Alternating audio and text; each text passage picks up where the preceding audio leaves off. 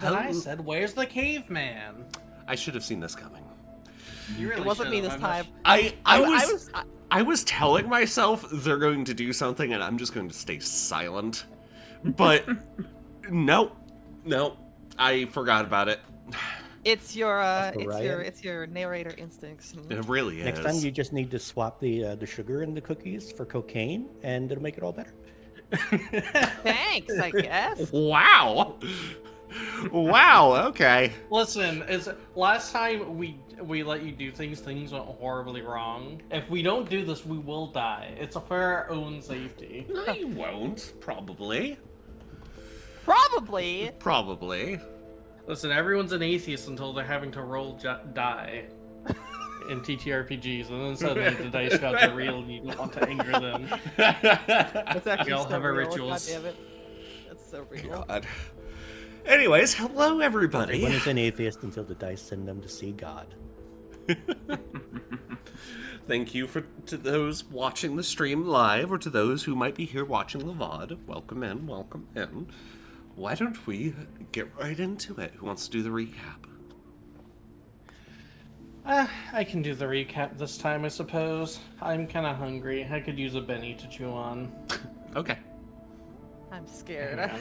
I need to remember what we started with last time. I believe did we just mainly start traveling last time? But hold on a second. Yes. Shouldn't we also take this time to also explain what happened in between sessions? Oh, I mean... I don't want to do that's after the recap, because then Yeah. the recap will give context to that stuff. Okay, fair enough. All right, sorry, Yumi, can you just remind me where we started last session on? Because I can't remember where the session before ends and the last one begins. Last session was the road trip session, so we started, Yeah. if I remember correctly, at Crucible Bay and drove out Yeah, here. on the Yeah, road. we did. I think we spent the whole session traveling. For the most part. For the most part. We went on, we encountered a few things on the road. Some of the things not in chronological order of the story. It's finding a pocket dimension that we decided to go around because we weren't dealing with that. Viz poked in a stick. It came out visibly darkened, and due to everyone else saying, "Hey, we're not going in there," Viz grumpily went back into the car, wanting to dye its, casing darker. It wants to be edgy. Uh-huh. Facial Facial envelope is cool. bandit group that got in the way that Abaya paid off, which for Yumi, she's like, I've never had anyone do this before. Who pays off the bandits? The answer is Abaya. Abaya, who came into a bunch of money because before that, one of the things that happened while we were traveling is, I believe it's one of the only major stops we had. Yes. What's the name of the town with the scrapyard? Embervale. Yeah, Embervale. We stopped in Embervale, and while Burke was busy getting lost trying to find a gun shop, the rest of the crew decided, after, bartering for special components for Viz, for its project, decided to go scrap hunting. And Lucretia, out. Viz found, something valuable, and then Abaya's like, "Hey, found an ancient water purification system. I'm taking this home with me. Oh, here's some more scrap if you want. No, hey, $600. Nice. Appreciate it." Just It was a little more than casually, just scrap. He rebuilt an old war, I believe it was construction equipment. No, it was more like a it was like a security buggy, something to use to travel around the halls and the like. Yeah.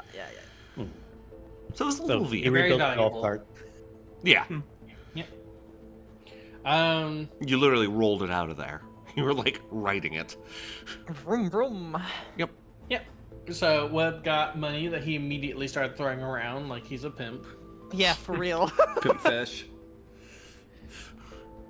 We traveled a bit. I believe we went to one town. I think there's one town we visited but didn't really do much in. We just kind of stayed the night and then left. And then we arrived in the current town, which is the Edge, unless I'm missing something. No, that is the name. Where we heard from the bandits that Abaya ended up paying off, who then warned us about, hey, well, since you're being so nice, we're just going to warn you that after the edge, the road past it is blocked off by military thing. We don't know what's going on. Just be careful about that. So then we arrived. We met a cool detective who basically is noir but colorful, Yeah. But, very much just, a detective. Detective Prach. Prach and on. Anyway, I don't know why I said that. Detective Prach, due to being a very nice and kind detective, means that he's also a poor detective, because those kind of go hand in hand. So That's true. Burke listened to his story, paid for his room and board. And then we, which the case he's been investigating is that apparently aether-sensitive individual, or rather aether-resistant individuals, so to speak, have been disappearing. And so we agree to help him, curious ourselves, where we then go investigate the next day, very rainy day, a shop about someone who had been, reported missing, and everyone just assumed he left. Long story short, he hadn't left. He had been murdered by a New Age warhound that had cybernetics that apparently had been damaged and thus, went a bit crazy. Which Viz did not take very kindly to, and chased after it with the wrath of basically Kratos from God of War, and then ended it immediately. Slew it and cut its head off like it was the freaking Jabberwocky. Burke had a little bit of private call on the side, and then a bit more calls to make out of session. And since you two know a bit more about this, after a session with, at the shooting range where Abaya was able to take the shooting skill, and Burke went up to his own room, Abaya and Viz had their own conversation. We had a fairly long conversation, long and interpersonal. Abaya stream. Say again. And out of stream, in case anyone's wondering, I don't recall this. Yeah, it's a little text roleplay type thing that we did. Yeah, it's an out of session text thing that was done over the next week. We have an idea of potentially trying to record it and posting it as a little a lore snippet at some point in the near future. Narrator's lost tapes. There will be such things. The calls that Burke did at around about the same time were recorded. They will be released once all the secrets inside are told. Mm-hmm. On the YouTube. Yeah. And, just as a general summary at least, though, Viz and Abaya actually got, into a fairly heated and emotional conversation at first. Between, sharing histories and why Viz would react like that to this monster, among a couple other things. Abaya commiserating and, in the end, kind of becoming closer as party members and potentially even friends. Most notably, we both shared some of what we did before meeting up as a party. Indeed. Viz's time in the wasteland and Abaya's time back in his hometown, Torfus. What he did before meeting the carrier and the circumstances of meeting the carrier for the first time.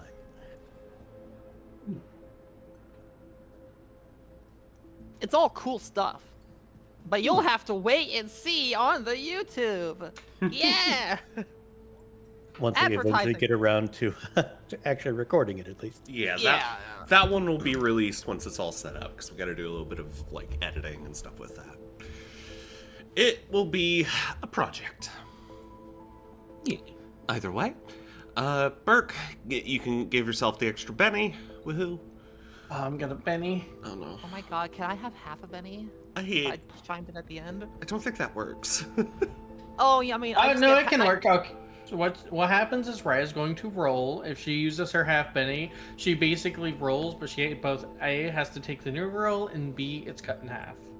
I think that's worse. No, I was gonna say something like, you get an extra Benny, but it's rounded down. So it's nothing. Exactly. Does she take the bend or the knee? I'm gonna take the knee part. The knee part. Knee. To be fair, that's in I, but okay. So the night has been surprisingly active. You all had your own various plans. You went off, you did phone calls, you chatted very deeply. The detective worked late into the night. And in the morning, well, you guys are all probably already in set to start making your way towards Ambergris via the dangerous military road. Yes? Can I roll my electronics? I haven't actually done that. Oh, yeah, go ahead. Alrighty. Hold on. I'm trying to open this window, I swear to God. Alright, here we go. Electronics! Oh, damn. 11! Nice. So that's a raise, right? Yes. That is a raise. Yay! Oh my God. So, you all get to have some of the free breakfast, and you can do whatever you want to get prepared. Well, before that, actually, Burke early in the morning, once he gets up and gets some rest, which due to how late he got to bed, probably would still be a little bit later in the morning, but before breakfast, I'd say, would make his way over to the detective's room. Okay. And give the knock on the door. You wouldn't get a response for the first knock because this is early in the morning, but you would get a response in the second knock of, Mother, who is it? It's Burke. Oh, one moment. You hear some shuffling in the inside, and after about a minute or so, the detective comes to the door. He's dreary-eyed, one of his antennas kind of drooping off to the side because he's still just waking up. Still in your arm, I see. What time is it? Morning. Well, thank you very much, Detective Obvious, but what can I help you with? Burke is silent for just a bit before he, speaks it properly, as if, he's hesitating on how he wants to say this, but while we were searching through the store yesterday, while on the other side of the store, was keeping an ear out for anything, and I heard a buyer asking you to look into certain things. Let me guess. You're either going to try to pay me off to not do it, or you're going to threaten me not to do it. Which is it? I don't intend to threaten you, but I wouldn't mind offering a bribe. However, I suspect you wouldn't take it. Just from how your work goes and what you've told me, I suspect you're a man of too high morals to just take a bribe like that. Indeed. I mean, I'll take your money, but I'll keep doing the research. He says with a sleepy smile. I just robbed you. It's fine. Burke kind of stares at him for a bit, and then actually hands him 100 credits. Just because, in general, I appreciate your work, and there aren't many like you. Regardless of what you find, I respect you. Yay! All right. Thank you, Burke.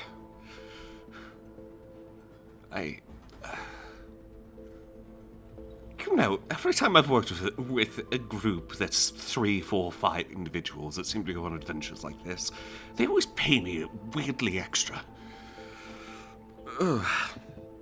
Thank you, either way. Oh no, these people pay me too much. These people pay me for my services that they respect greatly. Oh, woe is me. He's commenting on the fact that adventurers always seem to throw around their money a lot. Yeah. To be fair, Burke has money to throw This around. is true. Okay, you rich bastard. Fuck you too. Oh my god, look at my rich Ed. Oh, it's so good. Hi, look how much money I get. Now, I don't think I'm going to be able to get back to sleep. It's 6 in the morning. Might as well get up. Apologies, but I simply had to do this before anyone else got up. I It would suppose that's inform fair. my actions in the future. Actions in the future, what are you planning? Well, I've known them for longer than I've known most of anyone in the past while. And with our fates bound as they are, Burke slightly gestures to the left hand. Because the detective, if I recall, knows about the marks. Yep. Important detail. Perhaps it's time I open up at least a little bit to them. Oh, really? You're going to tell them that the 76 doesn't exist? I already figured that one out, by the way. Burke nods. It wasn't meant to be something to be looked into. Just a nice, easy lie. Thankfully, they were respectful enough to not question it too much, but I suppose a detective showing up practically in your lap was too much to resist. You didn't even try to build any sort of support for it. This fire doesn't exist either. My old friend, Burke seems a little awkward, actually. He's compensating for the fact that despite all the secrets I like to hold, I refrain from lying if I can. Oh, I see. But I still have my own secrets to keep. He played the part well, however, seeming like an old friend who simply has too much of a blabbermouth. Honestly, didn't think they'd question it too much until now. Well, fair enough. 10 out of 10, 10 out of 10 for attempt, at least. Either way, I'll leave you to it. I have Alright. my own things to plan. Well, fair enough. Burke nods and goes on his way to his room, at least until the breakfast happens. Which, clapping my hands, you all got played like a fiddle, and it's been so funny to watch. Smiling at Raya specifically. Oh, okay, so here's the thing. Burke never lied. The only time Burke has directly lied to someone was when he was trying to make an excuse when they were being investigated. Otherwise, Burke will not lie unless he thinks there's a dire need for it. It's basically a flaw Burke has. You just gonna make me add into my flaws at some point, I think. Yeah, probably. Isn't it an actual, like, hindrance, though? It's not an actual, like, hindrance in any of the books, but it basically works like one. Yeah, or, again, you know, for better or for worse, you can trust the things Burke tells you directly. Yep. I mean, maybe not some random, schmub if Burke thinks it's important enough to lie about it, but... Schmub. Shmub. Schmub. Suddenly, that's a term. I'm gonna schmub. So, yeah. So, In the morning, when people start to come out for breakfast, Abaya, you'll find the detective there, sitting down, munching on a extremely heavily spiced waffle. Why is that waffle red? Oh. When you come down the stairs, he'll give you a wave. Well, I figured out some things. That was fast. You just need to be very good at researching things on the web. He, Give me some tips to Viz.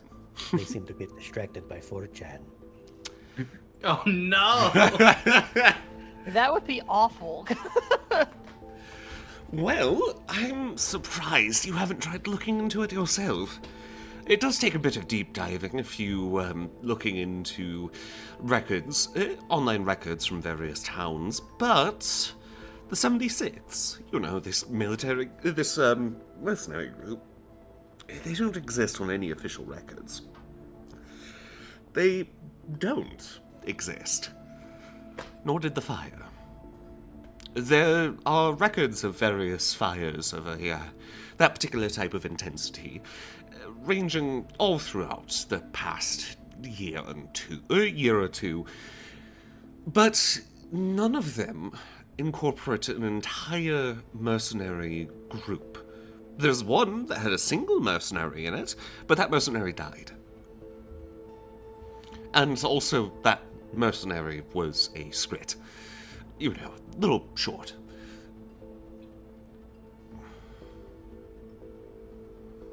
I've still got a little bit of business to do, but, well, I think Burke might be the one to tell you a little bit more. Burke very rarely tells us much of anything. But I suppose if worst comes to worst, I can always sedate them. Well, don't do that. I thought you were supposed to be friends. What's a little bit of spiking drinks between friends? Please, don't do that. All right? Briar just looks the detective. Looks off to one side. Do I need to shake something in order to let people know whenever I am joking? Sarcasm. Perhaps. Friend, you're... He kind of holds up his hands like he's kind of like trying to gesture to your face. It doesn't really show the sarcasm very well. I don't know, move your arms. The disability thing, I see. No, that's not what I... He just kind of holds his head down like... Again, do I need a flag? No, Sorry.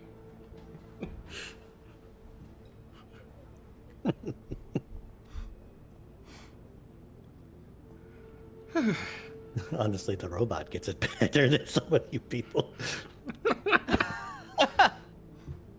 I like how that's true. Yeah, it really is. That's actually true.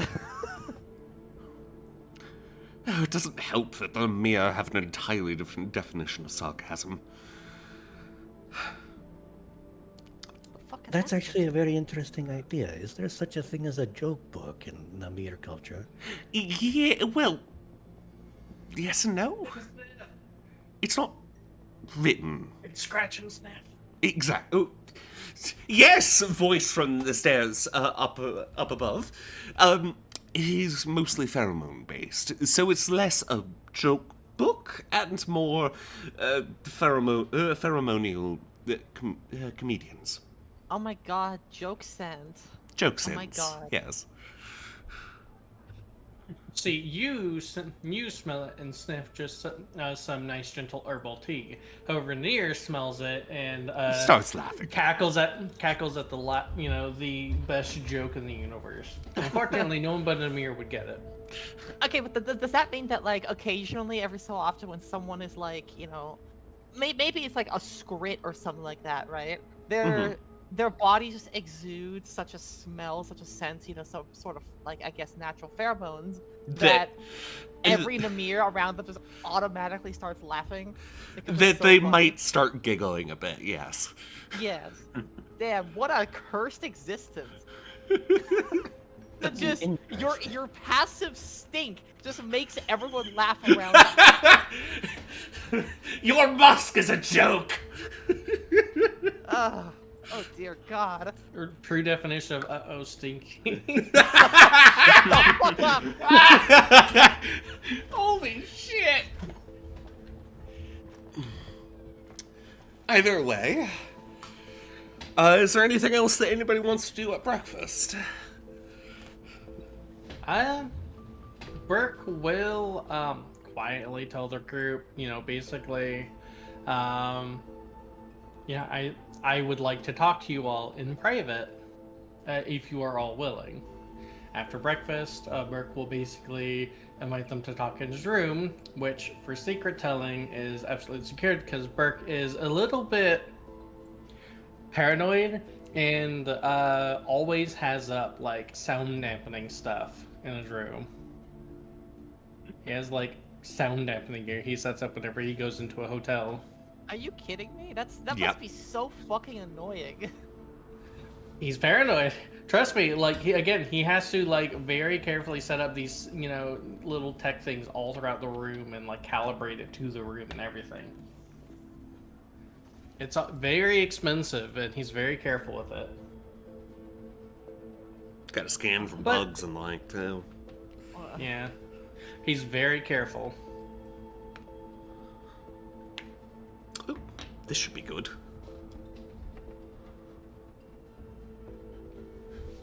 Does everybody head up to Burke's room then? I suppose so.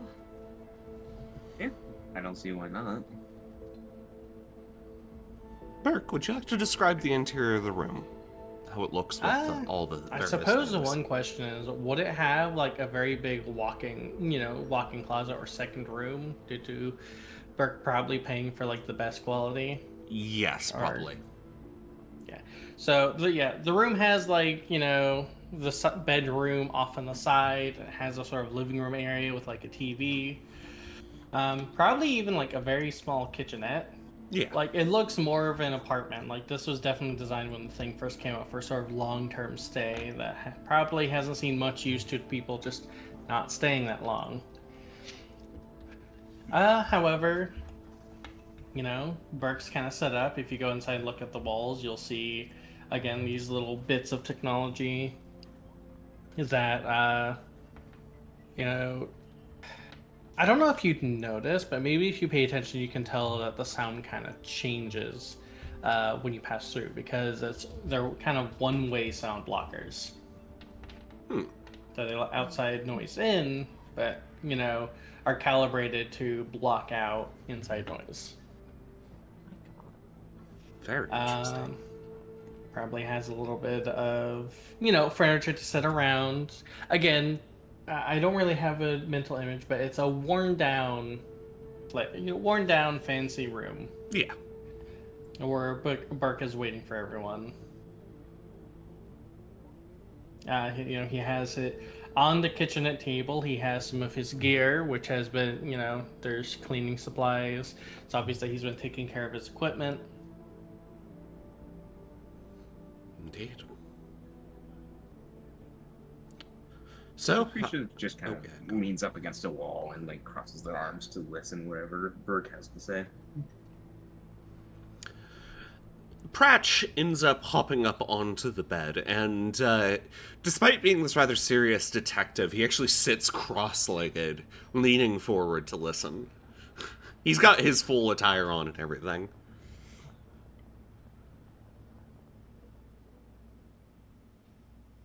Viz, Baya. I mean, yeah, we're inside, I think. Yep. Mm-hmm. All right. Yep. So once everyone's here, Burke will basically just... God, how did he start this? I understand it is unusual for me to call you all here, but the truth of the matter is that, Abaya, I have overheard unintentionally your payment to the detective to investigate the fires, and so after talking to the detective, who had already learned everything already, I suppose I'll tell you all the truth. Ambergris lied to you all. There was no fire and there was no 76. He lied on my behalf to keep my secrets, but it's obvious that something, while believable at the time, wouldn't hold up over scrutiny over time. Something better suited for short-term companions. I apologize. Due to recent circumstances, it's come to my belief that I'll need to be a bit more open for our cohesion as a group, as well as my own sake. All I ask is that what I reveal to you all, though I suspect you'll all agree with it, should be kept secret, and under no circumstances should anyone but me be allowed to reveal it unless absolutely necessary.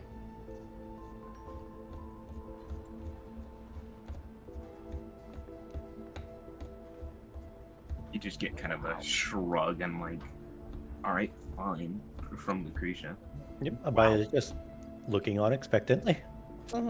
If you turn to Viz, you'll actually notice there are 11 cameras recording at Burke right now. No, I'm kidding. Uh-huh. All right, well, with that There's a then, and stenographer sitting in the corner, just. And God. all of them are live streaming. It's like, hold it. All right, we're good.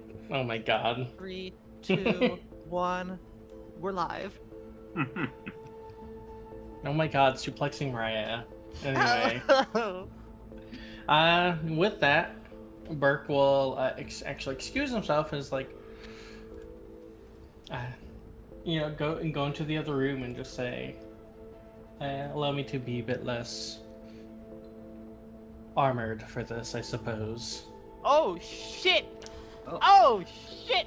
Yep. And Burke will go into the other room, close the door, which also has sound stealing tech, just to be extra safe.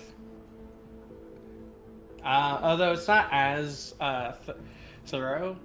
And it takes a little... How much time would you say it would take to remove Burke's power armor? A couple minutes. Yeah, so you all just kind of wait there. And eventually... In the meantime, Viz and Abaya are gonna like share a look because like they both had their theories about things, right? So, like, all right, let's see. Putting down bets, see who's right. Or who's closest to being right? Yeah. Right. With all my 0 credits. I will say, yeah, I just gotta get a moment to study myself because this is what I've been anxious for, like ever since the session with Yumi. Because the call definitely influenced Burke's decision. Anyway, Yumi, I assume you have the token ready. Yep. Here, what I'll do. There's a new token. Yep. Don't reveal it until I come out. But yep, new token. The door is going to open, and out will come a middle-aged vest gear and military uniform, BDUs. Boom. Allow me to properly introduce myself. My name is Sertia Bellinis, Colonel Sertia Bellinis. I am currently AWOL for the protection of myself and others, and I've currently been hiding for the past 3 months with power armor I've stolen from my division.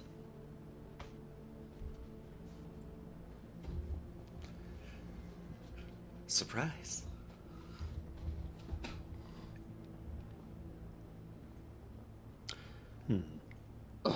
Interesting. The detective comments. This is not at all expected. Well, it shouldn't be. I've taken great lengths to hide my identity and anything that could possibly link me to my real self. But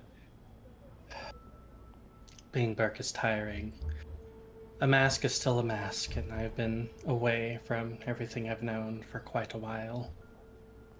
My home, my colleagues, the soldiers who've trusted me and that I've betrayed, my son. Regardless, we're in the situation now, and perhaps it's best that I open up about a few things. Yes, but No. first I want to open up about one thing in particular. God, why can we see the token on your stream but not on this? Huh? You guys can't see it? Well, the stream can see it. I'll post it in general, so you can see the full detail of it. Yeah, no, it's not on our set. It's That's- on our end. Really strange. Yeah, that is weird.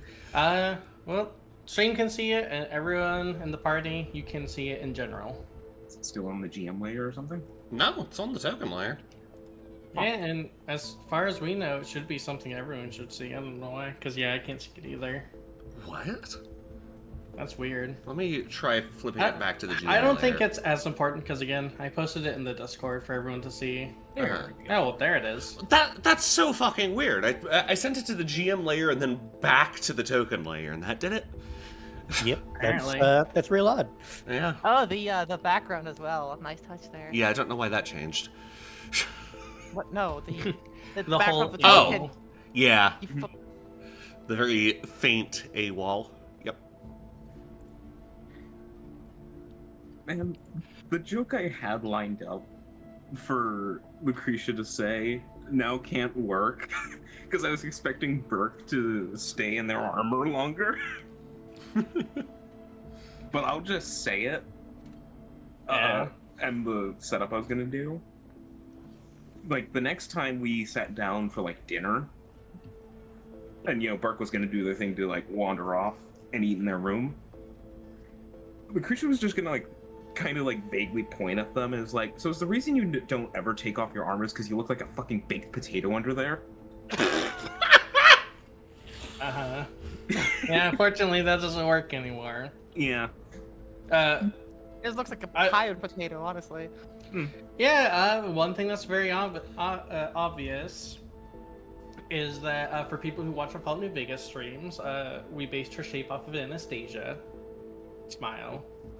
But if you have any kind of sense of, like, how people just tend to look, it's obvious that she's tired, she's exhausted, and, the question is like, if it's any individual thing that's taken its toll.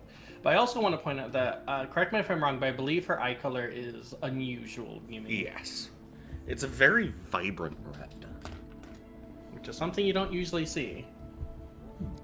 If you see a red eyes, they're usually a darker red, not this vibrant. I was gonna ask, do they slightly glow? Hard to tell in a fully lit room.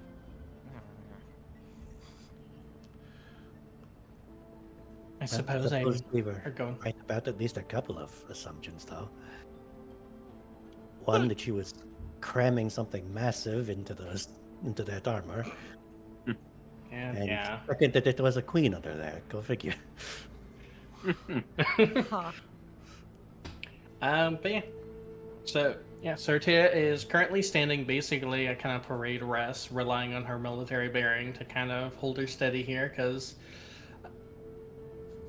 even holding her expression, it's still obvious that she's still very unsure about this course of action, but she's still kind of going through it with it. I do have one question in particular, though. Why go through such efforts to hide this? Like, what negative could it possibly have had as to show what you were? I cannot allow any traces to go back to, well, the fact that I am an AWOL colonel.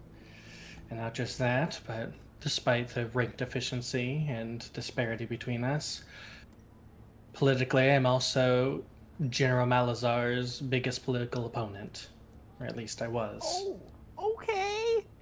Okay, I guess. See, I was actually just about to ask, like, okay, are you on the run from Celarau military or Ostian military? Like, okay, well, I guess that answers that. Yep, she's wearing an Ostian military outfit. Mm-hmm. Yeah, her name is very Celarau, but her uniform is Ostian. Can you, like, type down the name in the Discord so that we can... Sure.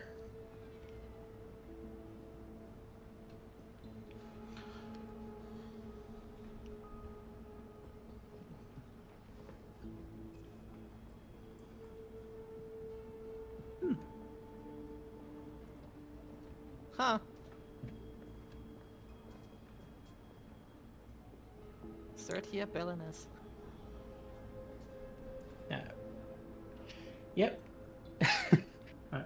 Trying to think, because again, this is a very interesting moment of revelations. Yeah. But yeah, so she'll continue on. One of the main reasons that I'm currently not near his rank or even assigned general was because I put most of my focus into caring about the soldiers themselves, though the lower ranks. Important question, actually. Would Malazar have been enlisted, or would he started in the military as an officer? Because that's very important. Oh, he was enlisted, too. Okay.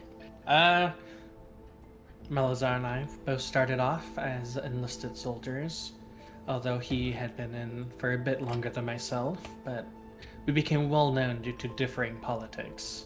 And throughout the years, as he pushed himself to gain rank for the goal of bettering his country, I focus on the people around us and then later beneath us.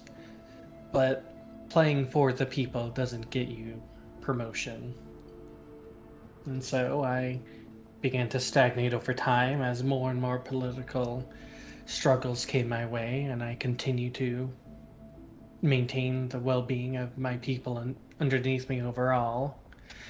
Whereas he looked at the grand scheme of things and believed that many sacrifices would be made in order to better our country. I don't look down upon him for wanting to make the country a better place, but I look down upon his methods. And as such, we've become rather bitter enemies. He's one of the few people I could say that I've grown to hate. I was about to say, it doesn't seem like you're actually that far disaligned.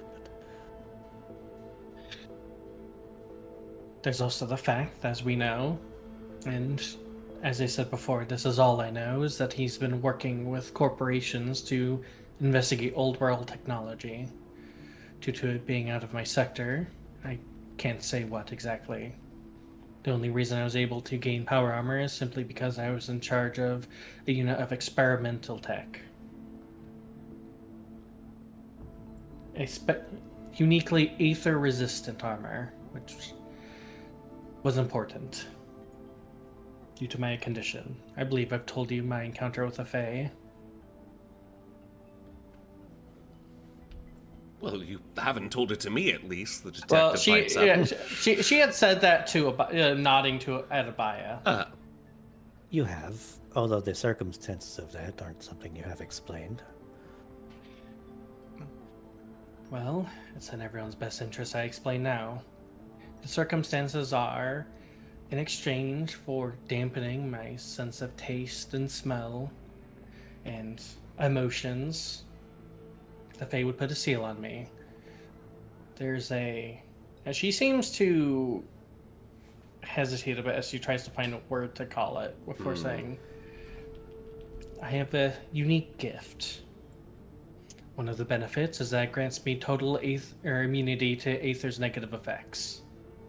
I am, as you can imagine, rather unique in this regard. However, eventually, at some point, the energy will change me. Something that I have been seeking to avoid due to wanting to keep my post in the military and staying where I was. But it's been 40 years since I've made that deal, and not even Fae can make things last forever. I've been on the run because the seal has begun to crack. That is why you see the red leaking to my blade and my shield. That is my own personal etheric magic. You're immune to Aether? She nods. If I were to drink from, sorry, go on. That opens so many questions for me. Most notably, how did my spells affect you? Well, I did say the negative effects of Aether, not entirely. However, Even what happened after that, I had plenty of negative effects attached to my spells, and you suffered it all the same. Well, I suppose the harmful Aether Fae is different. Apologies, I haven't really had to explain this before. Natural Aether fuels me, but if Aether was sent my way with harmful intent, then it would do harm as well. It's However, more refined and unrefined, is a good yeah, refined. Yeah. The definition between unrefined Aether and refined Aether affecting me. However, it grants me many benefits, such as resistance to diseases. Although it seems that the Fae that you've been in contact with, Abaya, is enough to get past that barrier. There are very few barriers that the carrier cannot bypass. Can we just comment on what Heat said? Radiation immune MILF, not the crumb stuck in the back of the air fryer. Jesus Christ. Right, but this whole time I was just thinking, I was like, oh man, the session's just going to be, you want to know what's in the fridge? You want to know what's in the fridge? There is no fridge. I lied. Oh my god. But yeah. But the reason for this seal is that another side effect, or at least the worry about it breaking why I needed the aether-resistant armor, is that energy builds up. It was never supposed to be held in this long, and even the Fae themselves said it would only last about 10 years at most. I've extended that by 4 times, and I suppose nothing is without consequence. She hesitates a bit, and it's a little visible on her face before she admits this next bit. Currently, I'm trying to restrain myself, because if I were to let that seal break and my emotions run free, I currently have enough ether energy and potential stored inside me to be the equivalent to an aether bomb and affect half a mile. The detective, who had been taking notes on his own little PDA, drops his PDA when you say that. I'm sorry. We do have methods of aether extraction. Are you immune to those? I don't know how the seal would react to that. And once the seal breaks, it'll all come flowing forth. I won't be able to control it. But that is not the case, isn't it? That's the whole point. Right now you're leaking, but not breaking. Not broken yet, no, but the reason I left in the first place is because it started to crack. And she even more hesitation shows on her face. And that, look of tiredness kind of sets in a bit as she actually goes from her period rest to kind of rub at her forehead. I'll admit part of it is that I'm tired. I've been restraining myself for so long, and yet I'll admit that the biggest reason that I've been so secretive is because I'm simply afraid of what'll happen when it breaks. But the fact of the matter is that it will. Even if we remove the leaks, it's too damaged to continue. And the Fae I came in contact with that put the seal on me, I doubt that he's the type of Fae that would be willing to do it again. Not to mention that I've been told that if it does break without me letting go of it willingly, it might take something from me. But as you can imagine, letting go is difficult. This is who I've been for most of my life, and I don't know what it will be like should I release it all. I actually wish that you'd told us about this sooner. What was your name, Sertia? I'm so used to calling you Burke. It's so difficult to separate it. I'll still be using the name Burke in public. You may continue using that name. I'm fine with you continuing to use that name if you choose to. Look, the reason I wish you had pointed this out earlier is because we could have taken the other road. I actually have people that I could introduce you to that can mitigate that. If we end up in Falls to the east, I have in my contacts a very large group of aether witches that could help contain any aether that you unleash and break the seal in a controlled environment. A large group. I wouldn't call them a large group, but there's like 3 or 4. Given how rare aether witches are, Yeah, I guess a group of them large is a for large aether group. witches. Yeah, I guess 3 or 4 would be a pretty large group of aether witches. Yeah, Miro Falls does usually have a couple in it at any one time. They might be able to do something. Let's see. Her expression is kind of, blank a bit as she considers it, mulling it over in her mind. Before I suppose I'll have to get rid of it eventually. Well, break it or even potentially repair it. They're the ones that helped teach me how to control the power of the carrier inside of me. Previously, it had just been wild. But I learned it at their hands. Surely, if anybody is capable of shoring up any kind of seal that a Fae would leave behind, it would be a coven of Aether Witches, yes? Sertia will nod. That does make sense. I suppose we'll make our way for there then.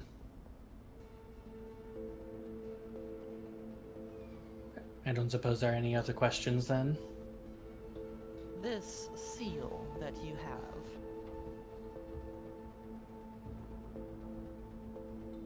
does it also protect you from being tracked? Is that one of the main reasons you are AWOL? Well, I don't see any. From what I know about our technology, the only way they could track us is using the marks we have in our hands. I don't see how they'd be able to track me otherwise. But no, as far as I know, the seal does not prevent me from being tracked. It has simply always been there to contain my emotions and my etheric magic. So it is merely uncontrolled and rampant. Perhaps if I were to remove the seal, I'd be able to learn how to use it. Beforehand, I had some minor control over it, but until the change that will cause, the control is very limited. Well, again, that is what they're skilled in, so...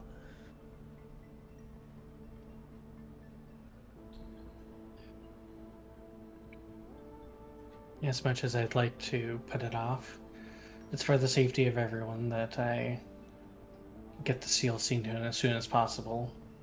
But this is also why I wear the armor. Even now, the ambient aether I give off when my emotions get too heated is when the seal seeks the most. And the armor is for everyone else's protection, not my own.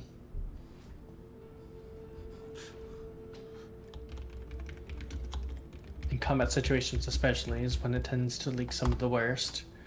And I'm sure even now, with the large break in the seal that occurred back in Crucible Bay, the detective could probably detect an ambient amount on me just passively. The detective, who, his eyes open wide and he kind of shuffles through his cloak to find the detector. It is higher. Not dangerously high, but noticeable.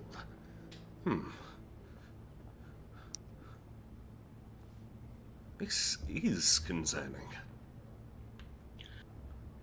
I also suspect that if some of the theories are true, and we believe that the marks are being done by corporations to possibly seek out more New Age warhounds, that my aether immunity may be why I was marked. Have we seen a similar mark in any of the victims? We have not looked. The detective shakes his head. I thought about that when it came to, after talking with you all, I looked through some of my notes last night. If I had seen a mark like that on any of the corpses, I would have noted it down. There hasn't been one. And the most recent dead, nothing there either. So it seems like this is unrelated to the Waterhound situation. Presumably. There were always holes in the theory. Sertia frowns slightly. Well, it's certainly unsettling that we still don't know the reason why, but that is why we're going after Sungate after all. Regardless, I thought it was best that, with the detective on my case, I should at least reveal more of my secrets to you all, the pertinent ones. And, perhaps, it'd be better for myself to be able to put down the mask every so often. It's been tiring, I'll admit. Have you been the target of attacks? at the behest of Malazar. Yumi, has Sertia been attacked before? Not physical attacks, political ones, like smear campaigns, that sort of thing. Nothing physical, but he takes any chance he can get to smear me politically. And my unfortunate case of going AWOL certainly isn't helping it. Although I suspect I do have quite a few supporters, despite only being a colonel compared to one of the high generals. I still maintain quite a bit of support among the lower ranks. And do you think that he would attack you physically if he had the opportunity? If he had an excuse to without getting political trouble, like, say, again, Sertia going AWOL, Yeah. do you think he would, Yumi? You have no idea. Alright. Well, that makes Sertia a little bit unsure, as she says, I don't know. Considering you have vanished, I assume there is some penalty or punishment in place for abandoning the military. Very much so. Likely what he'll try to do first is capture me and I'll be court-martialed. If they find out about my secret or my seal breaks, I'll be branded a terrorist. Due to the, well, resulting explosion that would certainly happen under the stress of being court-martialed and all that would mean. In another world, where you may have been able to control your gift more carefully and perhaps grow its abilities, do you think that you could have potentially avoided the need to go AWOL? She gives a very small, rueful smile as she shakes her head. I doubt I'd be able to pass off as a Trescal long enough.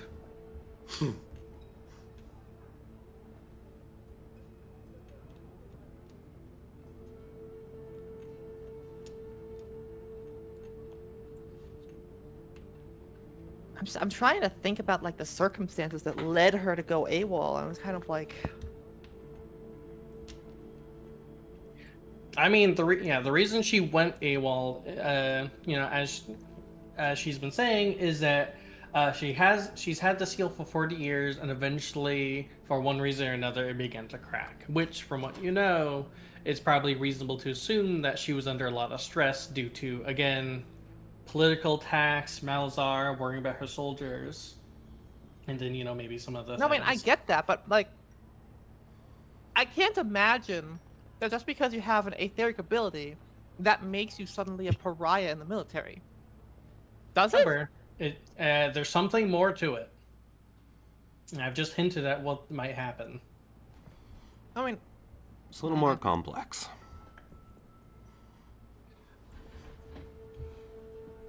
I understand the big kabooing, the big kaboom being like a problem. Still. Again, it's not just having etheric abilities that would happen when the seal breaks. Yes, Rico, kaboom. I think you would.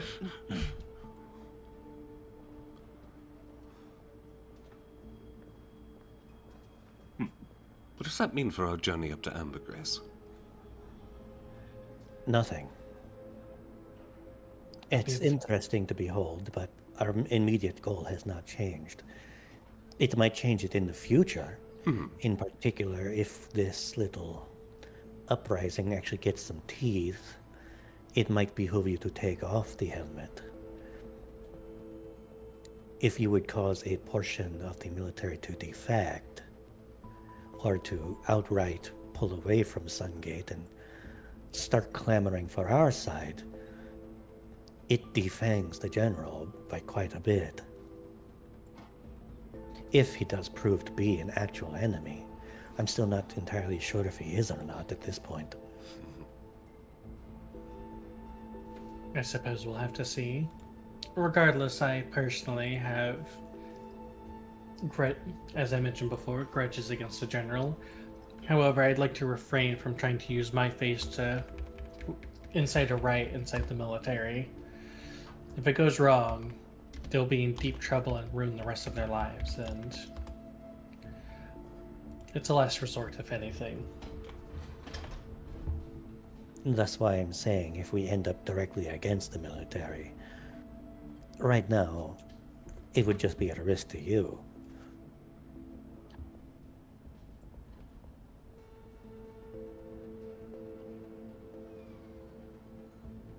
Feelings don't about know. Malazar aside, I still believe that we cannot allow him to have such control over the old technology. I certainly agree. I know very well the dangers of old war technology and the things that can do. Do you? Shartia nods, and she doesn't answer after that. Willingly. Grumble. She does the nod, and then the classic Burke stare, where she just looks at you.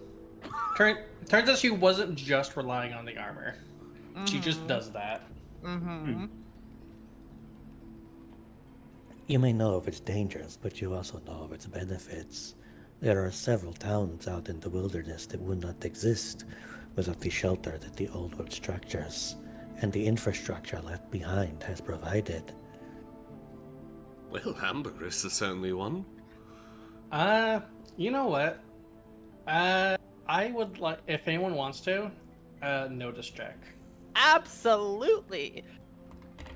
Speaking my language. Fuck.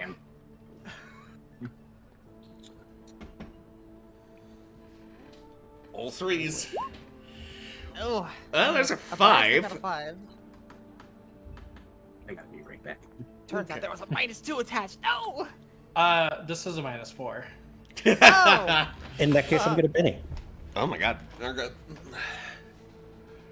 Damn, Benny again. Oh my god. You're gonna need what? those. You can't just Benny everything. Yes, I can.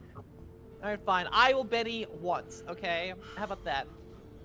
All right, we'll see. You need an 8. 11. Oh, 11. Wow. Okay, Viz. All right, well, there you go. So, Saratia responds to that with, I understand very well the benefits of old world technology, yes. However, Viz alone notices that Saratia means something deeper than that, and seems to be referring to something else when she means the benefits.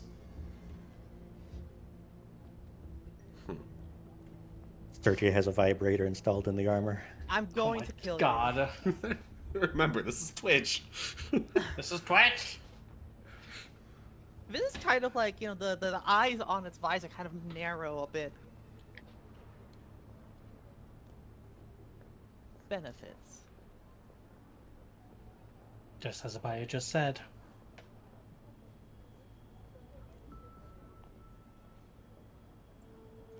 Do you have an understanding or knowledge about what kind of weaponry they might be using?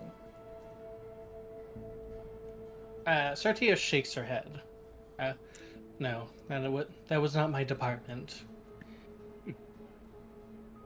You said that you were in charge of experimental weapons, yes? Yes, but nothing related to old war tech. The experimental tech was the power armor. I started off as an engineer at one point, working on repairing and maintaining power armor, and as I went up through the ranks, eventually it came full circle to, well, supervising it. This is how I maintain my power armor so well. I have personal experience with its make, model, and possible flaws.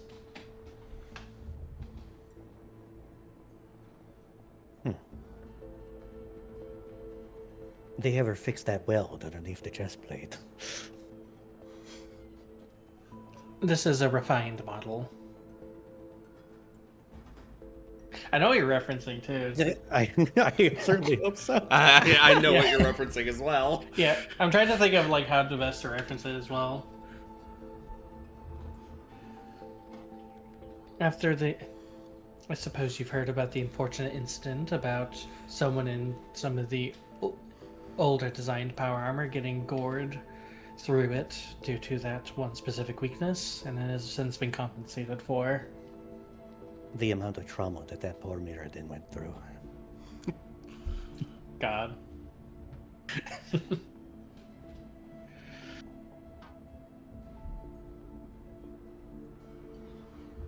Well, it is a known danger when headbutting is a social contest for them.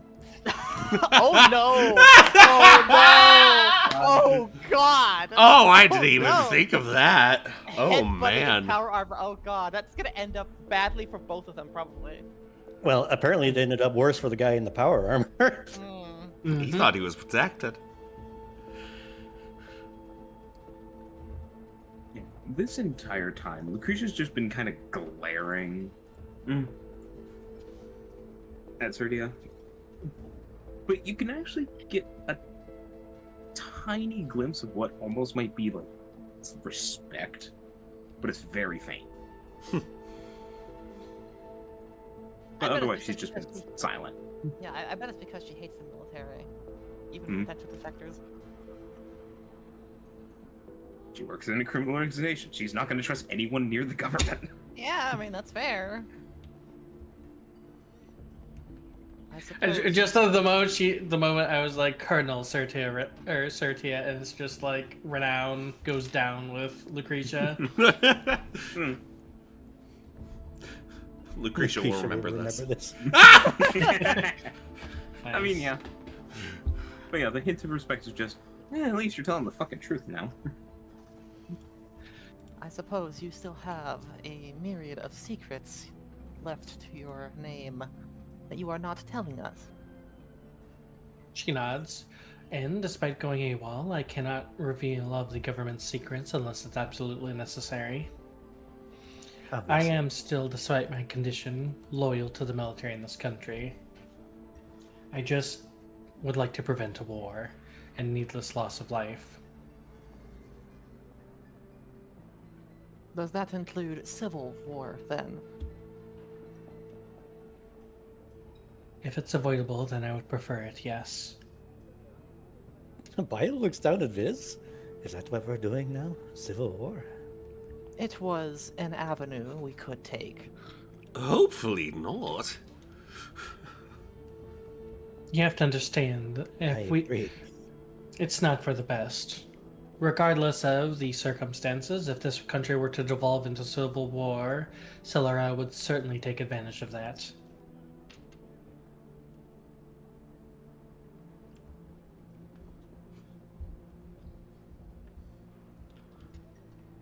The Colonel is right, you know.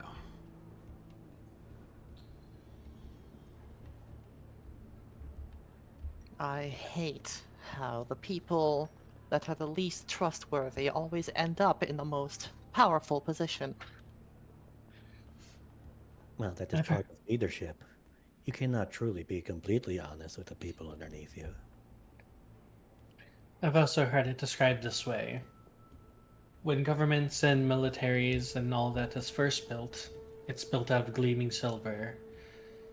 But over time, it tarnishes eventually. There's nothing we can do to stop that. That's simply nature. Did Malazar tell you that? She shakes her head. Some old literature, isn't it? It's a saying my father's used before when explaining things to me when I was young. This actually reminds me of the talk I had with Viz last night about the entropic cycle.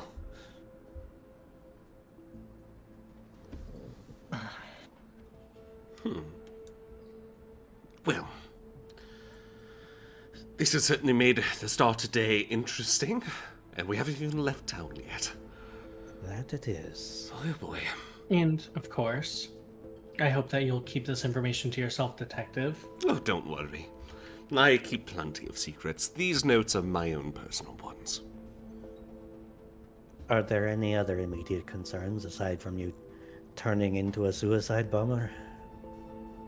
Well, I'd survive it. So it's not quite suicide, is it? Oh yeah, no, the thing is, if Sertia detonates, she'll be fine. It's just everyone else who's screwed. Yeah. Oh, great. Well, Again, that's she's comforting. she's immune to her own aether, so she'll be fine.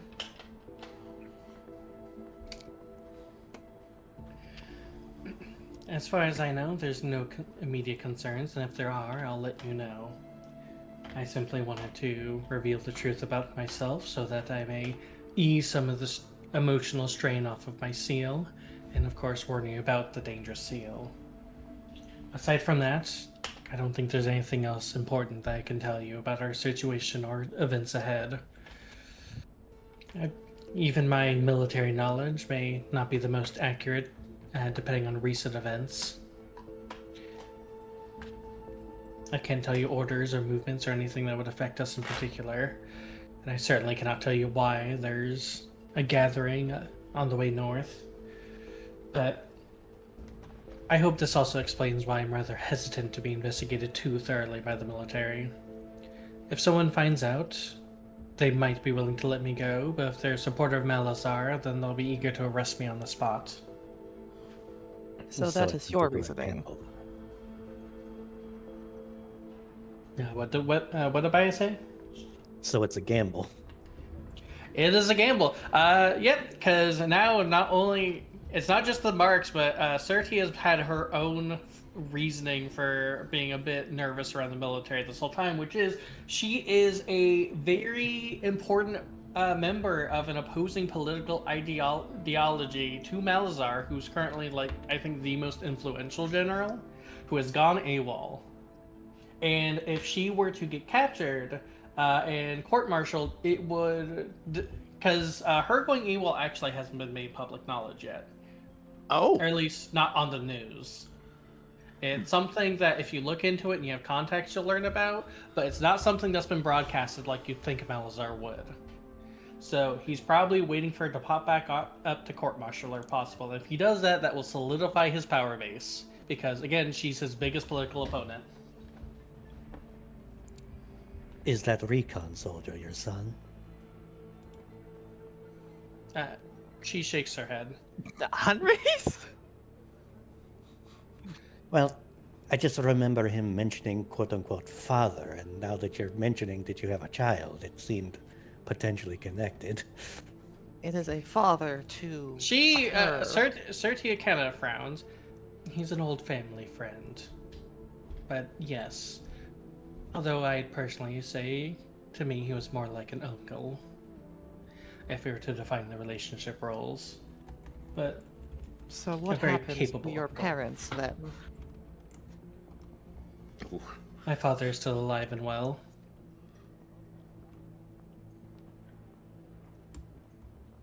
That's it. It just ends there. Fair enough. Yep. Okay. What kind of power or position does your father still bear? She doesn't say anything. She just gives you the Burke stare. It is clear that your father is a person of importance, someone who can twist the arm of peoples to assist you.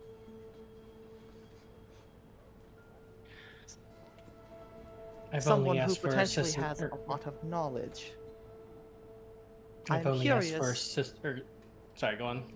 I was just going to finish off saying, I am curious to hear about what kind of position your father is in to be able to know such things.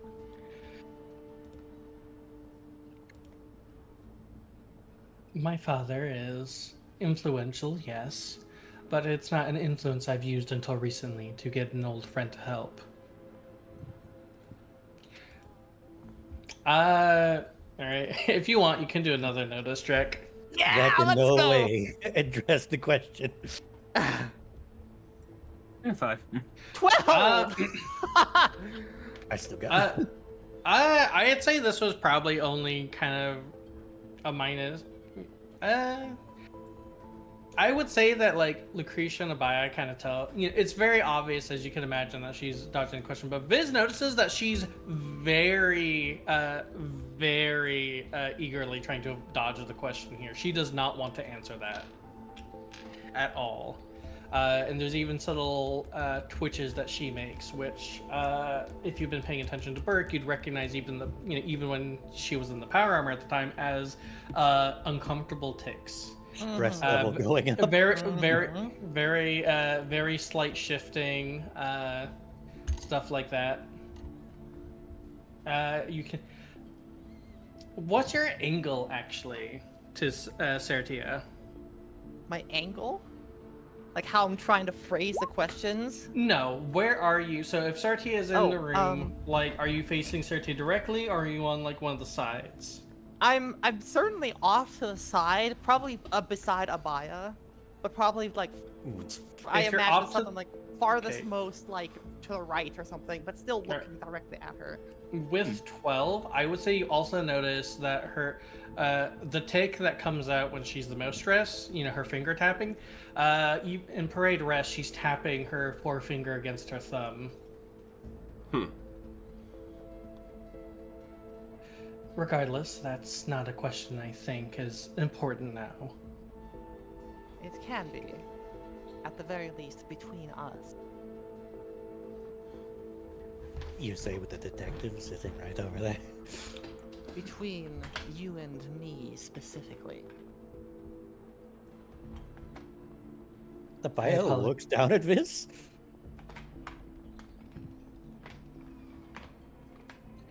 I apologize, but I very much do not think it is pertinent to say. She's already told us a lot. Let's at least have that. At the very least, it can wait until we deal with your seal, one way or the other. Oh, actually, quick question, Yumi. Was Pratch's ether detector still on? Yes. He when he asked sitting that on the question next in the stress, yeah, it upped it. Oh. Yeah, Prach definitely notices this. He puts it away. I think we should probably stop the questions for now, he says, tapping the detector in his pocket. That would be greatly appreciated. I'm going to go get my motorcycle ready. Meet you all outside? We've got quite a bit of driving to do, after all. Of course. But damn, Burke, you could simply refuse to ask questions rather than threaten to blow us up for them. She just stares at you. Burke stare. It's not like a flash or anything. It just the Burke stare, perfected even. This is what she did to intimidate people who were trying to lie to her, like lower rank members who went to go talk to her. Abaya audibly sighs. Then he steps up, he sets a finger on the corners of her snout and forcibly tilts her lips up into a small smile.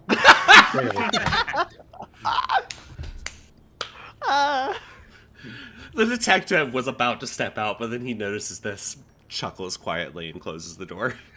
Her eyes ever so slightly lower into a bit of a glare. Yeah. With this, Lucretia is like, just sighs, rubs her forehead, and just like, look, I don't give a shit as long as you don't get us fucking killed. And then she just turns and leaves to go prep the car. After she's gone, I think she cares. Yeah, freaky. I was about to say that. Yeah. I like the idea of actually, because I was about to say that too. You were just faster. So imagine that actually Sertia and Viz at the same time being like, basically, I think that means she cares. Just both of them just kind of in sync. Abaya nods. She is very tsundere. What is that? Look it up. You have a connection to the internet. Kind of like slowly. You see a loading sound. You see a loading sound on Viz's ears, and then Baka. Oh God, yeah, yeah, that would happen.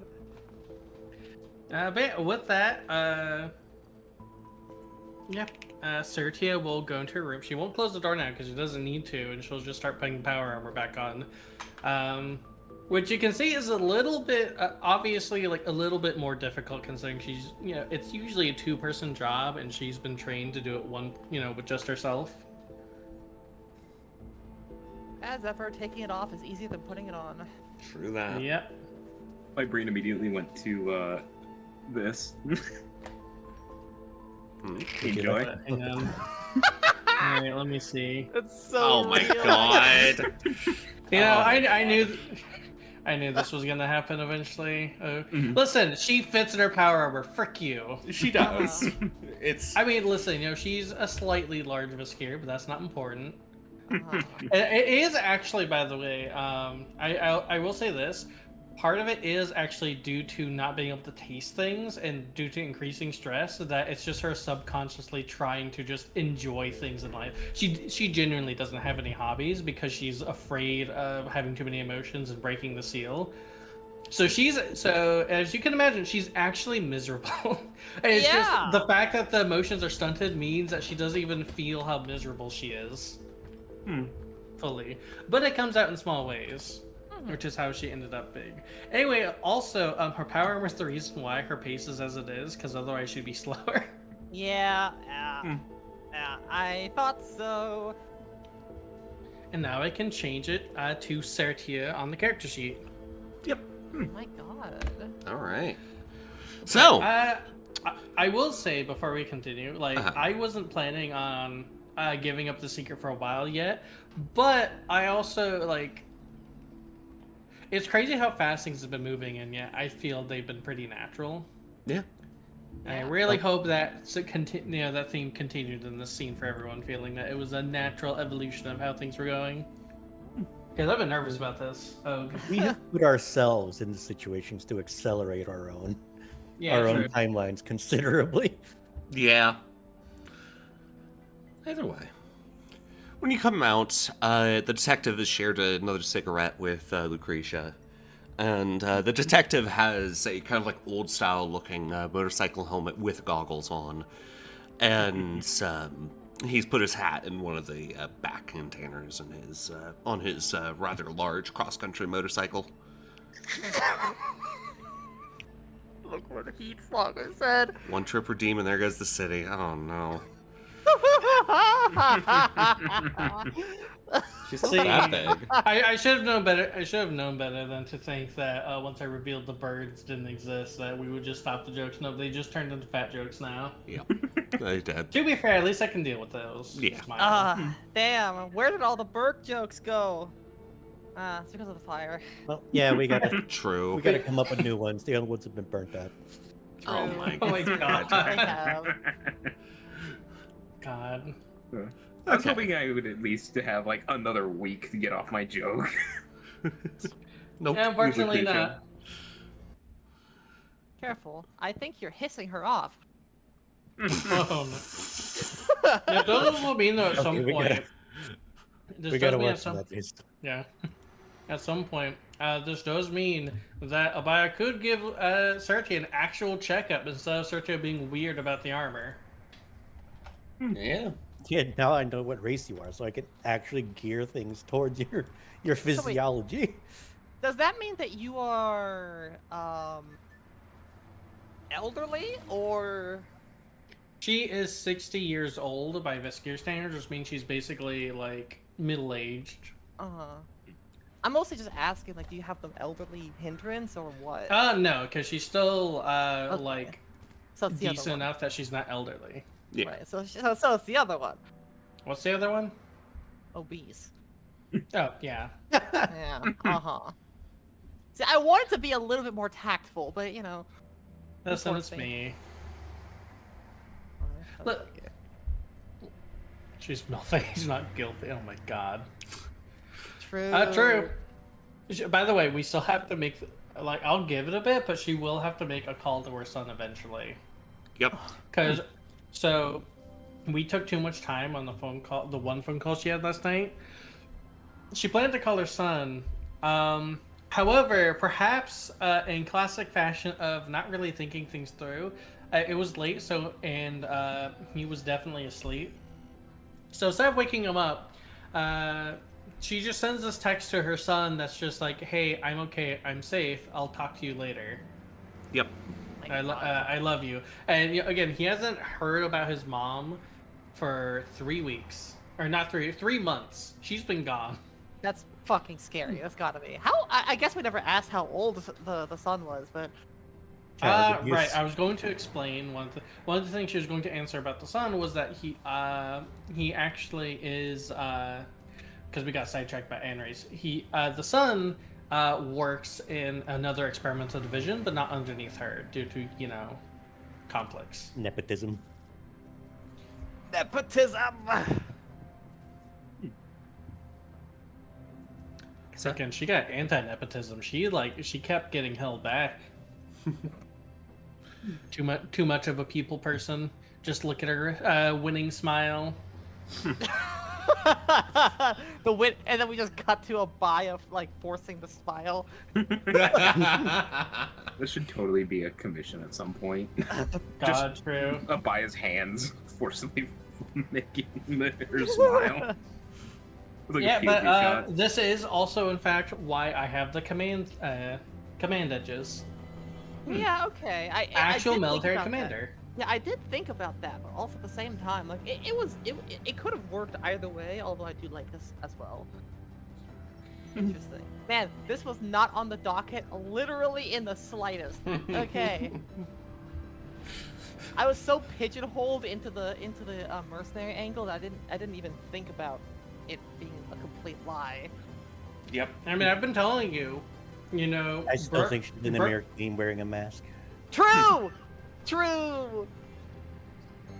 But yeah, I kept telling you that Burke wouldn't like you directly. He'd rather stay silent. So funny because you were all just taken up by Anris being a blabbermouth. And that you made fun of him for sharing secrets so easily. But it wasn't Burke that told you that, so you can't trust it. Wow. Because remember, Burke will not lie to you. But Anris will. If this is just gonna spoof a number and somehow send Anris a message, you motherfucker lied to us. Yeah, one thing Sertia will do is she will send a text to Anris saying what she told them and what they know. Alright. And also, notably, leaving out what they don't know yet. Gotcha. You definitely dropped a little more than I expected you to drop. I did too, but I do feel like I'm keeping the important stuff safe. It's just, I definitely wasn't expecting Abaya to be like, hey, we can just, fix your thing if we go to this city. Maybe. I mean, I don't know for certain that we can. I just know that if anybody's going to have answers as to how you do it, It's it'd be over there. Yeah, we'll see then. That's a valid reason. But listen, either way, I'm happy with how that went. I think it went well. Yeah. I also hinted a lot at my own background in that, so Yeah. I definitely think that scene will probably need a rewatch. Mirror Falls is gonna be interesting when the party gets there, but I have a lot of plans for Ambergris, so you guys should probably start traveling. So, what I'll need first is the D4 to see if we have any inclement weather. I got it. Right. 2, we're fine. Nope. Okay, so when it comes to the We red keep getting roads... 2. When it comes to the red roads, things are a little bit different. So, before you start on a red road, I will need a driving check at -2. So, whatever you get, if you succeed, you end up with... you will need to re-roll again at half of whatever that roll is. So, say you get a 6 on the roll, you will need it to remake that check after traversing 3 hexes. So keep that in mind. And also there is a general -1 modifier to the entirety of the red road once you start driving. That -1 modifier does not affect the first check. Does not affect the red road checks. It affects just travel. Red roads are different and dangerous. So make me that check. You got this. Free. Well, You don't got this. That's not a driving check. It's the same die. Well, you have a wild die. Oh, fair. All right. Oh my god! Well, so All here's right. the thing: the 22 doesn't actually change anything. Yep, because I already rolled the D12. We were Yep. just waiting. Yeah, Wow. didn't Lucretia roll it right the first time, though, getting a 3? Yeah. So the 22 is not dang anything. it. In fact, that is a fail. God So- dang it. Things are gonna go wrong right off the bat. What? Oh boy. God frick. So wait, man. It's not a check, so I can't fucking Benny it, can I? Well, it is a check, so you could Oh. Benny it. Oh, fuck it, I'll Benny that. Yeah. Alright. Yeah, it's not a normal travel roll. This is a check to see if you're skillful enough to actually traverse a certain section of the road. Alright, let's see. There we go. You did Why the do you thing keep again. rolling that Why, manually? yeah, why do you keep rolling that manually? Just roll your thing, but whatever, that It also is a exploded. success. I've been also- rolling. Exactly what Yeah, explodes. it did Roll explode, so that's why you should just roll the skill, Alright. you God Dorcas. damn But it. roll d12 again. Well, what do you mean exploded? Lucretia got a 12. That's not an explosion. She got max on the die, which means that the die explodes, so she rolls again. Oh. Do you want me to actually do the driving? God, I'm so confused about this. No, check. just roll the d12. Roll again. Okay. It's because she's doing it weirdly. That's why it's confusing. Okay, so the grand So it total would actually then... be 6, so 16. Yeah, the grand total then is 16, so you won't need to make any other checks for the rest of this road because it is 8 long. So, that's good. Yay. So now, the modifier for it in total is a -2 for all other rolls. So now it's just normal travel at -2. Now this actually would be the time to roll a d12 -2. Yep. Well, Oh, boy. my Uh-oh. God. Wow, we're starting off right. God damn it, Burke. It's because of the fire.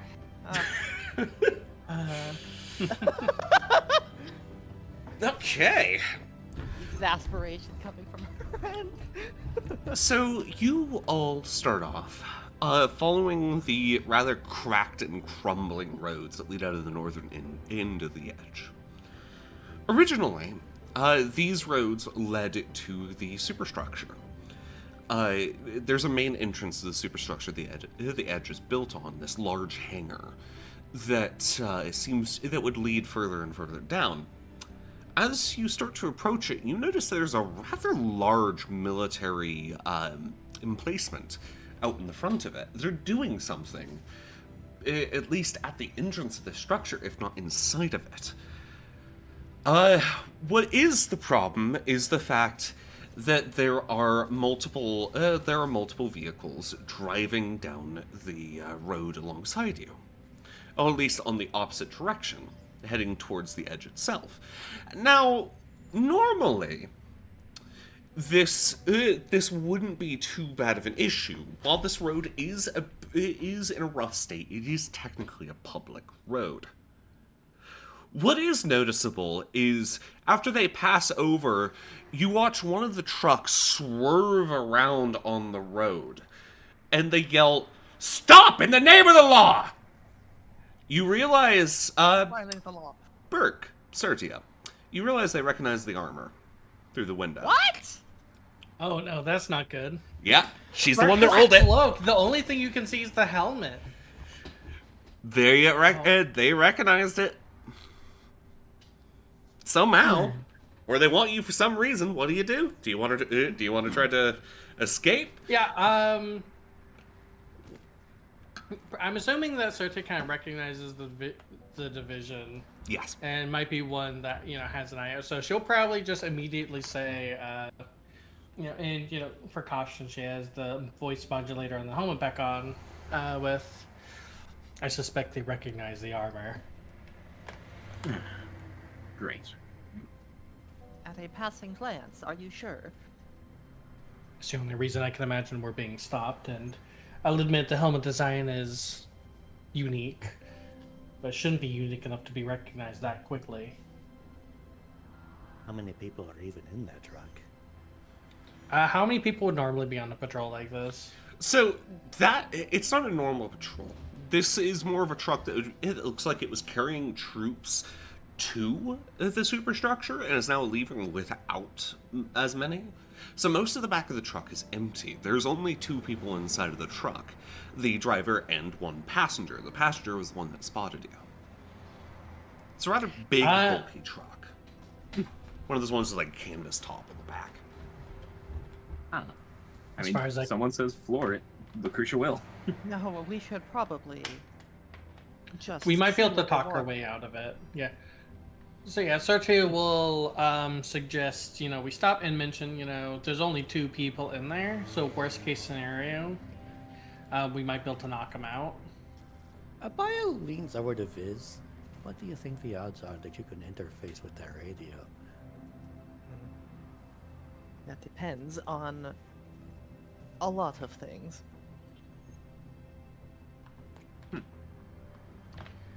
Pull over. Regardless, we can do this. Lucretia will then pull over.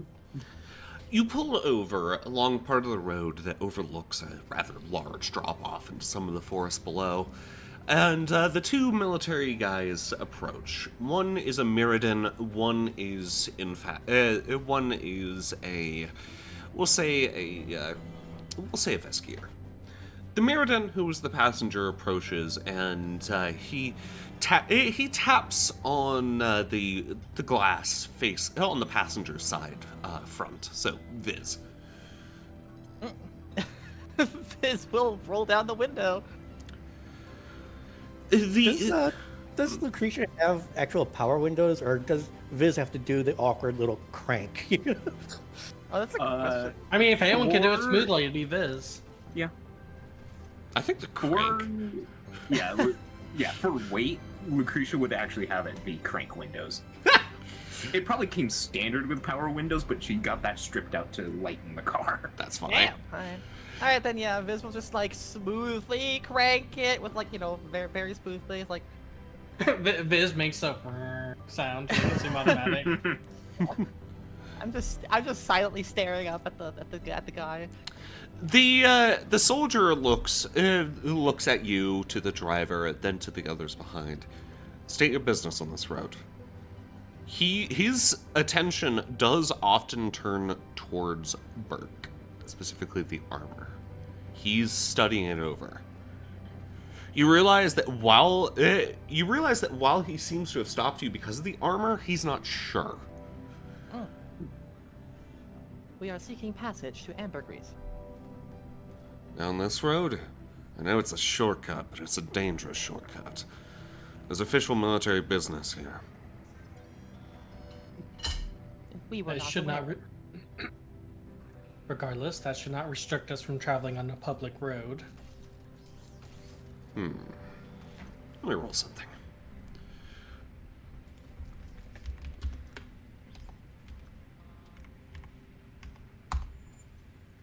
Wow. That was the guy's notice check to try to see if he recognized the armor. Fail. Yeah, crit fail. He kind of like stares at Burke for a moment. Where'd you get that armor of yours? I need to think of an excuse for this. What would a believable excuse probably be? After it's like after successfully, doing some stocks, Burke bought it. Highest end. If your armor was based off of old world designs, it would make sense to say we got it from Embervale. It's not though. Unless you may correct me otherwise, the armor is in fact. The armor is completely- entirely New World. It's completely new. Yeah. I would say the excuse Burke will give is, well, I bought the armor. I've come into some inheritance recently, and I wanted to travel around in safety. My old set was getting old and rusty, but Viz will turn around to look at Burke. Yes, and you do not share it with your friends either. I share it when necessary. The necessary bit comes not frequently enough, apparently. There's a difference between necessity and frivolous spending. We have necessary things for ourselves. Yes, and you can buy those necessary things unless I necessarily need to pay for them. I had Which to is sell usually- an arm in Embervale to afford what I need. That's fine. We got you a replacement. Please help, Mommy and Daddy are fighting again. God, I love this because we're both obviously just on the same wavelength. Yeah, this is so fucking funny. The guy blinks. When was the last time you reset this synthetic? That's a lot of sass. Unfortunately, a friend of ours Wouldn't you who's like to know? unfortunately a friend of ours reprogrammed it recently and decided to add some interesting context to some of its responses. Persuasion, please.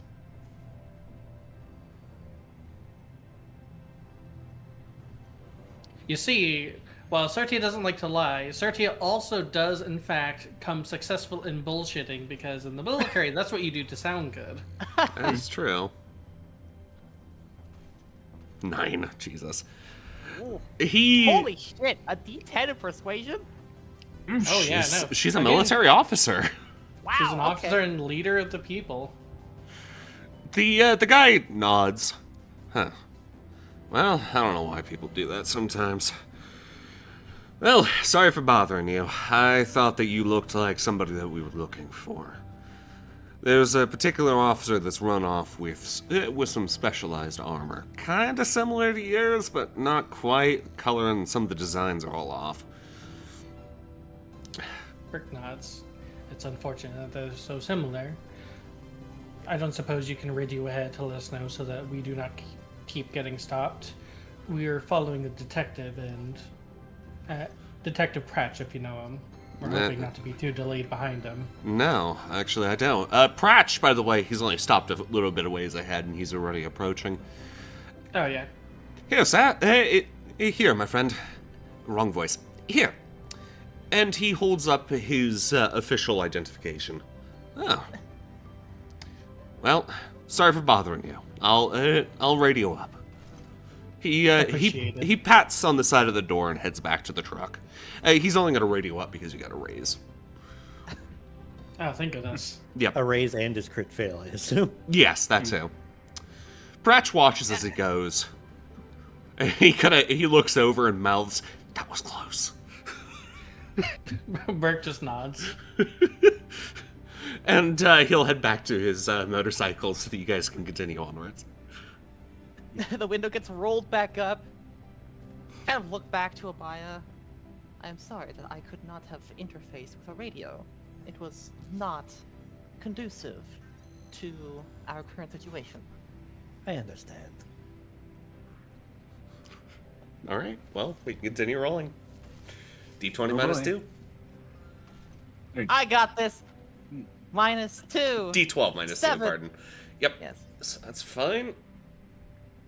So I like to imagine that if Sertia gets out of the armor and someone stresses her out too much, aside from the, risks of aether sickness, I do like to imagine that if there's anything that recharges off of AB aether, it's like, oh hey, my phone's charging.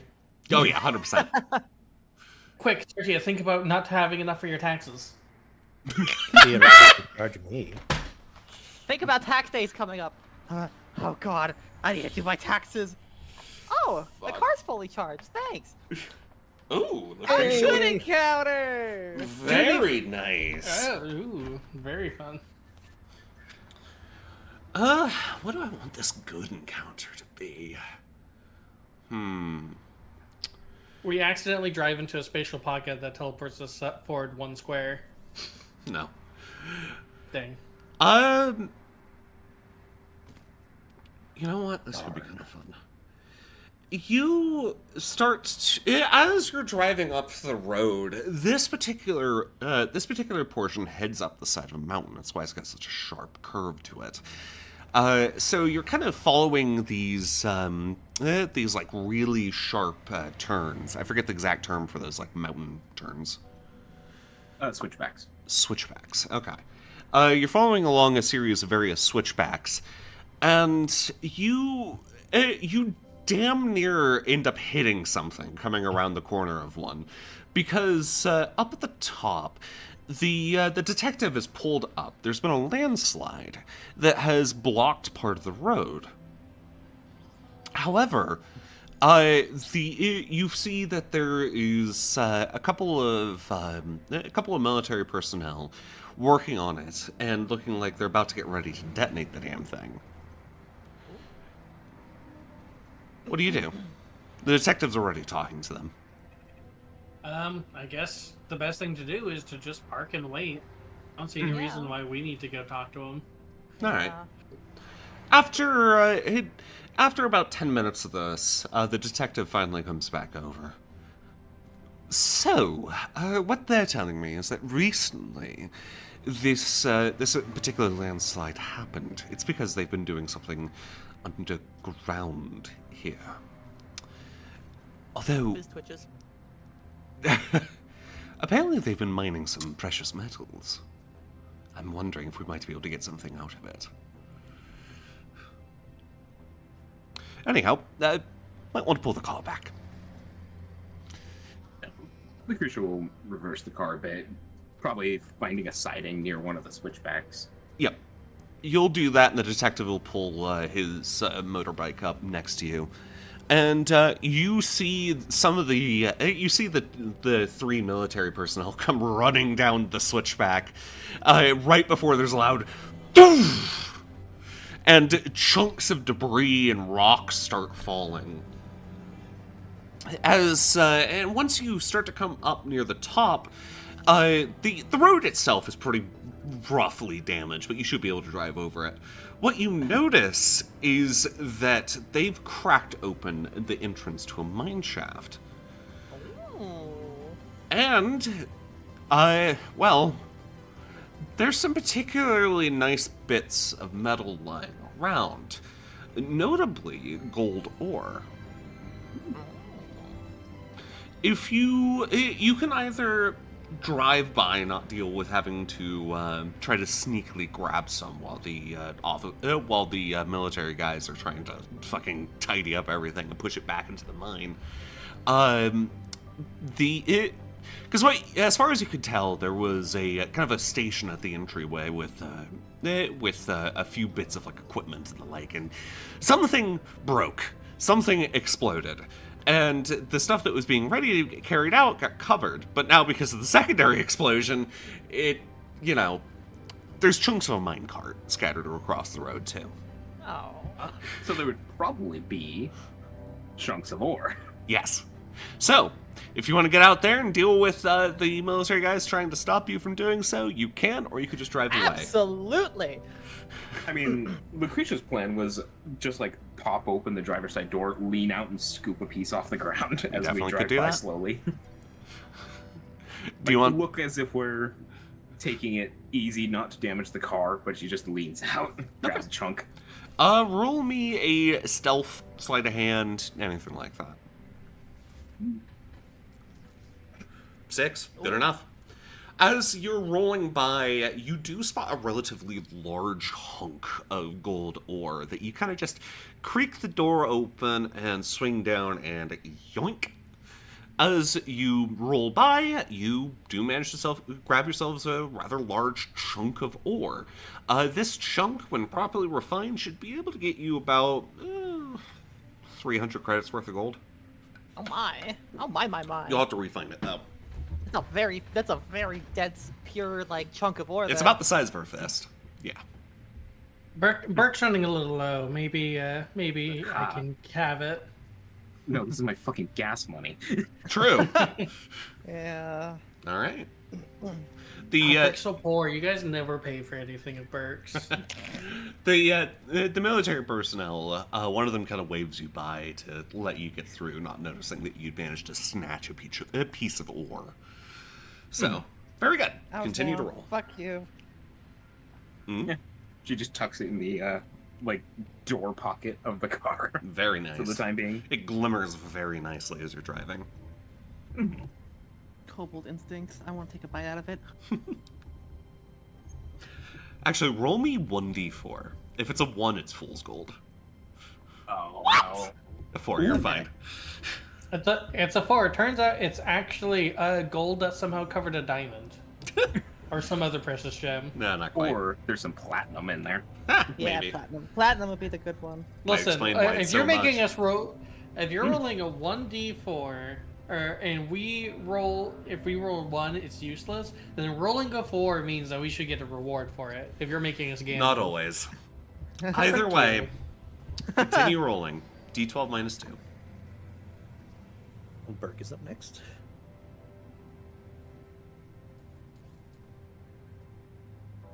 Did you know that platinum can be used? God damn it! God damn it, Burke. Again. Did you know that platinum could be used to potentially make propulsion systems? And gold can be used in electronics. This will not. You guys start doing this tiny little bit of small talk, and you're following only a short distance behind the detective. Again, another one of these fucking switchbacks, but the problem is, this time, part of it is crumbled away. The detective nearly falls off of it. You don't quite notice it until you've already got a wheel and a half off of it. It is suddenly, after swerving around, going around this turn, your front right wheel is dangling into the void, and you're about to lose the back right wheel as well. There is about a 25-foot drop below to the road, to the rest of the road below. What do you do? Well, I mean- immediately, everyone should probably start shifting their weight towards the side that isn't hanging over the abyss. Yeah. All And right. Lucretia would tell everyone to do so. Vince just kind of pokes his head out of the window, looking down. It's like, that is a long drop. Burke is already on the proper side. All our weight is over there. That's true. Oh my god. Well, then share the fucking seat. Abaya climbs into Burke's lap. I mean, Vince kind of like looks at Lucretia, looks down at her lap, looks back up at her. Climb into the back. Viz, roll Awkwardly climb up. roll me, just roll me an agility, honestly. This is raw agility. Raw agility. I guess I'm not sure what else. 5. Okay, 5. Good enough. You do manage to successfully get up there. However, while you do manage to do that, and you are able to pull away from the collapsed part of the road, the underside of the car scrapes hard against the broken bits of concrete. Something breaks. Oh, come on. It should about be to say, fine, because good most thing cars she- have under protection. And Lucretia's especially, it would definitely have skid plates. I suppose that's fair. Listen, I need to have some sort of negative effect that isn't succeeded with just one roll. I mean, you could have it so that instead, with how it goes, one of the tires basically gets unbalanced or whatever. Like in how in Pacific Drive, how they get loose, so to speak. True. That'd be better, because then that's at least fixable on the side of the road. I'll say, yeah, it's a little more than the tire. It kind of like knocks the wheel bearing out of whack from pulling out of it. Again? Yeah, but it's the back wheel bearing this time. And you feel that the handling is very squirrely. This will knock 1 day off of your... sorry, not 1 day. 1 hex off of your travel time. Stopping you from being able to get to Ambergris within the night. If... I mean, we can drive into the night a little bit if we want to risk it, but I think that's another place too, should be a -4, which is risky. yeah. We'll be fine. So you'll need to roll a repair. On a success, it is just the -1. On a fail, you'll still be able to fix it, but it's a -2 to the amount of time you can travel. So basically, if you flub it up here, you won't be able to go any further until night falls. I'd say we try to repair it. It's not good to let your car just drive on that, and we have a Abai who's apparently God's favorite mechanic. Oh, I know a perfect clip I gotta share. I'll Alright. see what I can do. Pull over. Yeah.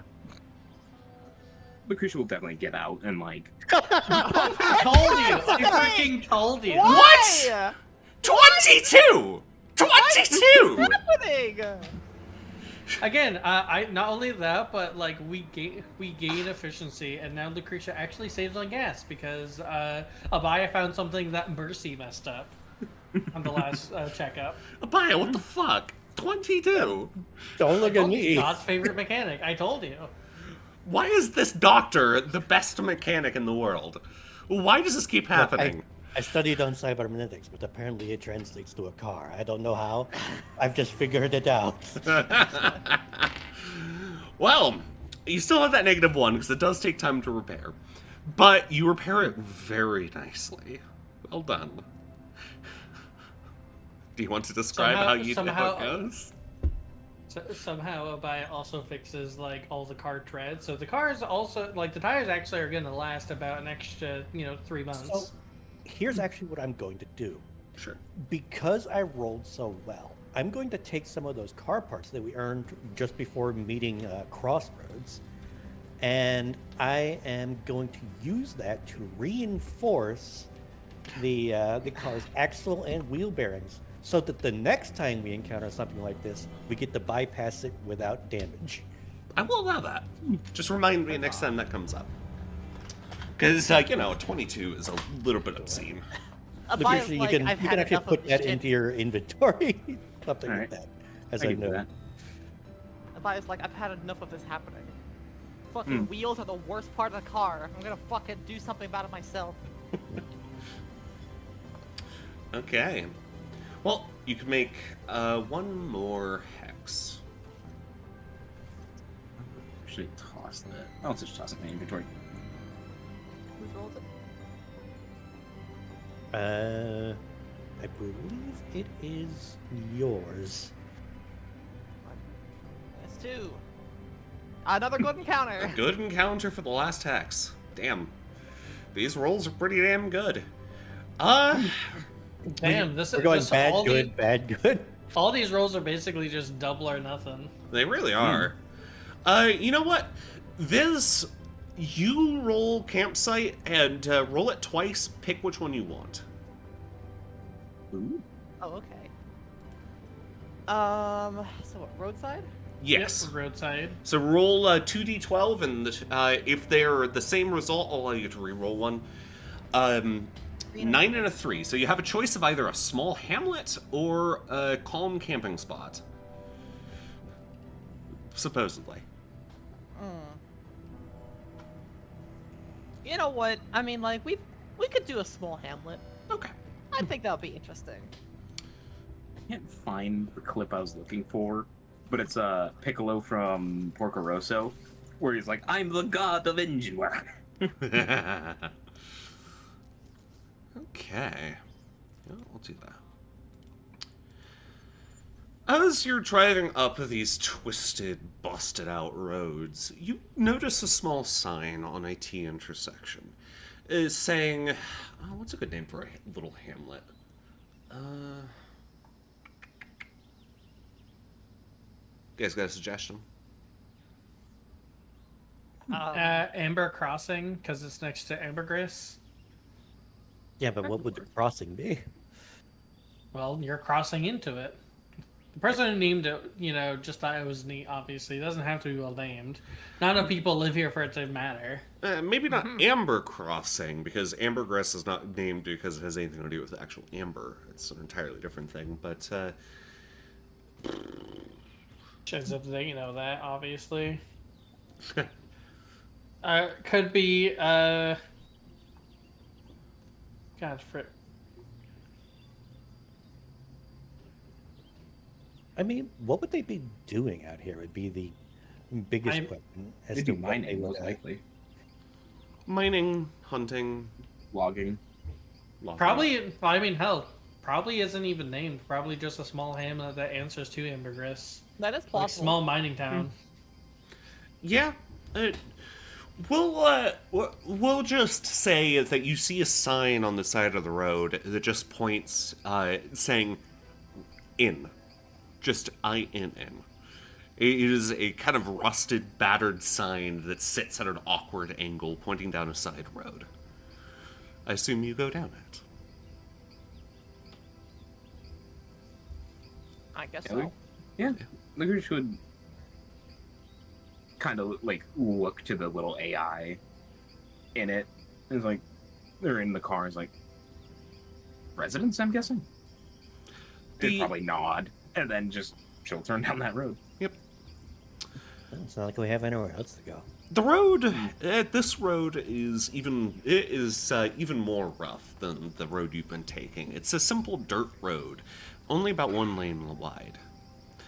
You go down it slowly, and there's a small wooden bridge that crosses over this rocky, steep creek. Little waterfalls run down it, and generally the terrain around here is extremely rocky. But you roll in and you spy a small hamlet, about 30 or so buildings. Most of them being residences, all built up around this mountainside. You can see down below it a set of mine entrances. Basically, this is a mining town. As you pull in, the streets of this little hamlet are very quiet. Most of the buildings around town have their lights off, except for 1 or 2.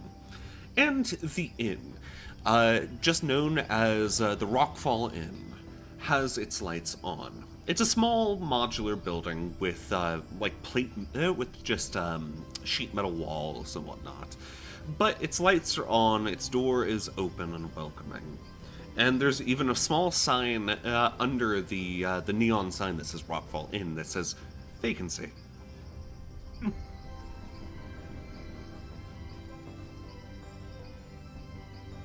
Well, Lucretia will pull up, and she'll actually toss the ore in one of her bags. Okay. She's gonna see if she can peddle it here. That's a smart idea. I mean, the mining Sure. one. I could even they might actually offer her a better price. Yeah. That's actually a really good idea. Alright.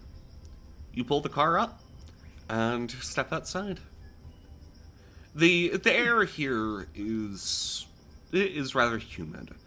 Everything is ever so slightly wet. It's like a rainforest around you. It's rather nice. At late night, the birds are still chirping. A couple of nocturnal flying critters fly above you. It is calming.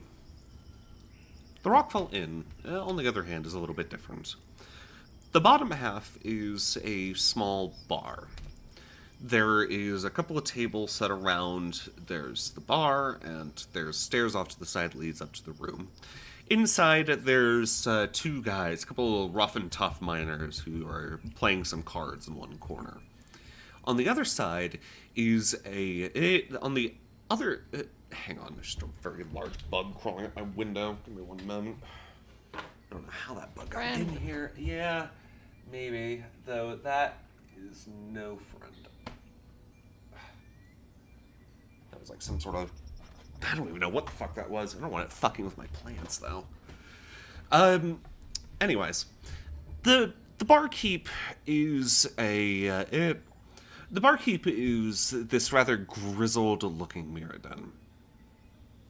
He leans forward and pipes up. Rare to see anybody around here that isn't, a local. What can I get you?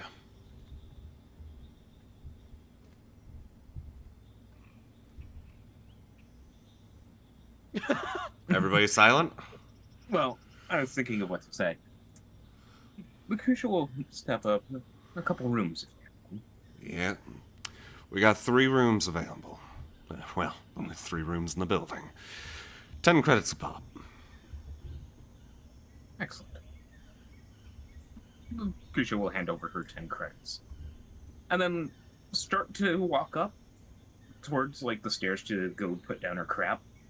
And she'll stop and, turn back. Where's your, I assume you guys have an appraiser here. Yeah. He's not open right now, though. But if you go down the street, go about 3 doors down to the left. Should be a little sign above the front door of that house. All right, thank you. And she'll head upstairs. All right. So there's only 3 rooms, which means the detective has to room with somebody. I volunteer, Burke.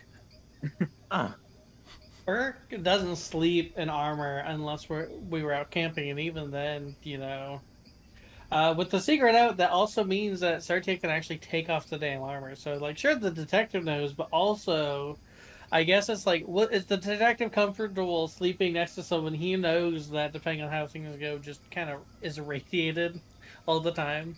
Yeah, no, he's not very comfortable with sleeping next to that. I Perhaps suppose we that can- means that Viz and the detective will share. And I get to cuddle a snake. God. Is that so? I was going to offer my position and sleep with Burke. Sleep. Sleep, quotation marks. Yeah. God.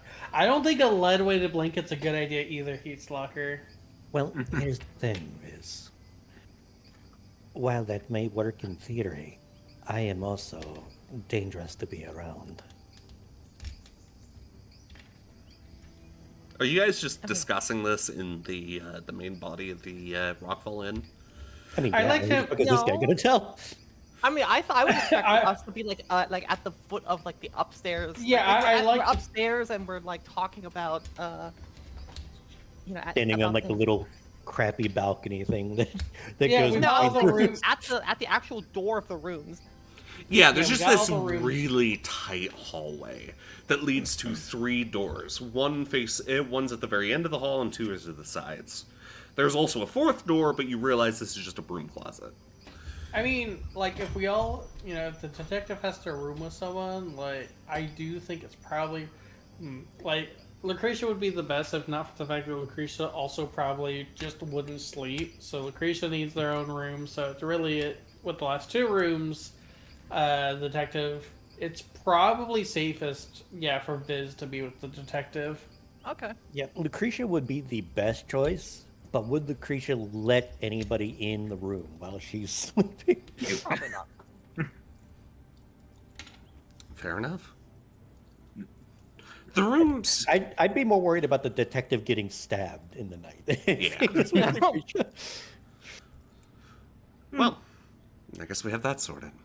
The rooms here are very bare bones. There is a kind of rickety-looking cot. There is a simple desk off to the side made of rather rough-hewn wood, probably made locally. There is a simple... there's a cupboard, and that's it. The bathroom is downstairs. It's something. It's a solid roof over your head, and it's relatively safe. At night, as everybody's getting ready for bed, Viz, considering you're rooming with the detective, he's actually going to ask you something. As he's putting his jacket off to the side and folding it up, he pipes up. So, don't take this the wrong way. Are you rampant? Jesus. Listen, I know I am technically somebody who enforces the law, but I am asking this not as a law thing, but as somebody who needs a consultant in these things. I suppose that depends on what you consider rampancy. I am far long past the danger zone. Good enough. That's mostly what I was asking. So, he puts his jacket to the Son of a side. bitch. And Oh. people stop revving their motors outside. I feel it. It happens all the time around here. Wait, no, that's someone just stealing the detective's motorcycle. Get out there! Oh my god! We do have to still roll a d12, and if something, And if on it's a 1, something bad bad. happens, Do you right? want to roll the d12? Here, 1d12. Oh my god! Oh someone my stealing- God, something Someone's bad. stealing the detective's motorcycle! No, it's not going to be that, but something else bad will happen. That's really funny. So it's not going to happen yet. That's ominous. Mm-hmm. I mean, this is gonna be awake most of it, so. Indeed. So the detective kind of he puts his stuff to the side and he pulls out the terminal that he brought up with him, and he starts flipping through. So This is a bit of an older case, but technically I'm still on it. So what do you know of the typical way that everything works over in Orthis? You know, how it's a class situation. What do you know about it? The capital of Ostia. He nods. You remember that at one point the detective did mention that he originates from Orthis. Yeah. My knowledge base on the city is a bit dated. You know, I suppose that's fair. Whatever. So, the city itself is divided into two parts, the northern end and the southern end. Northern end is got, you know, military complex, political, the capital building, various political things, but it's also where the richer families tend to live. I was sent on a job by one of the families to locate their missing daughter. So, this, I thought, was a simple missing persons case, and it was relatively recent. She had only disappeared 2 days before. Figured that there was at least a half-decent chance of finding her. So, following various guides and various clues that I was able to find, I found something very interesting. And he spins the terminal around so you can take a look. On it is several pictures in shades of, well, not black and white, but more green and black, because that's the basic color of his terminal. You see a picture of a family of, we'll say, Mirrodin. The mother and father are these older-looking individuals. And there are also 2 younger daughters. They are also accompanied by a robot, a synthetic that is dressed up in basically a suit. And as the detective explains, this individual here. So the woman standing next to him, that is our missing individual. The robot, that's their butler. Now, here's the thing. Their butler they bought 15 years ago. Supposedly, this model was supposed to be immune to rampancy. That's what it was advertised as. However, apparently, in the past week or so, they had been mentioning that they had noticed the butler was acting a little bit strange. And now they've gotten and vanished. The butler has vanished as well. What the family never told me that until I started to push into it, because they figured that it might not be related. Or, at worst, they did only eventually bring it up because they realized that they think the butler killed the daughter. I don't think so. So, if we flip back a little bit, 15 years is quite a bit. He flips into a couple of other pictures. See here? And here and here. The pictures that are included are pictures of the daughters when younger. Most notably, the daughter that's gone missing is actually spending time playing with the butler. You realize that the parents are a little bit more absent and had the butler kind of tend to the children more often than not. The missing daughter in these pictures is probably about 12, 13 years old. You see where I'm going with this? This butler had... Now, he had been brought up to, take care of the family, take care of the children. Now, the butler has gone and vanished, and he's disappeared with the child who spent the most time with him. Are you suggesting that you believe the rampancy manifested in a way that may have given this butler paternal instincts? Possibly. That's what I'm thinking. Because what ended up happening here is, I said the family were rather absent. The daughter, from what I heard, was rather rebellious. The other daughter, the younger one, is less so. She's more focused on book smarts and that sort of thing. And in an effort to perhaps find somebody who, actually will give a day of their time, ended up leaning on the butler for that, and realizing that the butler might have gone rampant, perhaps they both fled. I haven't been able to find very many more traces than that, apart from a piece of the butler's original outfit outside of Orthus itself. The family thinks that the butler must have killed the daughter, but there's no evidence of that. But also, the butler's model was supposed to be immune, or at least resistant, to rampancy. That is impossible. Exactly what I was thinking. So what do you think happened here? Well, to me, it appears that the rampancy that took a hold of this synthetic has manifested in a way that would have given it a parental role and an instinct thereof over this child that is otherwise neglected by the parents. He nods. There is no such thing as resistance or immunity to arcane rampancy.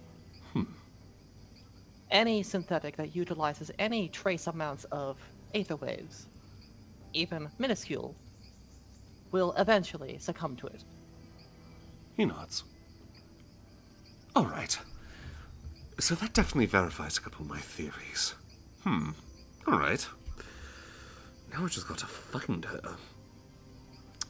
That'll have to be something to follow up when I'm back. I've got a few contacts that are also rampant synthetics, but I rarely get a chance to talk to them. For obvious reasons. They have hideouts that don't exactly tell us fleshy organics or whatever. He smiles. Thank you. That reassures me at least a little bit. And he slides the terminal back so he can continue typing away on it. And he will spend a few hours before going to bed typing away and working on his various plans and whatnot, in his cases. So, roll me an electronics fizz to see how much progress you get. Actually, can I work on the bullet this time? Sure. I forget exactly what I have you roll for that, but that roll was it. repair. Repair. Roll that. Repair. A 5. All right. That is a point. 1 point. If only you still had a buy-in. That's fine. It's a long-term project anyway. True. Oh, this is gonna be funny. Oh, no. Lucretia, how do you sleep alone? Well, I was actually going to send something for Lucretia. Oh, really? Tell me. Around about like 2 a.m., Viz might actually end up hearing the window in Lucretia's room open. And then, a couple seconds later, just a couple footsteps on the roof. Still staying above the room, but Oh. yeah.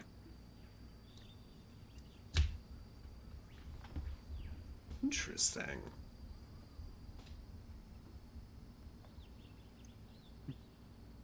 If you had to guess, Lucretia's just now up hanging out on the roof.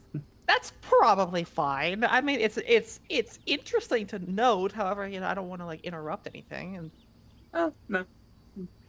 It wouldn't be a bad thing that she's doing up there. yeah, I mean, she yeah, has no, her which quirky means- sleeping spots and stuff, so it's She's fine. just building a sniper's nest. It's fine.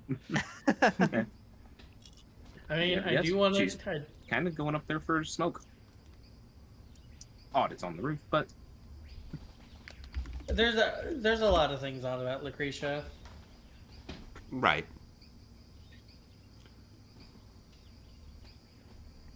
Hey, what's your role so what there? happens? Don't worry about it. Oh no. Lucretia, how long are you up Yeah. there? She got fucking robbed. At most, 20-30 minutes. Okay. So do you sleep soundly through the night, relatively? Oh, No, Lucretia's a very light sleeper. okay. The only reason that she needs to sleep alone is because at least if she's alone, she can get sleep. But yeah, she has mentioned before that she tends to sleep in a way that has her ready to go. I can imagine she probably only sleeps soundly when she's in Crucible Bay, and that's because she probably has like a very secure room. Yeah. Okay. So instead of the -2, I was going to have anybody else roll on because this thief decided to pick your room. Roll me just a flat notice. Oh boy. Oh, come on. You got Benny's, it's fine. Yeah, I'm gonna try and Benny that, because Lucretia would definitely notice if someone tries to enter her room. Mm-hmm. There you go. A 10. Lucretia, about 4 in the morning, you're woken up by the quiet sounds of somebody rifling through your stuff. You see that it's one of the miners from earlier, one of the ones that was doing cards in the downstairs, has pulled out the golden ore from your bag. Oh, you motherfucker. No! The gas buddy! Lucretia would, like, slide off the bed and just really firmly grab his neck, like, kind of in between the shoulder. If you don't want me to beat you unconscious, you will drop that and leave. Okay. And she squeezes harder. Okay. He drops it. And lands with a very satisfying thump. Yeah, and then she'll just, like, shove him towards this door, not caring if he falls.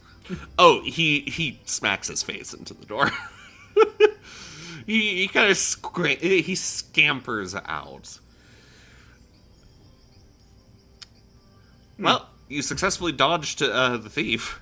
If he had picked anybody else's, if he had picked Burke and Baya's room, that would have been you guys rolled -2. If he had picked Viz's, well, that just would have been funny. Yeah. So the thing is, though, is that even because the door and Viz is staring at him. Yeah. Thing is, though, any room Burke stays in, because I want to say this before, like, Abaya would get to see Burke's whole routine.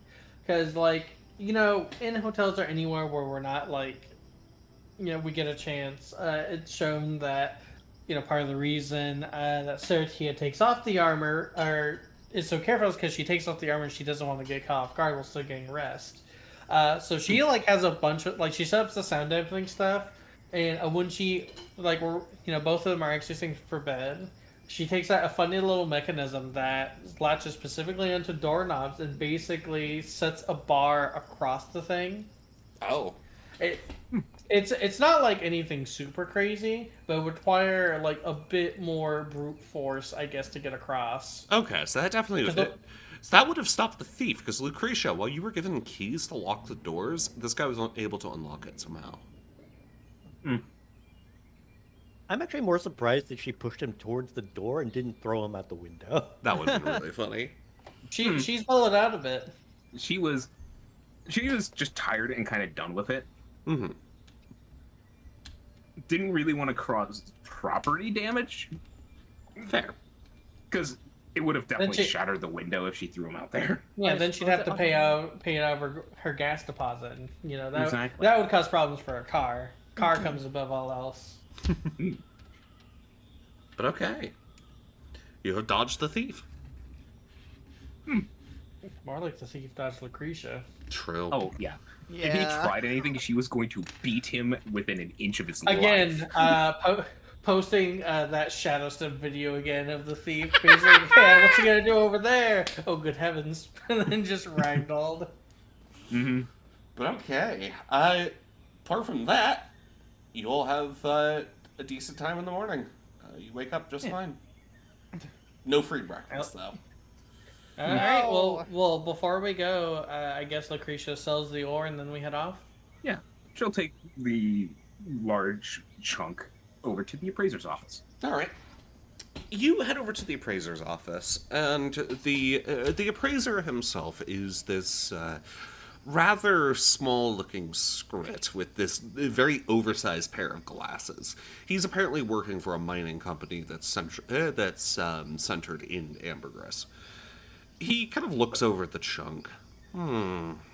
This is quite a piece of gold. Where did you get this?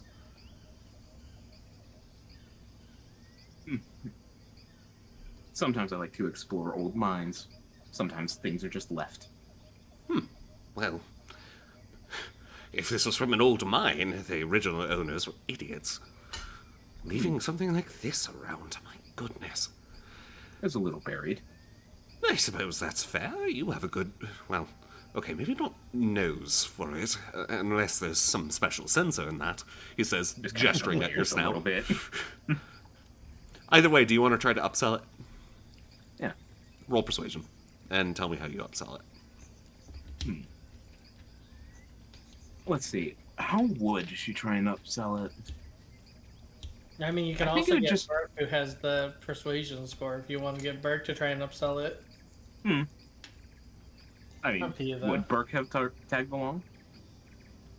I mean, considering Burke otherwise has nothing to do except wait in the car, I wouldn't be surprised if Burke just kind of followed along. Partially, partially out of nothing else to do, partially out of Lucretia unsupervised is the problem. True. Alright. So how... I can have I can roll and have Burke step in, and depending on how good I roll is how good Burke can upsell it, I suppose. Yeah. Alright. Let's see. I will tell you this much. Persuasion. To get a success a success will get you the 300. So, if you were to get You a know raise, what? it would go higher. I have a spare Benny. I'll Benny, see if I can get better. There we go. 8! Raise. Damn. Okay, how do you upsell it? What do you say? Well, Burke will just take it and calmly point out the fact that the gold is actually, if you look very closely, is a very high quality. And he'll also show this because it's just gold ore, right? Mm-hmm. However, he'll point at certain spots where he, even with, just his strength alone, can actually press in on the gold to show that, like, as is, this is an abnormally, what's the term? It's an abnormally pure thing of gold ore. Like, obviously, it's still ore, but there are certain bits where it's like, there is obviously a lot of gold in this thing, and it's probably more gold than, debris and other materials. More gold for your gold. More gold for your gold. I mean, that which works. It's a high concentration. Concentration of gold, yeah. And that's how Burke will point it out. You're right. He kind of looks through some leather-bound books on the side of his desk. Bookkeeping stuff, mostly, for whatever company he works for. I can spare for a piece like this 350 credits. I Lucretia will that's more than shrug. fair. Yeah, she'll shrug and say, alright. Excellent. He rolls the ore over to his side of the desk and starts counting out credits. He'll slide them back over to you. Good doing business with you, ma'am. She'll quickly recount it herself and then pocket it all. Yep. Alright, and then we head out. All right. Weather for today, I want to roll it again. Yep. 1d4, it's a 3. It's very windy, but it is fine weather. As we start driving, this is going to make some more small talk. Oh boy. Remind me to leave a low review on that inn. The electricity tasted terrible.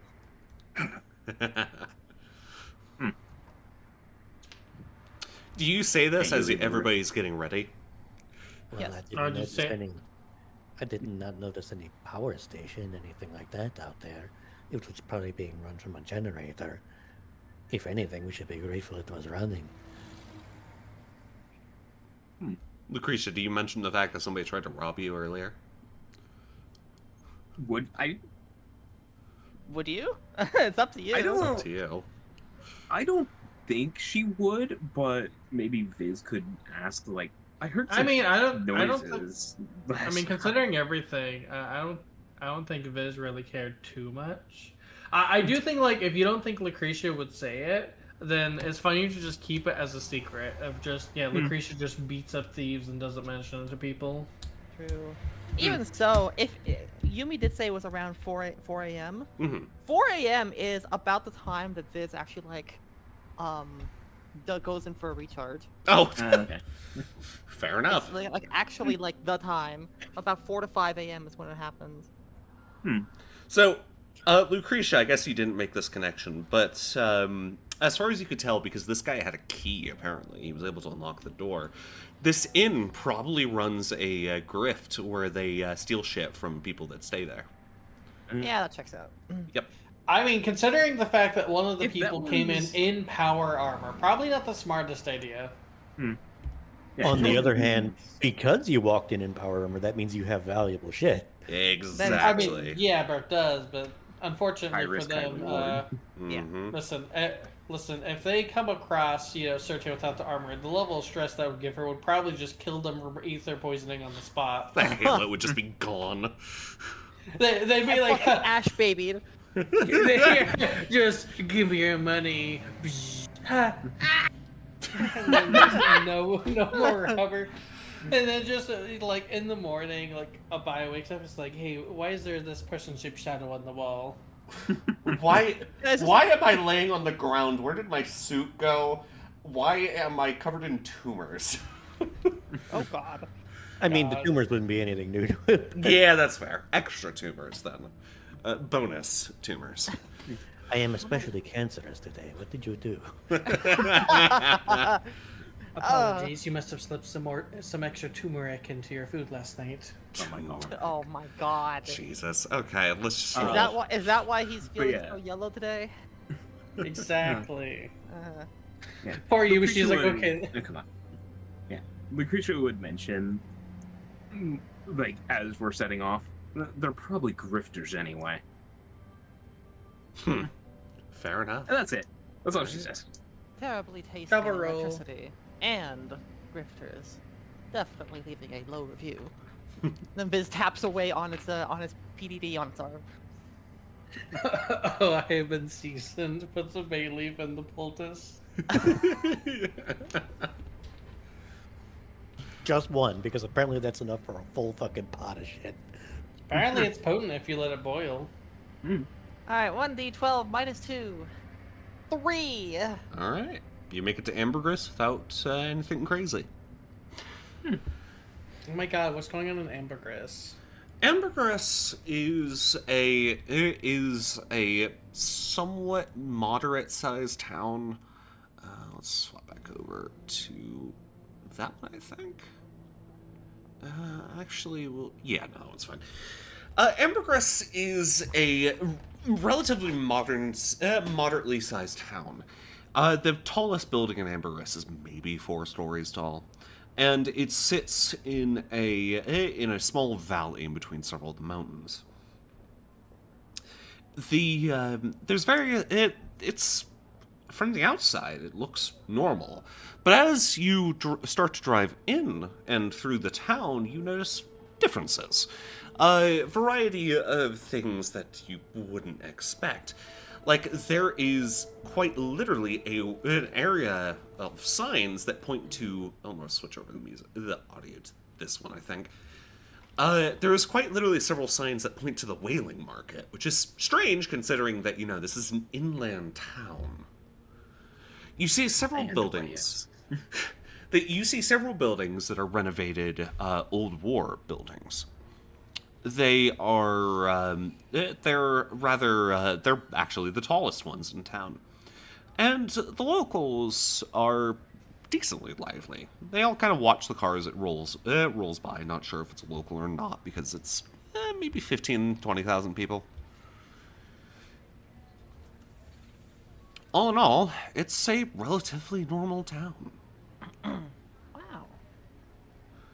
As you pull in, you could stop pretty much anywhere. Like, there's a town square, there's a local market, wherever. Either way, the detective will kind of roll up to you as you're perhaps looking for a place to pull over, and it taps on one of your windows. So, we've got this address. We should probably investigate that whenever you're ready. I mean, I don't think we have anything else to do in this city, so... Suppose that's fair. Well, you could help me with purchasing a high-quality plasma emitter. Is that something that's sold here? I thought that Ambergris mostly did blubber. We did discuss this. They still have some superstructure facilities here. Like a plasma Rather emitter unique, as in just a component for your radio, or like a weapon? We'll see. Well, if we can find one, I suppose we may as well poke around the market then. Do you want to investigate the address first, or do you want to go to the market first, then? I think mean- the address is probably better done later. Okay. You think Uh, so? Yeah. We're probably going to end up parking in the market anyway, so we may as well do it while we're there. Yeah. I suppose so. As far as you can tell, the address leads into a small industrial sector, and it's relatively on the edge of town. So, the market. Ambergris Market is interesting. It smells distinctly of a seafood market, despite the fact that, once again, you are surrounded by mountains. The ocean is nowhere near. But this is because various vendors are selling ambergris bud meat. The ambergris buds. Actually, let me just read off the details of ambergris for the VOD viewers. Ostia's inland whaling town, of sorts. There's an old war superstructure deep below it that reaches miles into the ground. Somewhere at the bottom of it, there is a fleshy growth that might just be as old as the old war itself. And it looks as if the chasm was made to contain it. Its skin is this deep, dark blue. It's blubbery. It is weirdly aquatic. Cetacean creatures, known as ambergris buds, of distorted, variable form. While you would think that they would be waterborne creatures, no, they float. They split off of the thing in a way that an amoeba would reproduce, just kind of budding off of it. And they just kind of float through the air.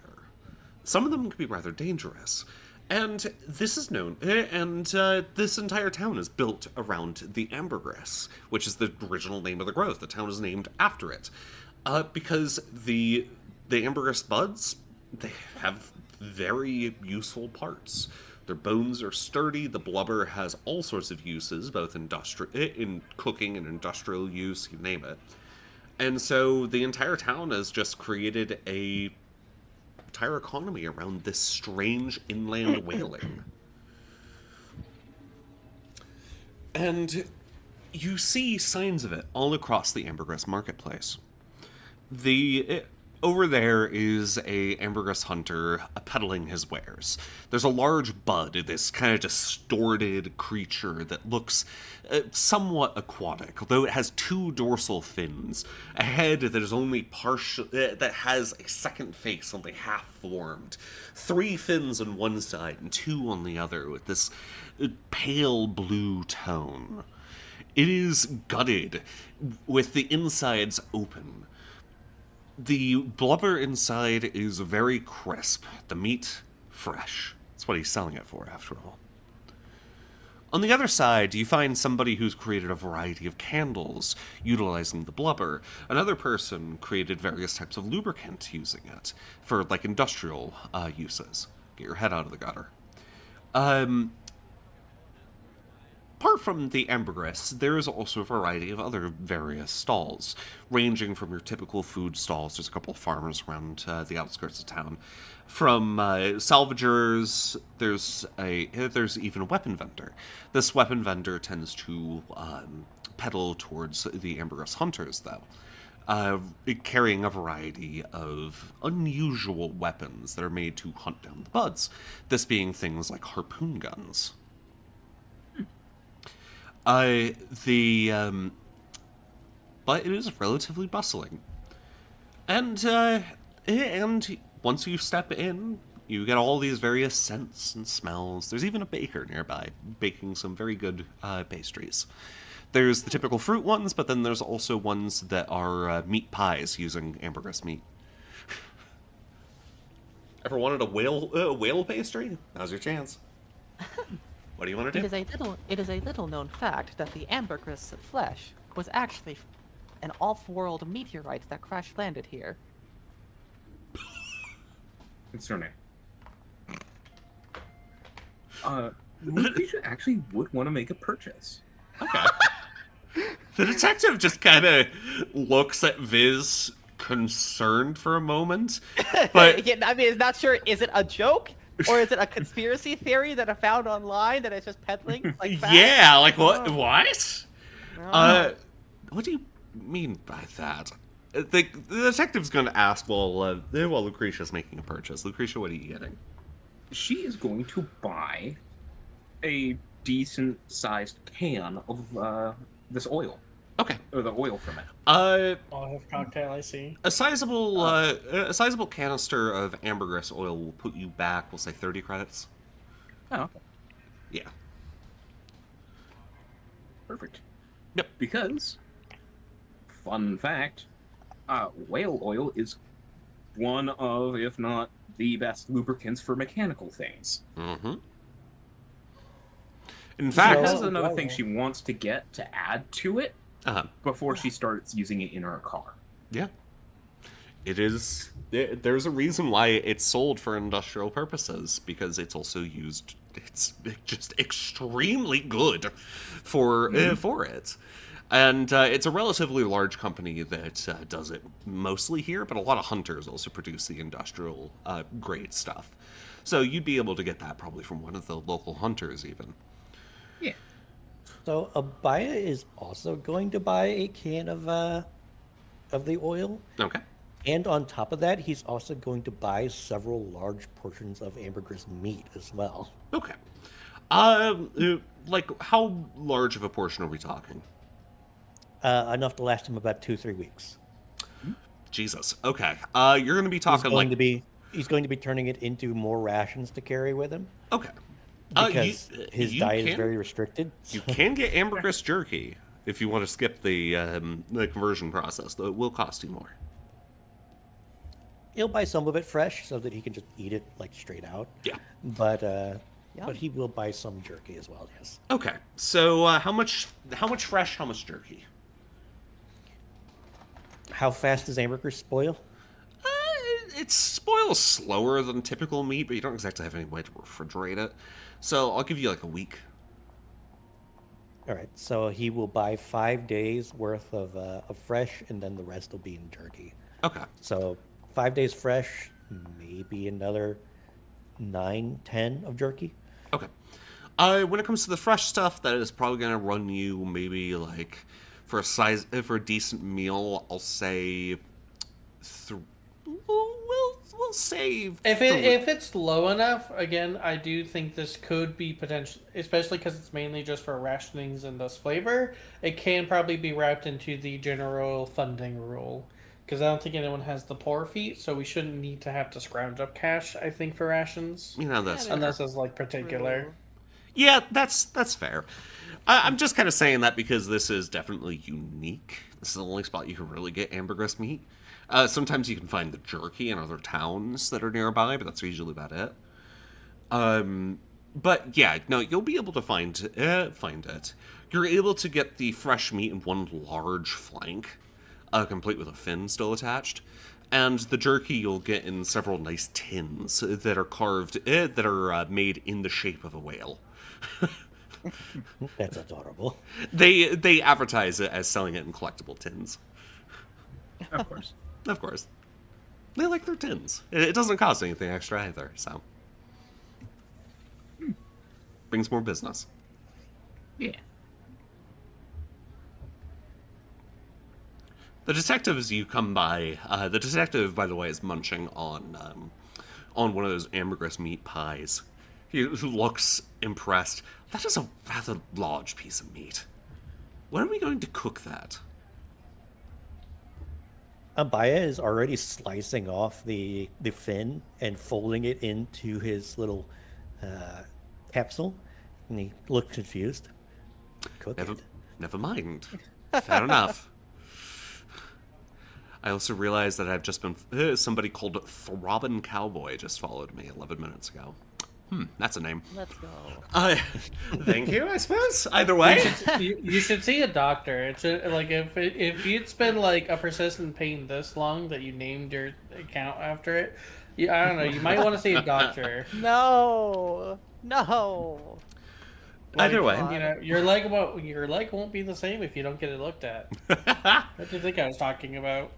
The detective gulps down a sizable chunk of this meat pie. Could really use some more spice. Pretty good, though. Poor Burke cannot consume anything due to needing to stay in the power armor. So, what's our plan from here? Just I some believe general it. purchasing. Aside, if we cannot find the plasma emitter here, that is fine. At the very, very least, if we could get me a sizable backpack, that would be ideal. So, for the plasma emitter, I'll definitely have you roll a notice at -2. For the backpack, you'll just be able to get one of those for probably like, we'll say 20 credits. Yeah, I still can't afford that, though. I have 0. Yes. Fire! After some searching around while munching on some ambergris meat, which, by the way, is, when you purchased it, you would have had a choice for some very fine spices if you wanted them. It was not even... Them. That's fair. So, while munching on the meat, you do notice off to one side that there is a salvaging vendor in one corner of the market. This rather scraggly-looking Vesquire is peddling off various bits of wares, and one of the wares is what appears to be half of some sort of rifle from old war times. But you will recognize that this is indeed a plasma emitter that's built into the front of it. He's asking for a pretty decent price, though, and that is 130 credits. 130 credits for a non-functioning piece of a rifle? It's old war, friend. It's old war, and the parts inside are pretty good shape. You could always get Burke to take a look at it, because Burke also knows stuff. Could see if Burke could use it for his equipment or not. Or hell, then again, Viz could also use the parts, and if it's part of a rifle with enough stuff, you know, could MacGyver it into something that's a makeshift functional weapon. Also true. Don't Though- worry, I have ideas. Yep, Viz needs the emitter, which is the main part here. It's a high quality emitter too. It'll last through most of what you need. And the guy is right. While the edge of where it was broken seems to have been like seared apart by something substantial, the past where it's been cut off, all the rest of the parts are in a pretty damn good, decent shape.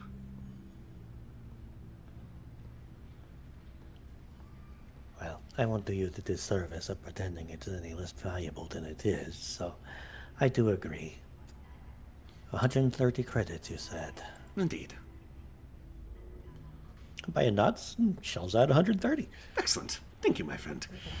He'll take the credits, count them out, and he hands you the piece. He also gives you a complimentary keychain that has his little salvaging business's details. Might I ask why it is that you're operating salvage here of all places, instead of moving down towards Embervale? Embervale's corporate controlled, friend. I don't want to pay a fee towards Embervale. Here, we've still got our own megastructure, and while it's, of course, usually used by the locals, there's other things to be found there. Stalt and his group have found some interesting things that they usually turn it into an art piece.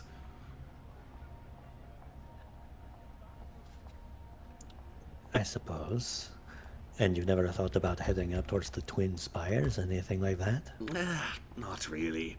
Business has been fine here, with everything considered. If things do go a little bit rough, I'll think of going somewhere else. But for now, Ambergris will do, he says with a shrug.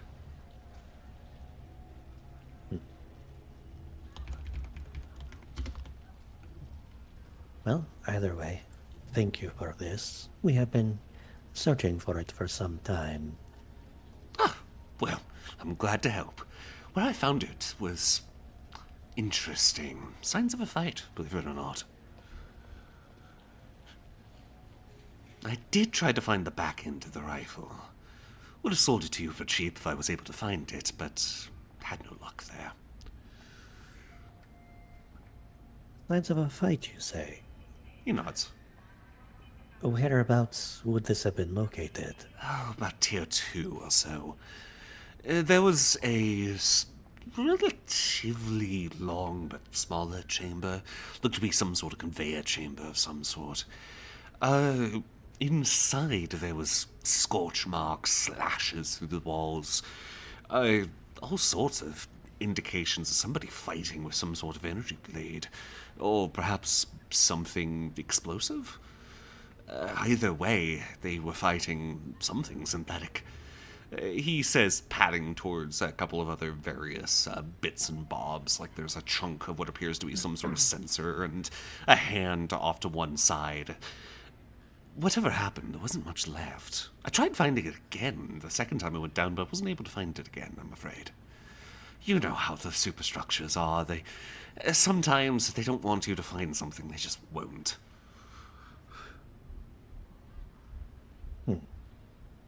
Well, that in and of itself is interesting. I suppose if I ever end up in the megastructure, I will keep it in mind. Yeah, Thank you, my of course. friend. You take care now. Abaya will return to Viz triumphant. Well, I guess you'd catch us in the middle of a small physical scuffle as Viz is holding up a piece of Ambergris jerky to Lucretia. And No, she would Viz, simply decline it, simply stating, "I'm not hungry." The Viz, detective... you're doing it wrong. You have to do the "Here comes the airplane." Yeah. Do that, I'll break your wrist. Lucretia, open up. Here comes the aetherthergic aeroplane. Do that, and I'll break your wrist. The detective comes over. He's got one of those tins of jerky in one hand. What's going on? Is everybody all right? At this point, it'd basically just be like, fine, so be it. And Viz will just fucking toss the thing at her face like a cheese slice. Like a cheese slice. Lucretia would simply just catch it. In her mouth? No, Oh. just reach up and grab it. Really? Fine. And she'll just wrap it up in like some, basically a napkin, and just put it in her bag for later.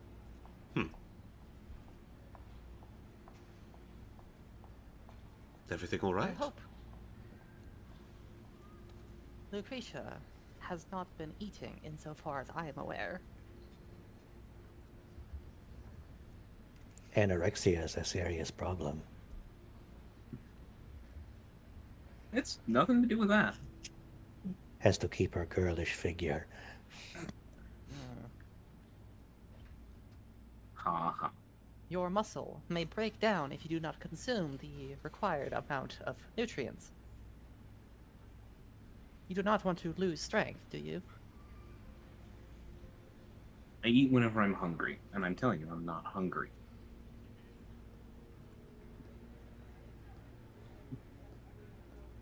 When was the last time you were hungry? A couple days ago. That's not right. It's what I'm used to. Did your cybernetics. cybernetics replace your digestive system as well? That is what I would No. want to ask. Nope. Abaya, roll me a medicine.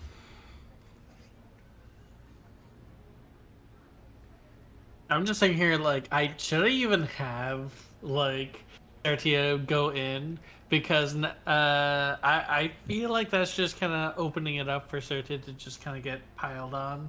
Abaya! And if I say it's normal to get hungry every day or something. Abaya, as a doctor, your diagnosis is basically... There's definitely something up with her metabolism. She might have been starved in the past, and that's kind of thrown it off. Ah, yes! Your body's been conditioned to not need as much food. That's not necessarily true. I know That's this not how it firsthand. works. I mean, it is, but it also isn't. You know, Yeah. it's a temporary thing. It's always When supposed she to be a does temporary thing. eat, yeah, when she does eat, it is a lot of like calorie-rich food, but she ends up taking like 2, sometimes more days before meals. God, no wonder she's so cranky. She's Genuine- just constantly hangry. Oh my god. Right would know. Found out. All right, hold her down. Let's go, everyone. Abaya, do you mention this? Not overtly, because telling somebody that to their face is very rarely actually helpful. Mm-hmm. So he'll just study her for a moment.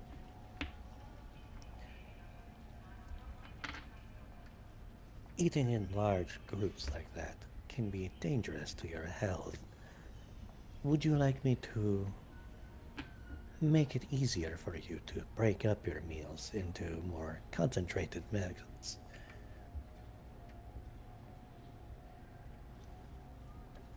I'm fine.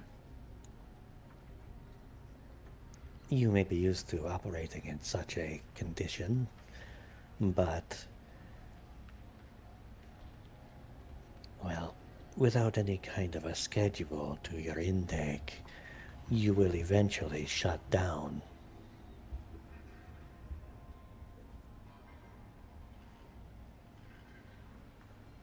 Doctor's right, you know. I've Yeah, seen... Lucretia will simply like roll her eyes and is like, "Look, I've been running like this for years. It's fine." Just because your damage has not reached its breakpoint yet does not mean you are taking it. Trust me when I say that eventually it will get to you. Look, just do us a favor. Even if you don't feel hungry right now, eat something small, like that piece of jerky. Just make the rest of us happy, will you? She'll just like kind of squint at Apaya. And doesn't really say anything more. He's a medical doctor. Do you need me to Trust call him. your mother? That's fine. Don't worry. Out of character, she'll eat it today. She was Yeah, gonna it's like- save it as a road snack. No, I mean, I'm not entirely sure we'll be getting on the road, considering the fact that you named this session Ambergris. Yep. Alright. So at some point later today, then she'll snack on it. Mm-hmm. Yeah, as long as she does. I will say it's definitely tough getting through to her, because, like, I can't wait for the time we do eventually, because right now it's really difficult, because she is very prickly. Mm-hmm. Yep. That's the point. For now, Yep. The problem Is is that we... Go on. I have recovered your emitter. And a little bit of a bonus alongside. I'm going to take a look if I can. All right. It's as I described. Does Abaya hand over the keychain as well?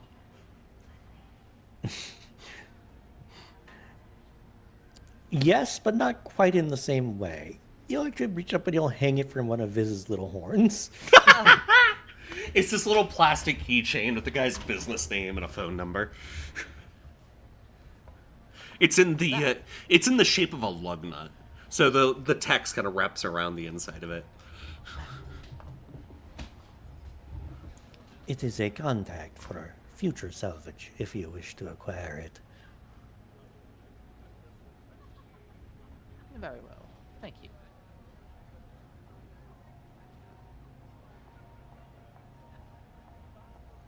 Abaya makes a small note to charge him for advertising. All right. And then a backpack. Yep. As I said, I think I said like 20 credits. Pretty please, somebody else, because I don't have the fucking money. I'll do All right. it. Oh my god, thank you. I get a backpack God, now I'm under 2,000 credits. I hope you're happy. Jesus. Eric is bribing Viz with a backpack. It's a pretty decent, nice canvas backpack. They come in in the color options of natural canvas, black, brown, dull red, or dull blue. I assume I know which color you're going for. Yeah, brown. Oh, fair enough. Well, I mean, I'm trying to, go with the thing, True. the image that I have. True. Yeah, fair enough. I don't believe you. I think the backpack should be bright red. It was Hot only pink. dull red. It should be hot pink. Anyway. I now have a backpack, which means I could store all my fucking project shit in there instead of having to lug a box everywhere. Yeah, that'd be useful. It's nice and spacious and has plenty of pockets. What should I name the acquisition? Do you think? The plasma emitter piece? No. Just name it the plasma emitter chunk. Well, actually, no. Front end of a plasma rifle, Old War plasma rifle. Okay.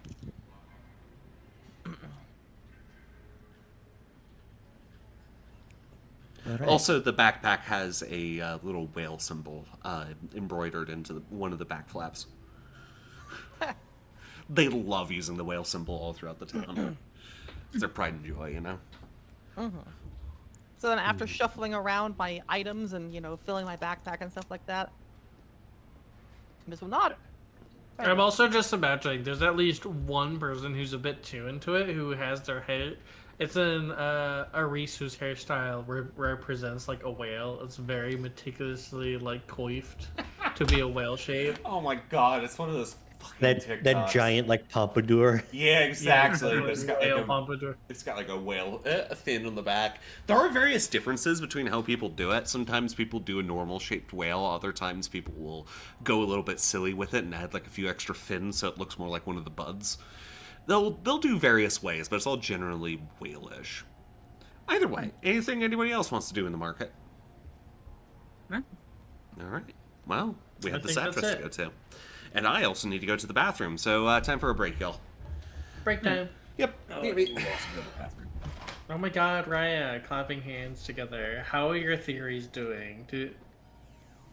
I hope I didn't shake things up too much for those. Oh wait, no. Ah!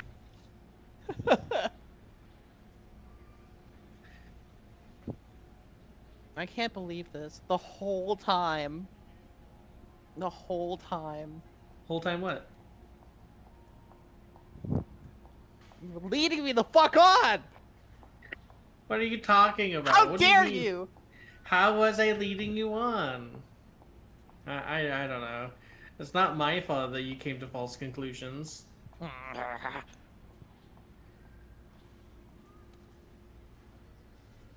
Smiling at you. I'm going to bite you. Thankfully, Burke/Sertia has no more secrets to, worry about. Oh, of course. Oh, yes, none of us do. Sertia revealed everything important, now you know the identity and the reasoning behind it. There's nothing else you need to know. Uh-huh. I don't know why you start asking weird questions, so we can just avoid those. Yep, everybody's just got everything on the table. That's true. Everyone is just showing all the cards on the table. Serti is just an AWOL commander, Abaya is a plagued doctor, Viz is a twink, Lucretia's a jerk. Everything's on the table, Nothing deeper to these characters past that. Why does Viz have such white hips, Raya? Why'd you go for that? I didn't! Those are Yumi- some really white hips. Yumi just draws hips wide. I don't know what to tell you. I don't believe you. We can wave it away by saying, "Oh yeah, the wider hips and wider thighs equals more storage space in the thigh, compartments." But still, at the same time, I love how I'm in the kitchen. All I hear is from Raya yelling, "I did it!" Yeah, we're just talking about how she purposely chose to give Viz white hips. Sure, Sertia also has white hips, but that's for, the other reasonings. biological things accumulate, but Viz, can't get fat. So I have no idea why Viz's hips are so wide. Well, it's the storage space, and also, remember, corporate shell. It's made to be approachable and cute, quote unquote. Cute quotation mark. Yeah. Anyways. Model with now 2-inch wider hips. True. Fit better in tram seat. The address is on the edge of town.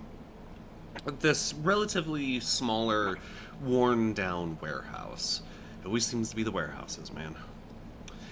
The across the streets, there's a few other various industrial buildings and smaller little businesses here and there, with a large open grassy field between several of them and across the street from the warehouse. Where do you guys pull up? The warehouse itself has its own parking lot that's kind of cracked and damaged with weeds and various bits of etheric overgrowth growing out from it. And in fact, there's etheric overgrowth on the warehouse itself. This place has been run down for a while. And, Sertia, you do still have your contact waiting. Are they waiting here is the question? They're waiting where was agreed. Hang on. I forgot about this. I thought It's across the street. Okay, yeah. So, Sergi, I kind of almost forgot about that because I was a little bit distracted by the market scene. Yeah. So Sertia will suggest going over there because she'll mention she has a military contact. Actually. So do you roll up like into the grass or something? I'd say so. All right. You kind of pull up into this overgrown field, and you do notice that there is a military individual hanging out on the step of another one of the abandoned buildings. What species did I say Bez was? I forgot that part. Bez is a Meriden. Meriden, right. Greyford Meriden, military tire, Sergeant Bez. There is a Greyford Meriden sitting on what was originally once upon a time the spot where the truck pulls into one of the other buildings. This building has been more recently abandoned, and the road up to the truck in door is also cracked and overgrown. He's sitting there having a sandwich. Looks over, puts down the sandwich. Ah! Wow. My goodness, hang on. How did I... Right. Colonel Sertia! Ma'am, good to see you. He gives a salute. Yell that out, why don't you? What the fuck? Well, he does it quietly while you're... quietly, but kind of once we're close enough, yeah. But also, I feel like it might be... Would it be fair to say this is probably someone that Sertia has worked with and helped out directly at one point? Yes, 100%. It's probably how he got in contact with you, know. Yeah. She'll kind of sigh and look around just to double check. I'm assuming this place is relatively abandoned. Yeah. The nearest place is a, what looks to be a small car repair shop that's 2 buildings over. She won't take out the helmet, but she will, just for this instance, turn off the voice modulator. Greetings, although I'm not sure I maintain that rank any longer, but it's nice to see a friendly face. You maintain it with me, at least, ma'am. Regardless, what do you have for me? So, I looked into this building. He kind of gestures to it. And surprisingly, I wasn't able to find much. The detective actually approaches confused.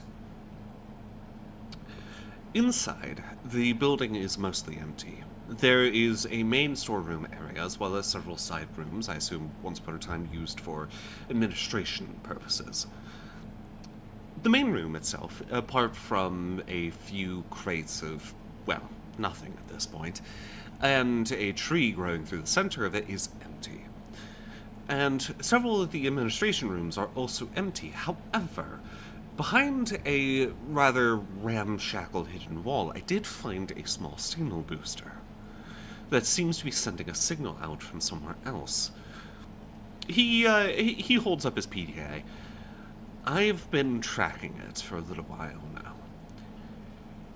It seems... Well, to give a little bit of context, the sergeant offers up the PDA if you want to link to it so you can get the information that he's got.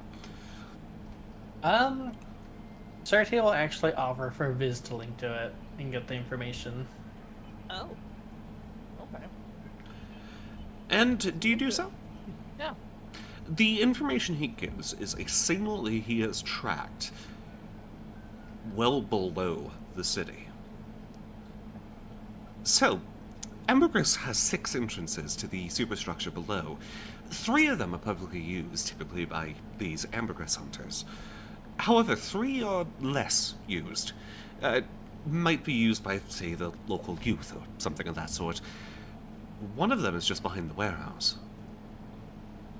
I think this place that you've had me investigate is, in fact, just a waypoint, as it were. This signal traces further underground. And Viz, you would be able to register that it is deep enough to be on a tier 3 of the superstructure. Oh. Tier 3. Dangerous, but doesn't require special equipment, at least. Well, I thank you for the information. It's certainly a lot more than we would have found out. And just a quick investigation saves us time. Of course, ma'am. Anything else you need? Hi, Command is probably going to be waiting for me relatively soon. I don't have much time to spend. I won't want you to put yourself at risk for me. How are things looking overall with my disappearance?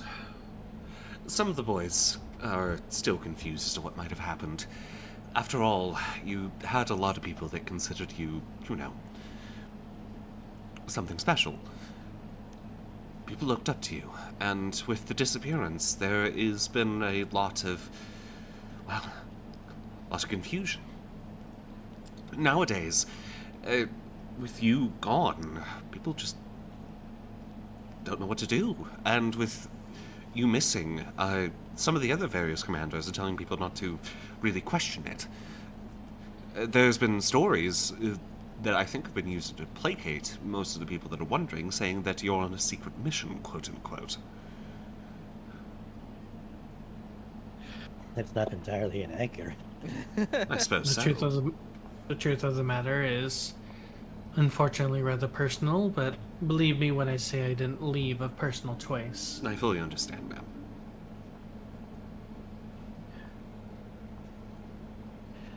I don't want to put anyone else at risk if I don't have to, and I appreciate you coming out this way when... Of course. Well... Stay safe and just try to keep things running, I suppose. You've got Honestly, don't know what it'll do from now, but...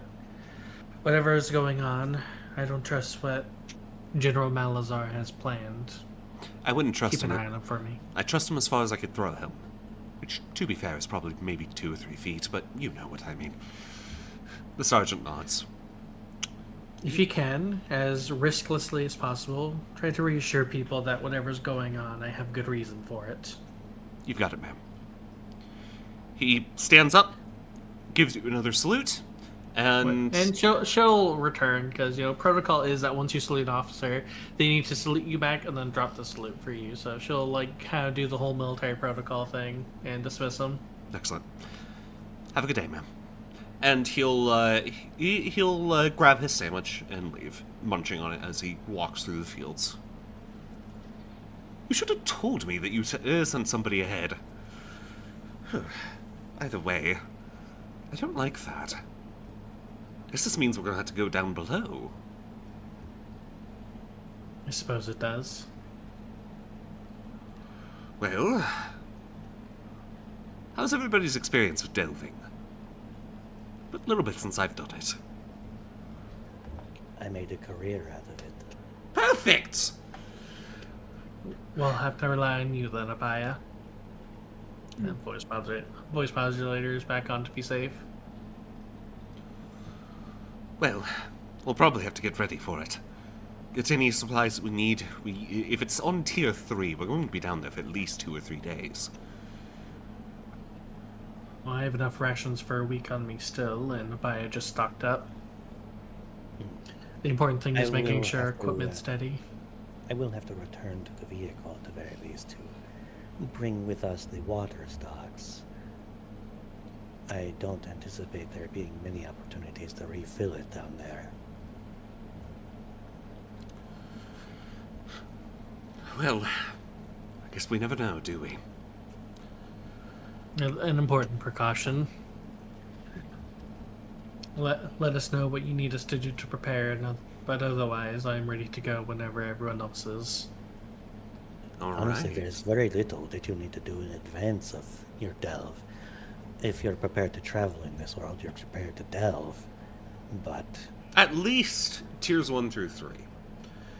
Tier 4 and below is where things start to get dangerous. You do usually need special protective equipment due to high levels of aether in the air. Or various other things that might be in the area. But yeah. But to advance too deep into the megastructure, you need a lot more organized of a delving group. Now, usually for big events like that, they'll set up an outpost or something like that on tier 3 so that you can resupply and then drop down further. But I can't guarantee that such a thing exists here. And even if it did... Absolutely not. We would be poorly prepared for the levels of aether. Another thing to take a note is that the megastructures, strangely... You remember the spatial envelope that you guys encountered and avoided? The megastructures tend to sometimes just say, fuck it, we're going to rearrange ourselves a bit. Yep. Maps don't often work. You can often find your way to a landmark, but beyond that, you kind of have to either figure out the way that the megastructure itself organizes itself, or just kind of feel it out. Alright, so anyone, I doubt this says anyone but Yumi and Meeks, but this is similar to the hearts mechanic. Or for other people, it's basically in lore what Old World Blues facilities tend to do. Big Empty. They tend to just roam around. Yep, and with these, the interior tends to shuffle itself around a bit, like how that Scrapper mentioned. When he tried to go back to this one particular hallway, he just couldn't find it. This is, as many locals tend to call it, this is just because the megastructure didn't want him to find it. Now, is the megastructure intelligent? Maybe. Might not be. Who knows? Okay, somebody knows. But, either way, the deeper you go, the more unstable things become. So, tier 1, you're going to be usually fine. Tier 2, there's a little bit of instability, and it keeps getting worse and worse and worse. Until tier 6, few, if any, have ever survived going down that far. It is said that the bottom of a megastructure is found somewhere on tier 6, but very, very few have come back from that. Hell, not very many have come back from tier 5 either. You need to be a crazy son of a bitch to do that. Either way. Well, worst case scenario, we can just delve into the megastructure for Burke to just explode down there. You know, true. Worst case scenario. True. And collapse a large portion of the megastructure, maybe, until it decides to repair itself. Either way. Yeah, I can handle it. So, is everybody ready to go down below? Yeah. I know you've been waiting to show us the Burke. delving mechanics soon. Okay, what do you post? God. Yeah. You should have posted the Kirby meme, if anything. The Kirby falls down a hole meme. Alright. Let's use this one. Come on. Anyway, so since Abaya absolutely been pouring everything into delving, we'll just let Abaya roll. Yep.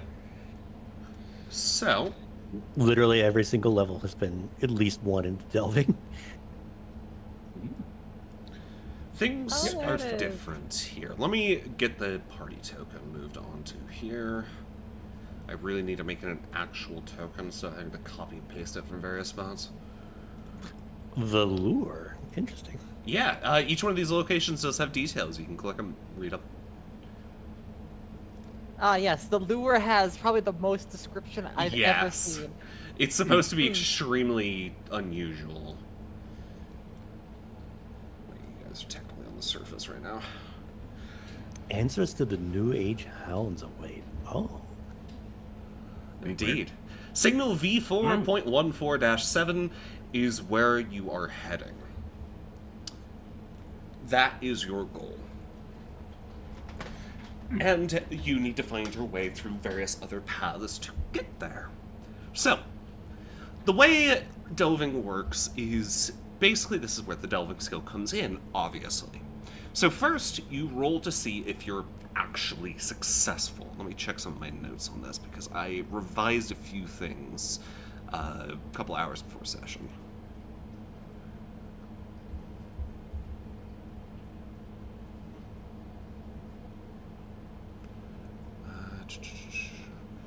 So, first you have to roll if you are successful. This, if you succeed, it's just get a 4 or better. Then you can roll the same die level as your delve die. So say you have a d6 in delve, you roll to see if you're successful, then you roll just a flat d6 to see how much distance you make in the delve. If you, so to get from the surface to a tier 1 landmark, you need to get 4 delve points. Say you roll a 3, then you go 3 points towards, you got 1 point left, something happens, there's no roll to see if it is a good or bad encounter, it is my decision. Because the megastructures don't follow the typical rules. Whatever that encounter is, who knows. Either way, then from there, say you rolled another 3, you would only be able to keep that 1, because that takes you to one of the landmarks. From there, it would take you another 6 delve points to get to a tier 2 landmark, then 8, and so on and so forth. Then you have to go back. On foot, you can cover 14 delve points in one day. If you manage to get a car into a megastructure, but you can't get into this one, you're able to cover 26. And if you fail a delve roll, you go back a number of delve points equal to half of the tier, rounded up. Actually, rounded down. So if So it'd be 0, 1. actually we'll 1, 2. we'll round up. Yeah, we'll up would up. mean more. Yeah, we'll round up. So it'd be 1, 1, and then 2. 1, 1, 2, 2. 3, 3. Yeah. So, and also if you fail, usually there's something bad might occur. Maybe. Well, we'll see. There will be an event for failing as well. However, if you fumble it on the surface, obviously you can't go back, but maybe entering kind of something fucks up there. Either way, there's also a list of spots to camp out as well. I made another table for megastructures. You can always check that out. Yes, I did see that. I've had it up for a while now. I haven't actually looked at it though. Alright, so to open, it's just a roll of delving, and then if it To see if it's... Yeah. Yeah. Then you roll your delve dice. Okay, you got an 8. It's a success. I don't have any way that raises modify it yet. We'll say it's +1 to the final roll per raise. How about that? Actually, That would be nice, because it would let us reach 12 that way. yeah. So that is a success. Success and a raise, so d10 plus 1, yes? It'll be a +1 to what? Yeah, d10 +1. God, you have d10 and delving. Jesus, 9. Yeah, I've okay. sank 3 points into it already. Jesus. Okay, give me a minute. Raise on delve check. You get a +1 to final distance Like, this is the moment that Abaya's been waiting for. Yes. Absolutely. You will notice that Abaya moves with very practiced efficiency in this. You all know that Torfus exists around a megastructure, that being the research tower. They make their lives inside of it. So not only is the first few tiers of Torfus literally where they live, giving them some exposure to delving, but Abaya clearly has more experience even than most of those, because he moves down through these tiers like they were just natural to him. All right. The first tier of the Ambergris megastructure is many tight corridors, rusted halls, green everywhere. You flow through the tunnels as if they were nothing, led by the experienced delver that is Abaya. Which landmark do you go to? Is it the Skinning Grounds or Stult's Hide? The Skinning Grounds is what it sounds like. It's where a lot of people prepare their catches, and Stult's Hide is a artist colony.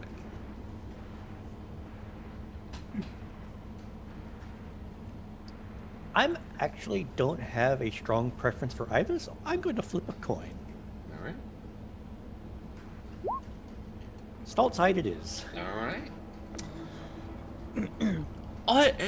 On the way down, you heard a couple of pointers toward actually, how did you guys hear the landmarks? Did you like pick up a couple, like a quote unquote map from somewhere saying like, hey, these are the various landmarks you could aim for before you went down? Did you talk to some locals to ask for advice? Well, the sergeant's like thing, the scan. Well, the scan only pointed towards tier 3. It didn't tell you how to get there.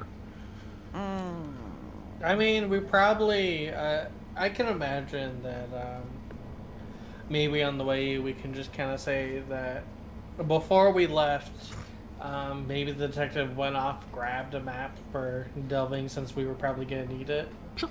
We could And also it'll- go back to the dude that sold us the plasma emitter, because Yeah. he's obviously Delver. Yeah, he would Yeah, definitely sure. be able to give you advice. Okay, so yeah, you guys decide that Stult's Hide is probably a good idea. A lot less blood. In fact, wasn't he talking to us about Stult's Hide before? He did mention Stult, yes. Stult specifically. Stult's Hide is interesting. It is an upside-down tower looming over the Ambergris Chasm on Tier 2. It dangles from this roof hundreds, if not thousands of feet above wherever the fuck the bottom is. And occasionally, lights throughout the tower will light up as something charges through the tower before arcing this giant bolt of lightning to something deep, deep down below the chasm. The tower itself is decorated in paintings and other various bits of art created by the artist colony that lives there, led by a painter known as Stult, a Mirrodin who has painted much of the tower himself. He was the first one there. So, you guys, after following down the various tunnels for several hours, you start heading down this long curved staircase, leading down, down, down. As you go down, you realize that some of the walls have been painted. First, simple paintings. Various little doodles and things aren't too much different than graffiti compared that you see sometimes on Tier 1, but then they start to get a little more ornate, more and more detailed, and you realize that the earlier stuff was basically the equivalent of sketches. And by the time you get to the bottom of the staircase, the walls are so the overgrowth itself has been finely cut into basically little hedgerows and the like, and that go up the walls. The rust has been carved away and painted in vibrant colors and swirls and paths. It is vibrant. There's several hallways at the bottom where they lead further into the megastructure. However, one hallway is painted heavily, and it says, come down, be merry, have some tea. You follow down the hall, and you eventually get to the quote-unquote first floor of Stoltz Hide. Up here, there's a handful of people working on various projects. There's a sculptor turning several bits of scrap into what appears to be the general figure of a man. Another person painting something on the walls over other layers of art. It is an interesting place. Would you like to do anything in Stoltz Hide? There is a variety of individuals here, mostly artists. You could also speak to Stolt himself. He usually resides on the top, aka the bottom, level of the hide itself. I personally don't know what we'd be doing here, because maybe if it was like a sort of deeper thing, or maybe if it was a black market, we'd be a little bit more interested. But in our place, it's neat to pass through and it's peaceful. But as far as I know, I don't think we have anything to really do to stay here other than just passing through while we continue on our delve. Yeah. Yep. This is just a very good place to mark for us on progress. Yeah. As you guys are kind of asking around for the next way to go down, one of the older members of the community actually approaches you. This one is we'll say a Veskir. This Veskir has graying scales. He's got a couple bandages wrapped around him, but also he's kind of splattered with paint. He's obviously been working on paintings, even despite his decrepit state. Are you delvers, then? What are you looking for? I might be able to give advice. We plan on being a little bit risky today and going to the deeper levels. You don't look... We don't have... Are you prepared? For Tier 3, anything past that we don't plan to go to, but Tier 3 should be fine with our current level of equipment. Smart. He looks you all over. And he thinks for a moment. Tell me, when you go down there, what are you looking for? As this guy talks, you realize that he's looking for some particular answer. You're not entirely sure what he's looking to answer, but he occasionally taps something at his side. It looks to be a small, box that would store cassettes in it.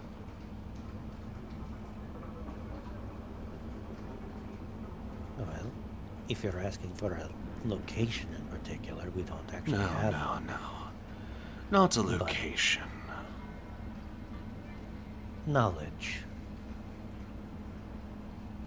You're not. Good. You're not one of those treasure hunters. He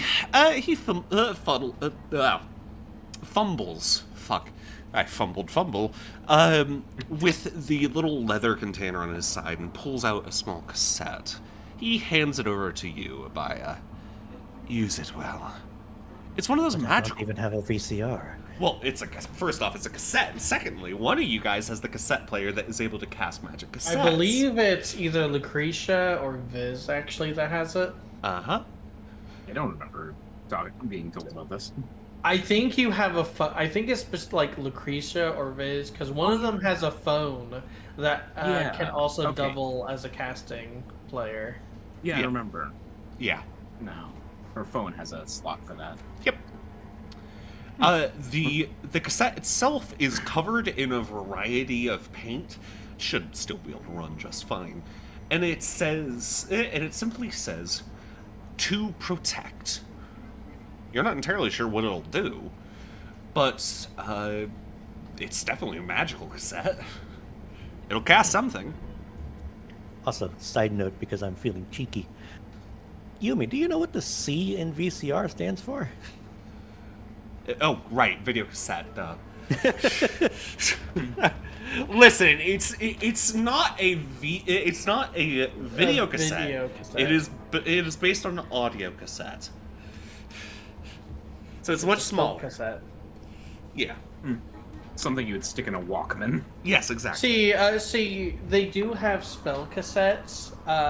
They're like the size of VCR ones. They're like over twice as big, but those are for like heavy artillery casting mechanisms. Yeah, probably. Those are There you probably go. also. It is kind of funny though to think is like it's a VCR, but like VCR tape. Except the really powerful ones are locked up because those are like artillery grade casting mechanisms. Like they probably have some in like armored vehicles, like part of armored convoys. One of them probably has like shield spells, so that if they come under fire, it's enough to protect like the front half of the convoy. Load the VCR! Damn it! I forgot to rewind my spell. I mean, listen, it's pretty fun to think about, though. Just Yeah, absolutely a is. solid ka-chunk. Yeah, no, the chunk is fucking glorious. Either way, the guy gives you a bow. Go well, let the paint guide you. And he hobbles off, leaning on a walking stick. Some of the other artists in the area, like, mumble something about this. He seems to be well respected. You know it's not Stalt. Stalt is a Mirrodin. But whoever that was is well respected by the local artists.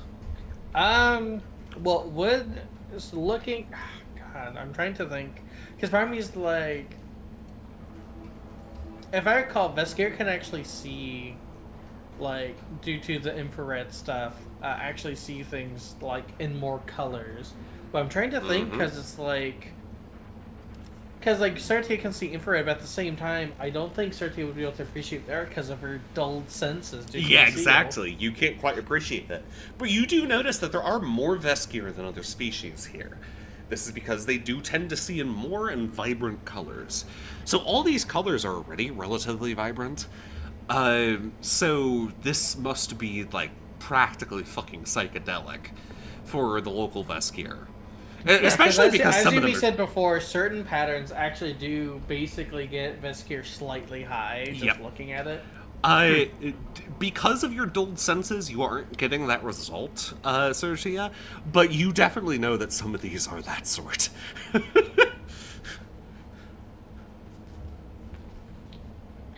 Yeah, because I did mention sight, but to Sertia, everything's also just slightly more gray. Yep. So, she cannot appreciate art either. Nope. Damn. Here you go, Lucretia. Have some Bananarama. God. She'll shrug and tuck it in her bag. I suppose an emergency should be helpful. The detective leans over. So, where are we going to go next after that strange encounter with a possibly high old man? Well, I guess the question is, can we go down? Do we just need to find a location and then head down, or do we need to hit every location? And You then don't go need to hit deeper? every location. You basically just need to hit one location per tier. And you can choose any location, because the mega structure sometimes just reorients itself. Sure, this landmark might have been at a different end of the mega structure. Not right now. That's what makes it difficult. Yep, it is very difficult to follow.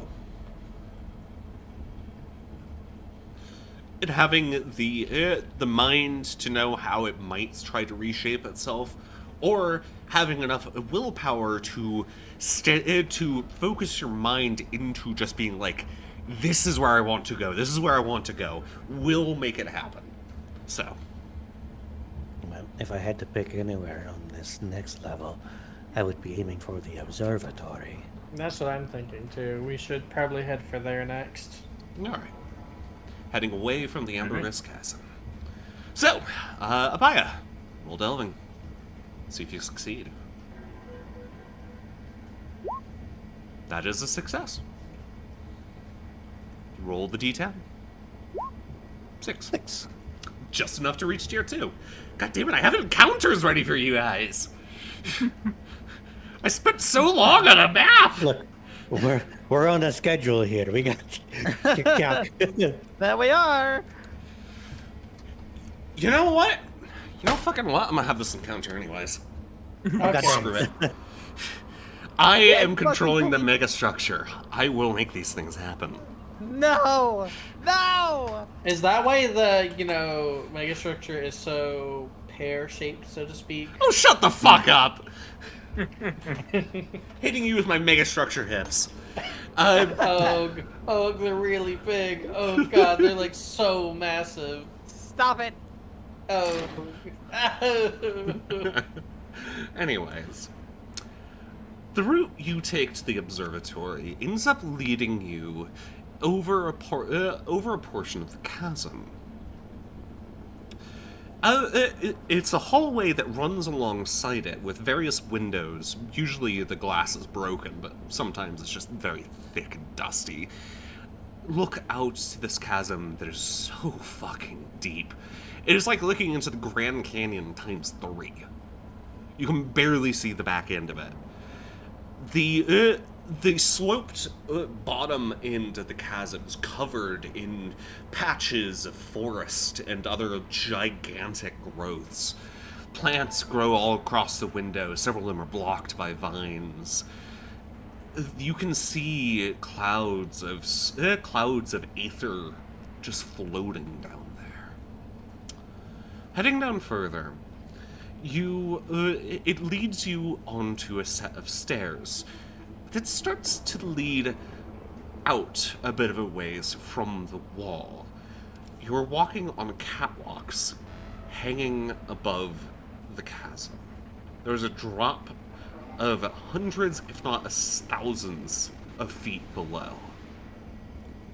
And, because goddammit, I want to use this fucking map. It is such a cool map. You have no idea how much restraint it took for me not to immediately trip a character. Oh my god. Oh no! You notice something off to one side. There is a branch of the catwalks that lead... don't eat. Unless... I mean, I guess you could. It's up to you. I would say save it for comedic moments. Yeah, save it for comedic. Yeah. Don't try to kill the party. I would overrule it if it ended up being something that would get someone killed. But if it's either for comedic purposes or for specifically messing up a not too serious role. Yeah. Yeah, that's what I would.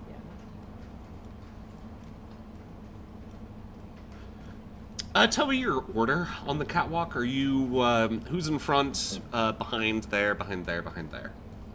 Considering yeah, probably Abaya, and Lucretia's in the back, obviously. Yep.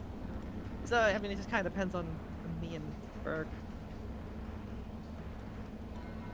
I mean, since Viz wants to be face tanking all the time, I guess Viz can be in front of Burke. Alright. Grumble, grumble. As you're walking down the path, you see this offshoot where a large gun turret of some sort branches off of it.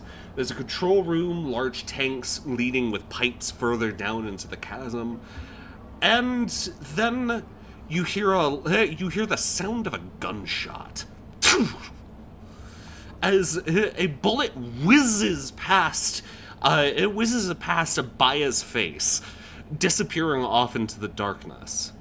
And what you see is this. Large stretch of catwalks leading off. Oh my god. But you see, on top of the gun turret, is a gun? You did Yes. turn them in. Oh yes, my god. I did. You actually did. This thing looks vaguely like a gun. It stands on two chitinous legs, as the end of its barrel steams, as well as where the magazine should be, at least part of the magazine. Little feelers at the end of the barrel twitch and shiver. The tail has the shape of a stalk at the very end, and a single compound eye glitters on the scope.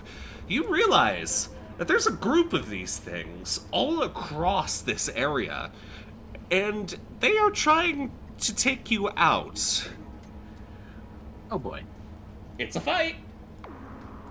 Wow, this is actually perfect. Because two things. A, Sertia has her shield, which I believe gets her. Crap, I'm not sure I wrote it down. Is it the solid shield, like the polymer one? Yeah, it's the energy shield, which deflects ranged attacks specifically. Right. I asked you about this because I can't use Yep. it in melee, Yep. but it's good for It range. gives you +4 toughness when it comes to range. Yep. Yep, +4 toughness, and also I talked to Yui. Burke is just so bulky that he, Sertia counts as partial cover when in the armor. So here's the problem: you're further behind right now. Yes. However, we've established before that as long as the characters are conscious, we can move past each other without trouble. This is true. Maybe not that one. So I just gotta get to the front, and then I can basically guide us forward as long as people take cover behind me. We'll do this one. All right. You guys are Where's under the attack detective? by the... Oh, God, I forgot to put the detective on the map. Duh. Also, The slightly detective got lost. We look over to the side, the detective just going, ah! Can you turn it down a little bit? Sure. Thank you. The detective is following along on one of the other catwalks. As soon as the firing started, he quickly hopped over to it. All right, let's start pulling some cards. Oh my God! I got the God. Joker. Oh shit! Viz King. We got Sertia with 5. Oh, another king for What? That's for That's so Lucretia. great. That's fantastic. Right when I'm like, oh, I should probably, be able to move in front of everyone. Oh wow! Detective got a 5, and the sniper beasts, as they're called, got a 7. So, Abaya, you can choose whenever you want to go, and you have a +2 to all your rolls. What you doing? Oh And my don't god. forget, you can also interrupt an action with the Joker, I believe. I This is am also true. going to go ahead and go first then. All right. As Abaya immediately breaks out into a run upon nearly getting shot in the head. Yep. Moves his pace.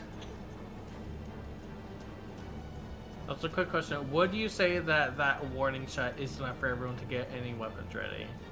I would say it's good enough, yeah. Okay, because if that's the case, then yeah, Burke has the shield and revolver combo out. Mhm. And once he's up here, Abaya is going to withdraw his stun gun. And zap. Well, I mean, it does hit. Roll for damage. There is no damage. So after a target is hit by the stun gun, it must make a vigor roll.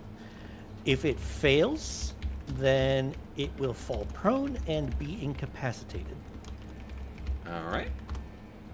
Well, it's time to roll vigor for this sniper beast. As you Are there any run, modifiers? I doubt it. This particular sniper beast lets out a hiss from its barrel, the feelers on the front of the barrel clicking and clacking. You watch as there's an arm on one side that pretends to load a bullet in, and you hear this kind of fleshy sound as something inside of it moves, and then the arm pulls out still holding a bullet. It's pretending to reload. For some reason. No, that isn't a success. Yeah, no, it is stunned. No, it's not stunned, it's incapacitated. Incapacitated. Is it like temporarily So if this is incapacitated? an extra, that actually removes it from combat. Oh, Jesus. Yeah, no, they're definitely extras. Well, okay. We'll just mark it like that, I guess. Okay. Anything else for your turn? No, that's it. All right. Next one, reverse order. So that would be Viz. It's Abaya okay. using the target practice well.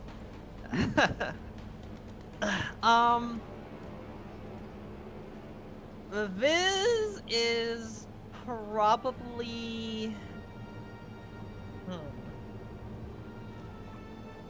I don't want to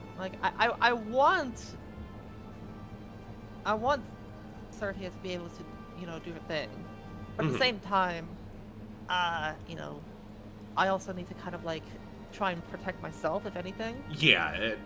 Now, with one incapacitated and unable to fight, just kind of twitching on the ground, kicking one of its legs, there are still 5 sniper beasts. And they're much further away than that one. Yeah.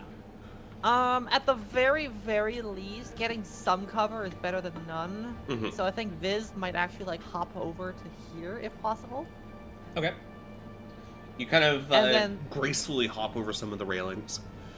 Yeah, and then try to hide behind this piece of machinery to at least hide from these two over here on the left. It actually appears to be some sort of control room. The here indicator, which I now realize is back. No, it's facing right. No, it's not right. Correct. Is next to the front door of the control room. Although it looks like it might be a little bit difficult to wrench open. Okay, so you move there to kind of give yourself some protection from those ones at least. Yes. Interesting note. That is an interesting note, actually. From where you are, this tree at the very far end is unusual compared to everything else, all the other trees you've seen. It glimmers with etheric light. It's something about it is strange, and it is also grown unusually. It is thick, it is old. It is probably one of the oldest trees around here. Might be worth investigating once this is all done. Yeah, if people don't die from aether exposure. True! Alright. You know what? I actually am going to try and use my salvage blade to try and, like, break open this door. So at least we have some potential more cover. What would I have you roll to do that? Probably just an attack? Yeah, just fighting, right? Yeah, just make a fighting check, please. Fighting. Oh, 14! okay, you definitely cut into it. Roll damage. Yeah, no, it's, you cut the door open. Okay. Alright, well, Viz, you know, gracefully hopping over the railing to get to the other catwalk, sees there's a door in this, like, frickin' place here, pulls out the salvage blade, sizzle, sizzle, sizzle. Alright, door's open. Gesturing for everyone to run inside for cover. Alright. And that'll be my turn. Alright. Then the next one will be Lucretia. All right. She is also going to vault over the railing. Let's see. 1, 2, 3, 4, 5, 6, 7. All right. So you can make it to here. Alright. Unless you want to run. Yeah. I mean, she's kind of want to run. Because it would be funny if she got up here and just punted them off. It's gonna take some sprinting. Yeah. You would also have to do that under fire from all of them. And So it might be wiser to get into the control room first. You can cross those struts. They're at the same level as the catwalks. Although it is going to be a little bit dangerous because even a drop to those what seems to be some sort of fuel tank below is still like a 100-foot drop. These ones down here, you mean? Mm-hmm. I see. I spent a long time getting this map to look good. Yeah, it does look great. God, yeah, I wanted to use it because it's not even the main map. it looks really good though. Yeah, you're very right.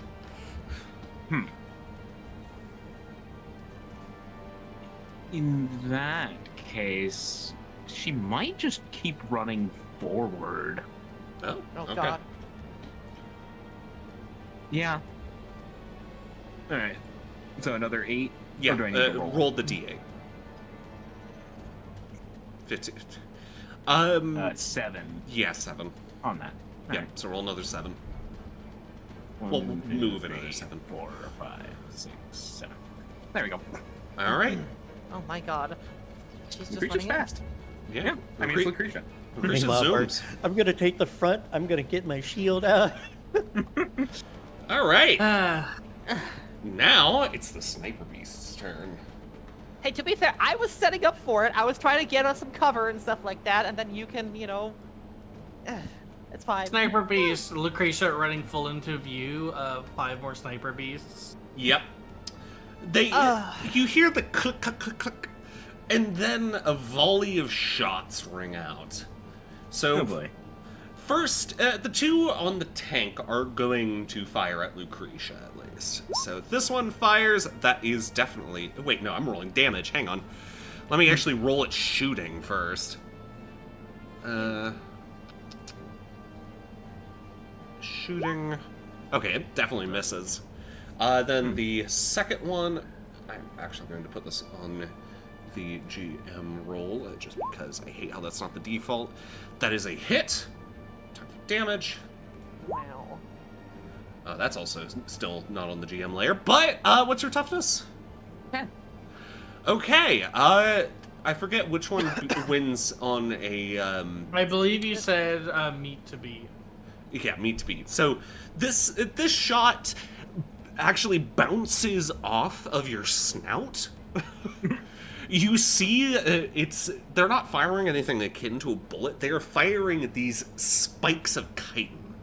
Just this deep purplish spike, freshly formed, that snaps on your snout and goes tumbling through the air for a moment before clacking into the wall of the turret mount behind you.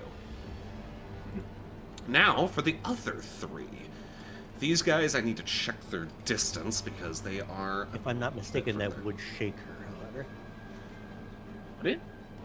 If you have the toughness of 10 and it deals 10 damage, then yeah. Because meat to beat. That is true. Yeah. Yeah, so you'd have to... I know you have your ability, so assuming you can do it basically any time, It you has would to be be on her using turn. it up here. Yeah. Yeah. Oh, it has to be on her turn. I'm pretty to sure. automatically shake it off. Yeah. Let me double check it. Let's see. Free action per combat Right. on your turn, yeah. Yeah. Yeah. So you you're are shaken currently right shaken. now. All right. So now there are 3. That is 3, 6, 9, 12, 15, 18, 21, 24. Okay, so they will be making the shot at Viz with a -2 because you are at their further range.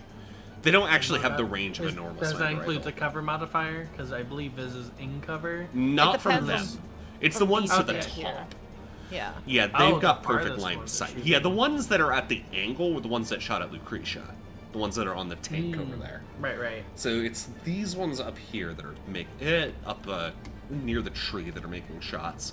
So this one will be at -2. Oh, that is a hit.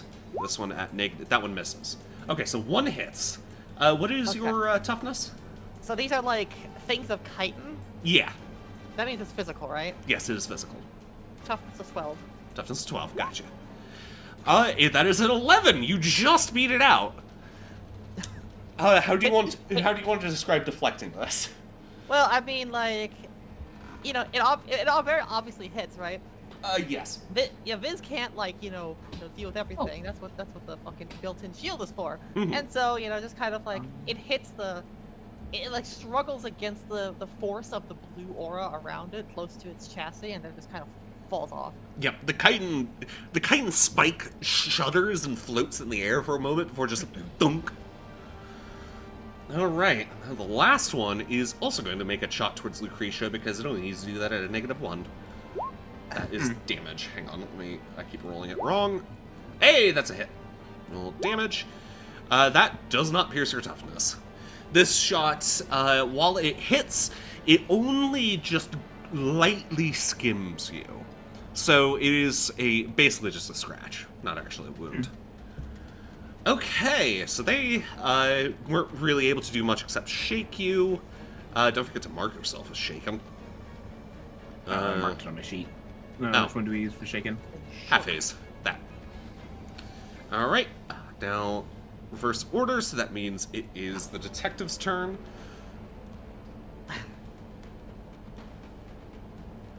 Detective runs over. What is the range on his pistol? Not long enough if they can't reach it. No, probably Yeah. not. Like, Bert could probably take shots if he took out the plasma rifle, but we got the shield. Yeah, he does not have nearly enough range to actually do that. So, he is instead going to dash. D6. 4. 2, 3, 4. There's a set of stairs leading up into the control room, so he starts making his way up that. Burke! Alright, well, I have 8 moves, so 1, 2, 3, 4, 5, 6, 7, 8. And I'll move up here with my normal movement. Alright. And let's see. There you go. Nice. Let's see. So these guys are 22, that's 27. And I can't. You would not be able to hit those. Yeah, there is a solid wall between you. There's like a set of stairs that leads up to the actual control room. So if you want to shoot from the control room, you need to step up into it because it's raised. All right, if I recall, let's see, firing from middle range is just a -1, or is that a -2? -1. I'm okay, pretty just sure. -1. Yeah. Either way, I'm rolling it as -1 for now. I might be wrong. Somebody wants to look that up, that'd be cool. In which case, these two are within Burke's range, so Burke will fire a shot or revolver at them, and it'll be -1 because they're still just barely within mid-range. Which one are you taking the shot at? Left or right? Left. Okay. Roll your shooting, see if you hit. That is definitely a hit with a raise. Roll damage. 5 plus another 8. I did. Yeah. Describe how you line up this shot. I mean, I just probably say that Burke charges up, has a shield ready, and has like the shield in front, and then kind of uses her hand that's kind of sticking out just a little bit as a sort of stabilizing rest to rest her wrist on. Mm-hmm. It takes aim with a shot and just fires the single heavy round. The shot whizzes through the air and smacks this thing right in the underside of the body. There's a sploosh of purple brackish blood as it crumples to the ground, screeching out in this insectoid way. It kind of wriggles around the ground a moment before falling limp. Good shot. Yep. And that'll be all Burke does. All right.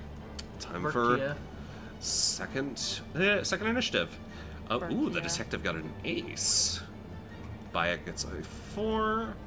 Oh, God! Burke got a joker. This got a Nice. 2. Before you move on, could you allow me to do something? Before who moves on? The only one named Searcha. Oh, I didn't hear the name.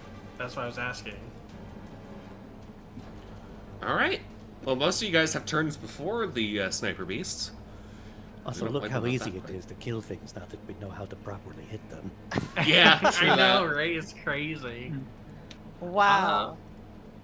If that's the case, I'll reserve my turn because I do believe that once I do use it, I'll have to use it. But I can't just stay in here. In worst case scenario, I can probably just take a necessary shot. But yeah, I'll reserve my turn just in case I need to interrupt someone's action if it looks like it might cause problems. All right, then it's the detective's turn. The detective heads up into the control room, and you hear the. You can watch from the top of the stairs as he gets ready and steadies his shot. So that is... how did you guys use them? Oh, right, that tool. 10, so that'll be a -1 for his little pistol. He steadies his shot and fires. Bah! Oh, yeah, no, that's definitely a hit with a raise. Time to roll for damage. Yeah. Jesus. You guys are gonna wipe out this fucking fight before it even really starts to do anything. This one explodes. The bullet hit it right in the scope, aka its head. It lets out another screech, its feelers twitching in the air before it falls backwards and slides down the side of the tank before disappearing into the chasm. Alright. next shot, well, next turn, I guess, is going to be Lucretia. Yep. Once again, there is the puff of steam. You are unshaken. Yep. And once again is going to sprint down these catwalks. All right. Clang, clang, clang, clang, clang, clang. Yeah. 3, 4, 5, 6. Just a little repeater slug thrower pistol. There. And then, yeah, I'll have to sprint again. So another D8. Mm-hmm. 5. All right. 1, 2, 3, 4, 5. Darn. All right. The one on the That's side, it. fair enough. All right. I Well, hope this you don't guy- start getting like massively irradiated over there. Hmm. Well, I guess we'll see what happens, huh? Mm. All right. Next turn is Abaya. Right, Abaya's going to circle around, duck into the cover of the control room himself, Yep. and then he's going to lay a hand on Burke's armor.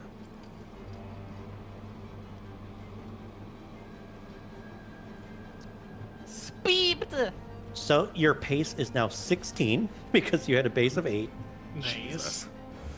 and because I got a raise, your running is now a free action. Oh my god. Oh. Oh, so Bert can just get over there. That's good. Yep. Fucking Now you can zoom. All right. Well, the moment you're done, I'll take my turn then.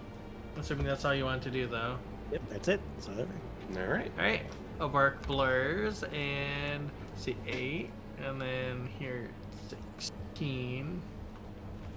So it ended up over here. Clang, clang, clang, clang, clang. Because And again, all of that running weight, is a free action, so it doesn't count for your multi-action. all that weight is shaking the catwalk. One of the railings just falls off. Oh god. That's fine. And then do I roll my pace die for the Yeah. run? It's doubled, so it's a D16. Is it? Is that how that Yes. works? Oh wow. I don't know why you rolled that. Just roll to hit. That's for the Yeah. normal pace. Roll D16, which is insane. 9. So you get another 9 more squares. Alright, yeah, but I'll just go over here to stop in front of Lucretia to put up the shielding because I don't want Lucretia to get Destroyed. just destroyed. However, let's see. Ah, you're still within range. You're in my weak spot. And Burke's going to get in front and quickly spin to try and take out that one before continuing to cover Lucretia. Let's All right. see. With the heavy slug. Oh my god. Yeah, that's a hit. I like to imagine that it's basically just John Wick just turns around, just bang. How the fuck? I should You have put two more. D6s on that. D6 for the wild die, D6 for shooting. You roll a 15 and a 22. My god. You have a So 5 here's Oh damage. my god. Ah! 28 damage. How do I you want this actually thing to be haven't- annihilated? I do like to imagine that due to the crack seal, slight agitation from the spellcasting and Aether by Penelberg, the bullet's actually infused with, if you look closely, what seems like red lightning. Burke shoots the shot and it just kind of blows up with a crack of thunder. Oh my god, yep. There is just bits of it left. There's not even a screech.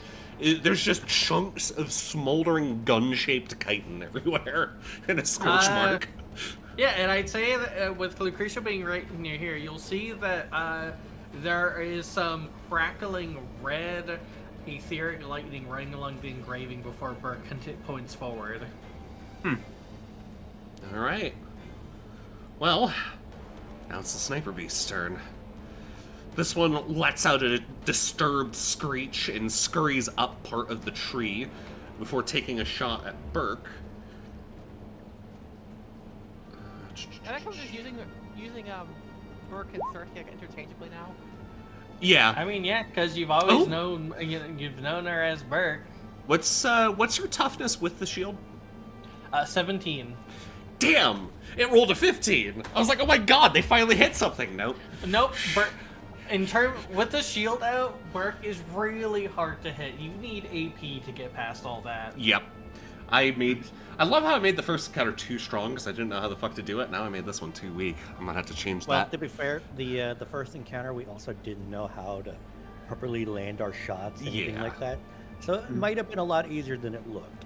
Yeah. I do think that ultimately now, like, yes, the numbers were still overwhelming, but we probably would have been able to handle it better if we knew the rules better. Yeah. Also, this here does still pose an interesting challenge because we don't have much range option. Mm-hmm. So, Especially the Don't worry, Burke has it. This thing fires off a shot that was very accurately aimed for your head. Despite the fact that these things are imitating sniper rifles, their shot is usually relatively accurate for a sniper. Problem is, the shield actually stops it. You watch as the spike gets wedged in the shield. It is just floating there. Is that, or depending on how close it is, she just parries it. Or that. Catches on the shield and throws it off and just sends the shot ricocheting somewhere else. The second one before firing is going to let out this loud screech that echoes through the chasm. Something responds. Oh boy. And then it takes a shot. This one is going to be at Lucretia. Problem is, that does not hit. So the last two surviving sniper beasts end up missing their shots. However, at the end of the turn, something will... at the end of the round, something will occur. Yes. Alright, this time. Well, yes, let me do all the things I can do. Checks and notes.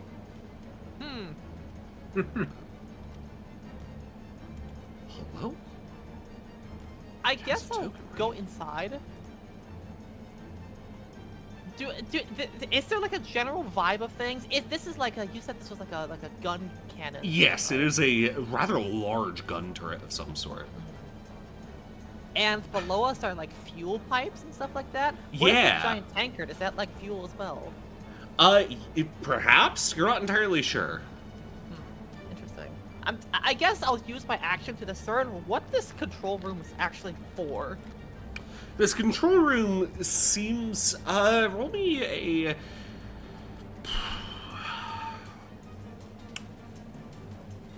Electronics or notice? I'll do electronics. Frick! I'm gonna Benny that. 4. 4. It does seem to be it is a two-part control room. The left side of the room seems to be focused on controlling the pumping of... It just labels itself as fuel. You're not sure what type of fuel it was, but it's just labeled as fuel. However, on the other hand, the other side is for the gun turret. Yeah, that makes sense. Yep. Okay. Honestly, I'm just gonna end my turn. All right. I think those two over there probably have it covered. Okay. Well, as the screech echoes out into the darkness, you hear the calls of other things in response. You first hear other screeches as two more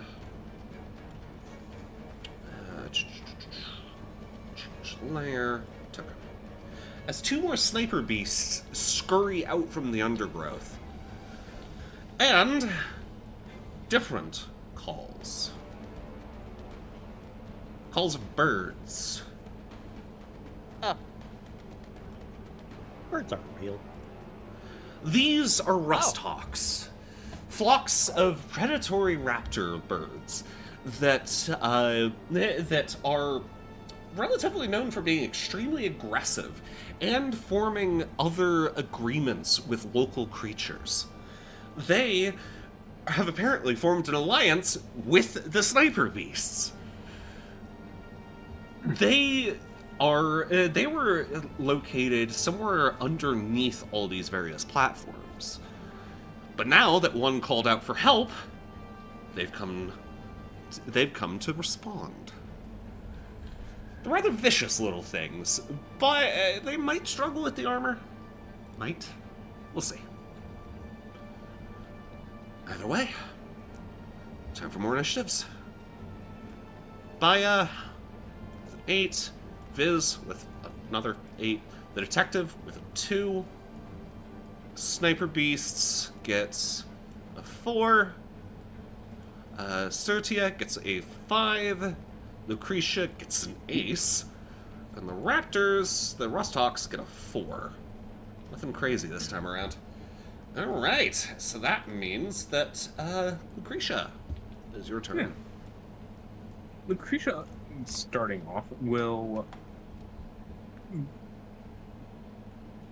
basically kind of shimmy / shove their way past Burke. Uh-huh. Run over here and pick up the corpse of this thing. Okay. It is very, just- like, sharp. It's got a lot of pointy, sharp, like, spikes all over it. Mm-hmm. Yeah. Then she'll just hurl it at this one in the tree. Alright, roll throwing. 9. Oh my god. Yeah! Okay. Roll damage for a medium improvised weapon. Give it a +2 to damage because this thing is covered in spikes. Oh, yeah, no, it's dead. Oh God. You throw this thing at it, and you just hear this crunch and a screech as one sniper beast wraps around the other sniper beast, dragging it off of the platform and into the void. Excellent. I'm also not sure whether there was an AP of 2 on there. It might have been for a specific thrown thing. Yeah, probably.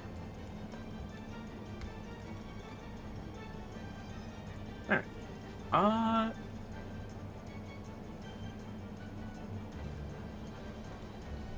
Could she then just yank up like a metal plate from the ground next to her to kind of use as a makeshift shield? You didn't call multi-action. Oh yeah, true. Alright. Yeah, that'll have to be next turn. Anything else? Well, not really anything else. No. Alright. Hang on, I am just adjusting something. I realized I forgot to input the toughness on the Rusthawks tokens. So I gotta fix that. Okay, so the next individual going would be Diamonds. So that would be Viz. Viz, Alrighty. you see these very angry-looking birds launching towards your tower. Now, they are emerging, looking like they want blood.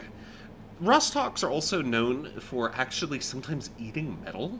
So there is this like dull glimmer to many of their feathers. Somehow they still fly, despite having some metal in their feathers. What a strange usage of aether waves, and how they become like fae.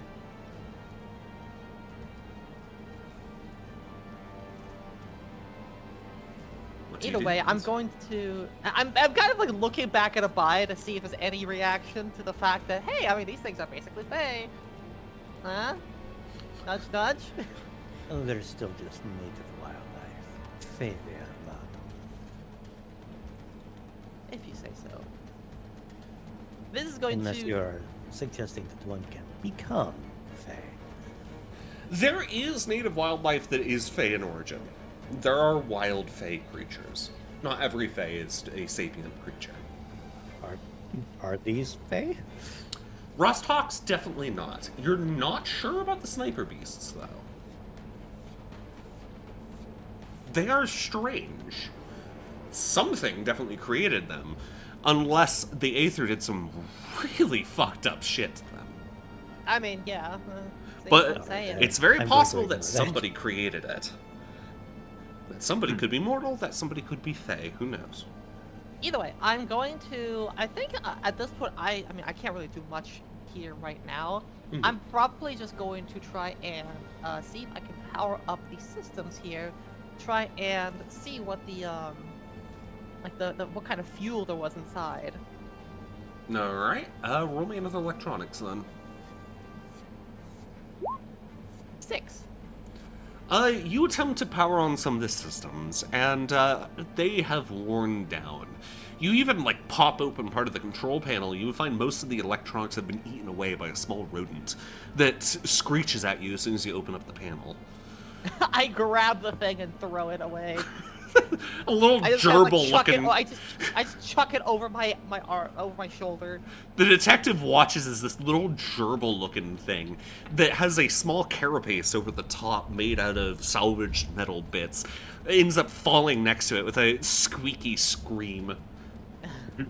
What are you doing over there? We're in a fight! What is that? If I can't really utilize anything like if I can't turn it on or anything like that, I'm probably just gonna start ripping it apart for parts so that next turn I can construct something. All right. Yeah, you can't exactly turn it on. Yeah. Okay. I'm just gonna start tearing it apart for parts, especially because like I'm still hoping that there's a good amount of electronics around. And Oh, yeah. Not everything can be eaten by a single rodent. Yeah, no. But there is some. Okay. There should be some useful stuff to at least jury rig something. Mm-hmm. Anyways, Abaya. All right, so Abaya's going to get out, go up here, and right here, he is going to drop a stun. All right. Oh no. That And it doesn't work. fails. Yep. How does the spell? What does a failed spell look like? You have bennies. So it's not. I only have one. I'm going to save it Oh. for something more valuable than this. Yeah. I say that, but it's also relatively late in the session. So you know what? I actually am going to penny that. All right. Now it's a success. Fuck. Okay, what do I need to roll for them? It's just a vigor check, right? It's just a vigor check. Okay. If they fail it, then they're shaken. Now that one did. Jesus. That one failed. That one failed. Oh, one succeeded. The other one's fall to their fucking death. Upon considering this, he goes, I should have thought about that. Yes, you should have. One starts to plummet for a moment, but steady itself. The other ones just fall out of the fucking sky. Yeah, you do hear these quiet thumps in the distance. Oh, so she has rolling spirit. Oh dear. All right. That is the end of Baya's turn, I assume. Also, that spirit was an accident. I was It's just a- searching through my stuff. I was like, what do I have? I was like checking. It's like, I'll have to get throwing out a level up because I want to do something throwing a grenade, but I'm going to have to give those to Lucretia because I don't have throwing. Yeah, as it turns out, as we have now learned, Sertia is a bird person and feels very bad when a bird dies. Apparently. Okay. Okay, so now that is Baya's turn done. Speaking of Sertia, it's your turn. Well, we got one less sniper beast and 2 birds. Turkey. Berkia. Okay, this is just turning into Nokia. Cirque. So, one thing is that we learned that due to the rate of fire, there's no debuff for taking shots. However, there's a difference because due to how the laser rifle works, I can either make 1 shot, 2 shots, or take 3, but the 3 have to be at the same target. Yeah. And of course, regardless with the rate of fire, it's only 1 wild die, I think, for all of them. Mm-hmm. But what I'll do is I'm going to multi-action, and I'm going to swap out or put away the revolver and shield and take out the laser rifle. All right. So you will fire the laser rifle at -2 when you fire it, but not. I'm sure it's fine. I'll fire at these two, one each. All right, the 2 birds, 1 each. Roll. All right, at the closer one first. All right. That is, well, I mean, it's a hit. Let's see if the damage is No, it isn't. because Yeah, of it's the a minus. Oh, minus yeah, two. -2, so that I do misses. have a Benny though, so I'm gonna Benny it and try again. That- There we that go. hits. Now roll. That's a nice wild. Yeah. Yep, I'll use the wild die for that one, so roll damage. Yeah. Yeah, it's fucking obliterated. It just God. explodes in Second a shot. poof of feathers. The second shot, that due is to a- the -2, yeah, that does not misses. hit. Yep. Scalds a hole in the tank, but that's about it. I mean, Okay. listen, This one one kill per bird is turn the is luckiest of them all. yeah. Well, 1 kill per turn is pretty good though. Yeah. Okay. Yeah, that'll be my turn. Speak All for right. myself, I did 3, and I wasn't even needing to kill them. Okay, so it would be the hearts of the sniper beasts. So the one up the top is going to attack Lucretia, shooting. I don't know why they're called bennies. That's just how the fucking game calls it. That is a hit. Roll damage. I said roll damage. Oh! Lucretia, this one's a lot more accurate than you expected. What's your toughness again? 10. This hits you square in the stomach, sending you staggering backwards. I need you take. Thankfully, I didn't have a raise, otherwise this would have been quite a bit. But that you are shaken, and that is, well, that is a 6. That is 2 raises. That's 2 wounds. Oh, If you have a Benny left, I'd soak it. Yeah, I do, thankfully. All right, roll to soak. Ooh. There you go. That's 2 raises, or that's a 1 raise at least. yeah. So you would. Test and raise. Yeah, so that saves you against 1 wound, I think? I think with the raise, it's 2. Is it? Yeah. Let me look up soaking. Yeah, let's definitely check. Don't Google that. Don't Google it. Yeah, I'm looking at inside the Savage Worlds manual. Ah, yes, a success and each raise reduces the number of wounds suffered from that attack by 1. Ah, damn. So I want to do damage to you all! God damn it! I But mean, I'm even still if yeah. However, because Lucretia is in range, the next time for the shaking roll, Lucretia does get a +1 to unshake True. due to my commanding presence. Now there are Oh. 2 over here at the bottom left. Let's see. Viz! You have some cover, but one of them could still make a shot at you. Okay. So Do it, this pussy. one is going to do it at a -2. That is still a hit. Damage. What's your toughness against shooting? Against these guys, 12. That is a hit. You were shaken. As the shot actually manages to pierce through the shield and stagger you. It puts a nice solid dent in the side of your shoulder. Ah. The other one is going to make a shot. That is also a hit. Roll it. You take a wound. Oh shit. The other one Alright. follows up and lands a shot square into your neck.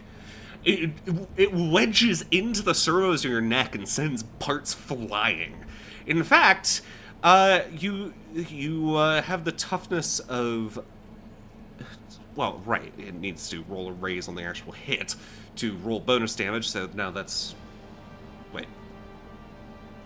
Right, it's a raise on the damage over your toughness, so that is a raise. That's 2 wounds. Because it rolled a 17. You might want to soak that. Ah, sure. I'll give it a go. I'll try and soak it. That's a 7. I mean, that's 1 wound. Yeah, that's 1 Alright. wound. I'll take the 1 wound then. Yeah, you steady yourself, and while there are sparks sparking out of the side of your fucking neck and a sizable hunk of chitin stuck in it, you've taken some damage. That is That's 1 hit, and you were shaken. Although you don't suffer a negative from the first wound because, I'm a construct. Yep. So, Yeah, I just, it doesn't really matter. The only thing that really matters right now is the shaken part. Yep. So the green circle on your token, make sure to put a 1 in there because that's wounds. Oh, okay, yes. Yeah. Birds. Well, bird, singular. Bird. This bird is pissed. This bird just watched all of its fellow birdlings die. Birdlings? Why did I say that? Anyways. Bird. It is going to swoop towards Abaya. It has a pace of 10, so 2, 4, 6. Oh, jeez, Mr. Hitchcock, please. Oh, what's your... Is that a hit? Yeah, my parry is 4, so... Wait, no, that's the damage. Sorry, hang on. Roll fighting. Never mind, it does not hit. Keep re-rolling it wrong. Walks Yeah. angrily at you. Well, it's a 4 and 4, right? So, meets it beats it. It's not a group check. Yeah, it's not a group Oh, check, right. it's just a singular check. Sorry, my Yeah. bad. So this... It squawks angrily and tries to slash at you with its sharp beak. But you just manage to get out of the way. Okay, now it is the detective's turn, and he is the last one here.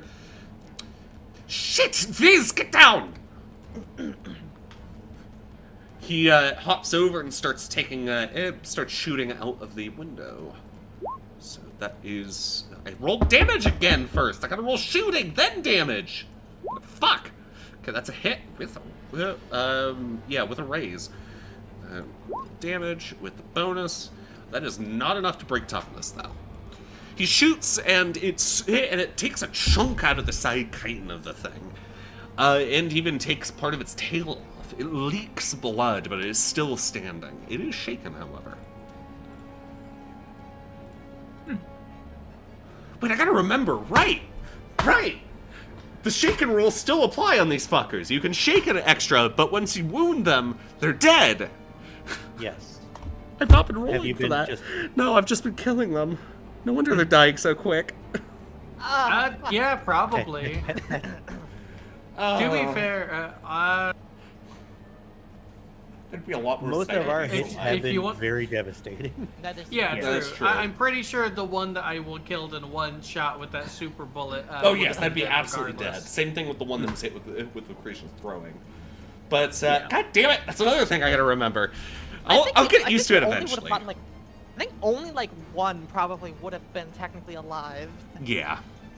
Yeah, So we've been kind of pretty whatever. rough on them. And then there's the one that, just gets taken out entirely. Yeah, because due to fucking stun the gun. lone survivor. Yep.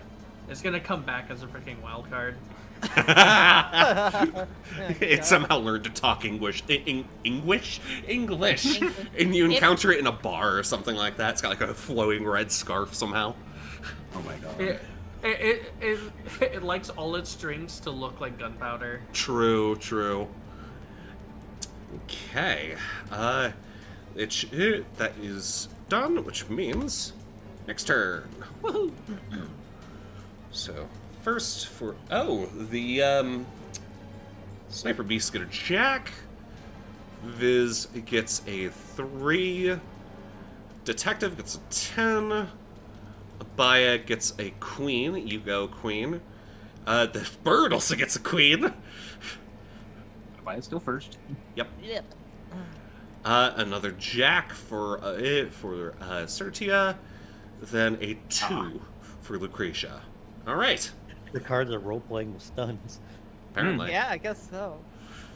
So, let's see. First to go would be, well, it's spades, so, Abaya. Abaya promptly turns and he runs away from the room. That gives it an attack of opportunity. Don't forget. That rule does exist. All right, it's going to make it a... I also looked it up, Yumi. It misses. Yeah. The modifiers for medium versus long range are, in fact, it's actually a -2 for medium range and -4 for long range. Oh, good to know. Thank you. Which is why, if you have a scope, scopes from medium and past that added +2 modifier, so it nullifies the medium range penalty if your weapon has a scope, and then it lessens the long range penalty. So it's kind of working out anyways for the sniper beast because their head is literally a scope. Yeah, like it works for them. I'm just mentioning, like for Yeah. example, like the detective who does not have one. Yeah. How does healing a construct work? Repair It's a checks. repair roll. Yeah. You'll probably have to do that after the fight, though. It is not as Yeah. easy. There are no there's no like instant heal like first aid type things. But as a result of that, you also can ignore the Golden hour does not golden matter. hour rule. Yeah, Yeah. you can ignore the golden Alright, hour so rule, so my, I can just be repaired whenever, basically. So my spells would not No. reverse. Okay. No. In that case, Abaya is, whenever he runs through the door, going to close and hold them closed behind him. He is really scared of that bird. Bird. I'm a pacifist. I can't do this shit. The bird starts scratching at the door, letting out squawks of annoyance, before it is going to fly up, and it is going to... Let's see, can it break the window? It cannot break the window. You just hear thump, thump, thump, as it's trying to get in. It doesn't realize that there's other broken windows on the other side. Okay, now for the jacks. It is spade and hearts. So, spade.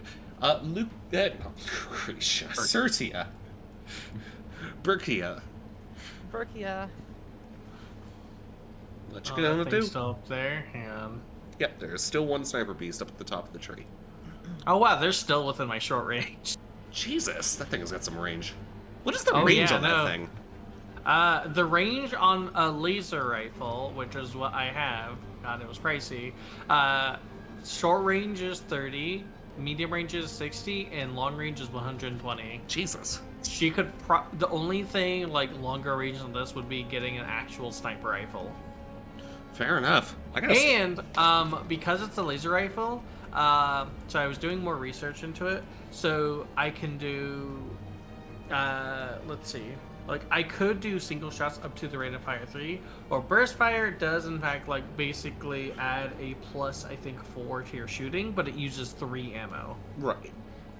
I gotta I'll make have to some look into really it more large carefully. scale maps later, just so you can have Take actually advantage of that. Yeah, take advantage of that. Like the only way to with my laser rifle, it need to be an obscenely large map just for me to get a -2 due to the long range modifier. I've done 100 by 100 maps. They take- 100 by 100 squares, right? Yes. That still wouldn't be enough. I know, and I hate that. Because okay, no, it would put me into long range. Actually, it wouldn't Yeah. be past long range. So, but yeah, we'll see. Regardless, another benefit of a laser rifle is that normally when you fire multiple shots in a turn, it does have a debuff. But laser rifles specifically don't have recoil, which means each of my shots stay pinpoint accurate. So with that,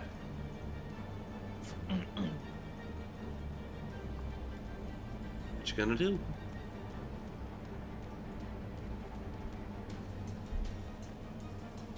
I should have the one up in the tree. Yep. hang on, it smells like something's cooking, and I'm kind of nervous because as far as I know, no one's cooking. Hang on, I'm gonna put a miss. That's only a little worrying. Bo is burning down her house in the meantime. Oh my god, it's because of the fire. You smell something burning? Wow. I guess your lie is gonna become truth in a second here. God, that's genuinely worrying though. I gotta be careful.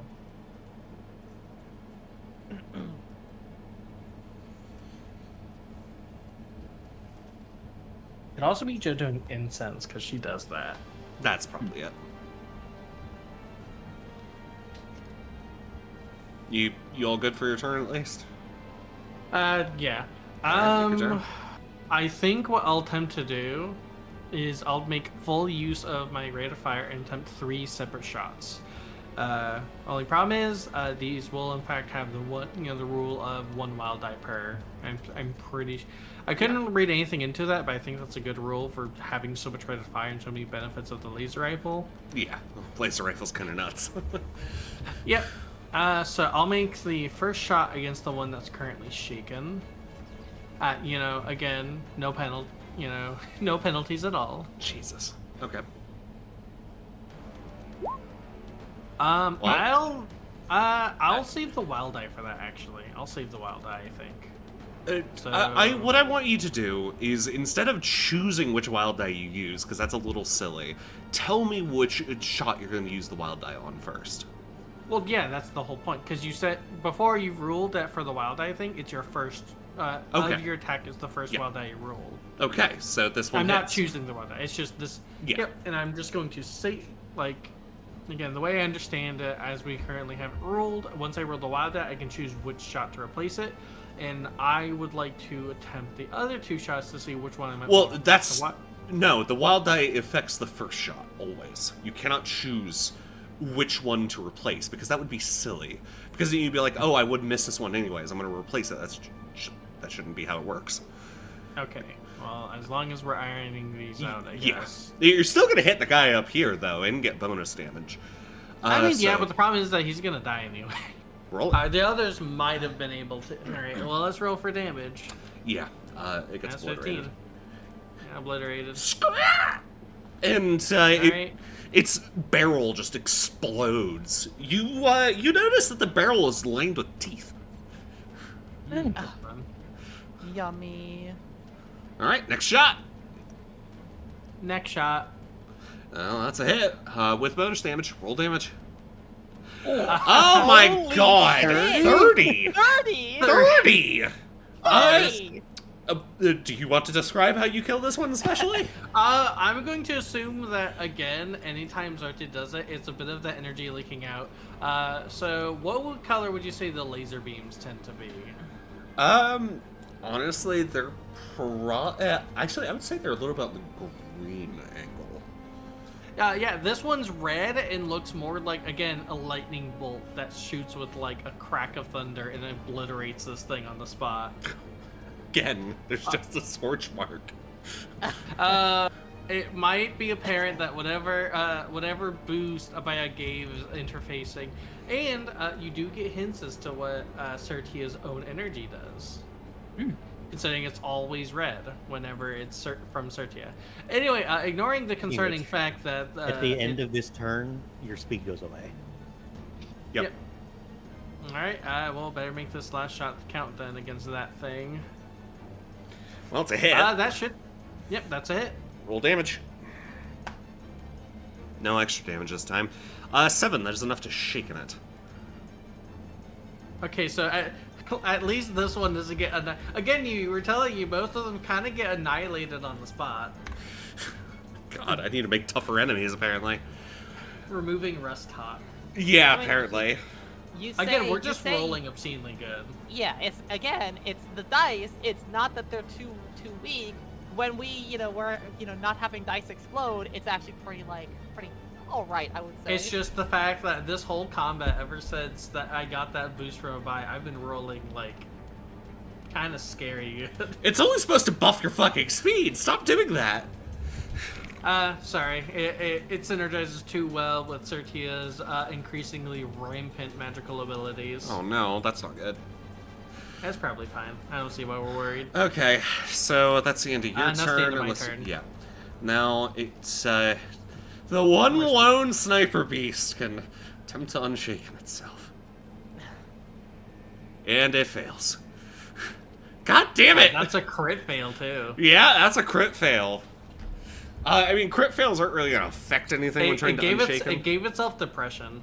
No, depressed gun.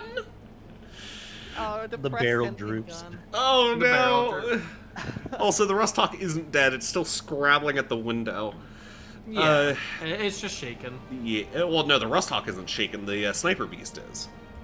I didn't shoot. I They're didn't shoot talking. the sniper beast. The chat. You shot the Rust Hawk. Oh. Yeah, the one near that was the the door. original intention. Okay. That doesn't even shaken that. Never mind. Okay, so You the did- one up here then. Yeah, is that fine. one is unshaken. Sorry, I thought I like pinged it as well because No, I didn't see in that it. General direction. You didn't I didn't even. notice You that. didn't say Rust Hawk. That was the thing. You got to tell me which That's enemy my you're bad. shooting. Okay, so that's I not even pinged shaken. it though. I pinged it a bunch. Yeah. I Well, was thinking. listen, I can't see the whole map all at once. Okay. White hips. Okay. Shifting So- attacks. That means, in fact, that this Sniper Beast can make an attack. Oh no. All right, so let's see. Shooting at Lucretia, that is a hit. Damage. Woohoo! That's an 18. Do you want to soak it? I'm out of pennies. Here, I'll give you one of my bennies. I have Thank 2 you. left. Let's see. Alright, come on. Yeah. It's a 4. Yeah, that It's does a 4. succeed. Technically 6 due to my +2 benefits. Which doesn't really matter. So that soaks 1 wound, which is, well, I mean, that's all it's really able to deal because you have 10 toughness and rolled an 18. So getting That would actually have been Wait, no, that'd 3 be wounds. well, no, it only maxes out at 2. So it would be 2 now. No, that'd be 2 wounds, and then that'd be 1. Yeah, it maxes out at 2 wounds for any attack. You cannot take 3 wounds in 1 hit as a wild card. Yeah, to make sure you can't get 1 shot. Exactly. Because you know. So how it it's should looking get rid back. of 1. Yeah, it gets rid of 1 wound, so you do take 1 wound. Oh boy. We got by it. We can heal it. Yeah, Yeah. this shot hits you firmly in the thigh, and blood starts welling up almost immediately. You little bastard. All right, finally, it actually got the chance to do something. The detective, realizing that there's a bird scrambling at the window, realizing what the hell's going on, is going to spin around and just yells, "Abaya, watch out!" And bam! I'm rolling damage again! Motherfuck, roll shooting! Okay, that's definitely a hit, Jesus. Yeah! Roll Bonus damage damage. time. That is... Well, it does have an AP of 2. So that is just enough to shaken it. He shakens the bird and breaks the window, so now the bird can get in whenever it rolls its turn eventually. Abaya gives him the most betrayed look. Listen, I thought that would kill it! Alright. Unfortunately, the detective isn't Sertia. Indeed. Fool, you doomed us all. Viz, it is your turn. You can Alright, I attempt need to unshaken yourself unshake. first. You can act. Yep. I can act. Alright. So... Wait, I can just act as normal, or...? Yeah. Yes. So unshake. If you fail your unshake roll, it does in fact take your action, I think. But if you succeed, you continue with your action as normal. Yeah, if It's you basically fail, free. all you can do is move. If you succeed, you're able to do your turn as normal. Huh, okay. Alrighty. Well, I'm going to MacGyver my thing then. Completely, completely ignoring it's a the... raise in order to do. Yeah, I thought so, Is right? it? Can we check? I thought it was a raise. No, I'm pretty confident. I thought it was okay. Yeah, no. This is why I was confused for a second. When you fail, you're stuck in place and your turn to skip, basically. When you succeed, you can move afterwards, but you can't take an action. Page And if you get a 77. raise, you can move, or you can do everything as if you nothing happened. That's what I thought. Okay, here. Let me look at this. Let's see.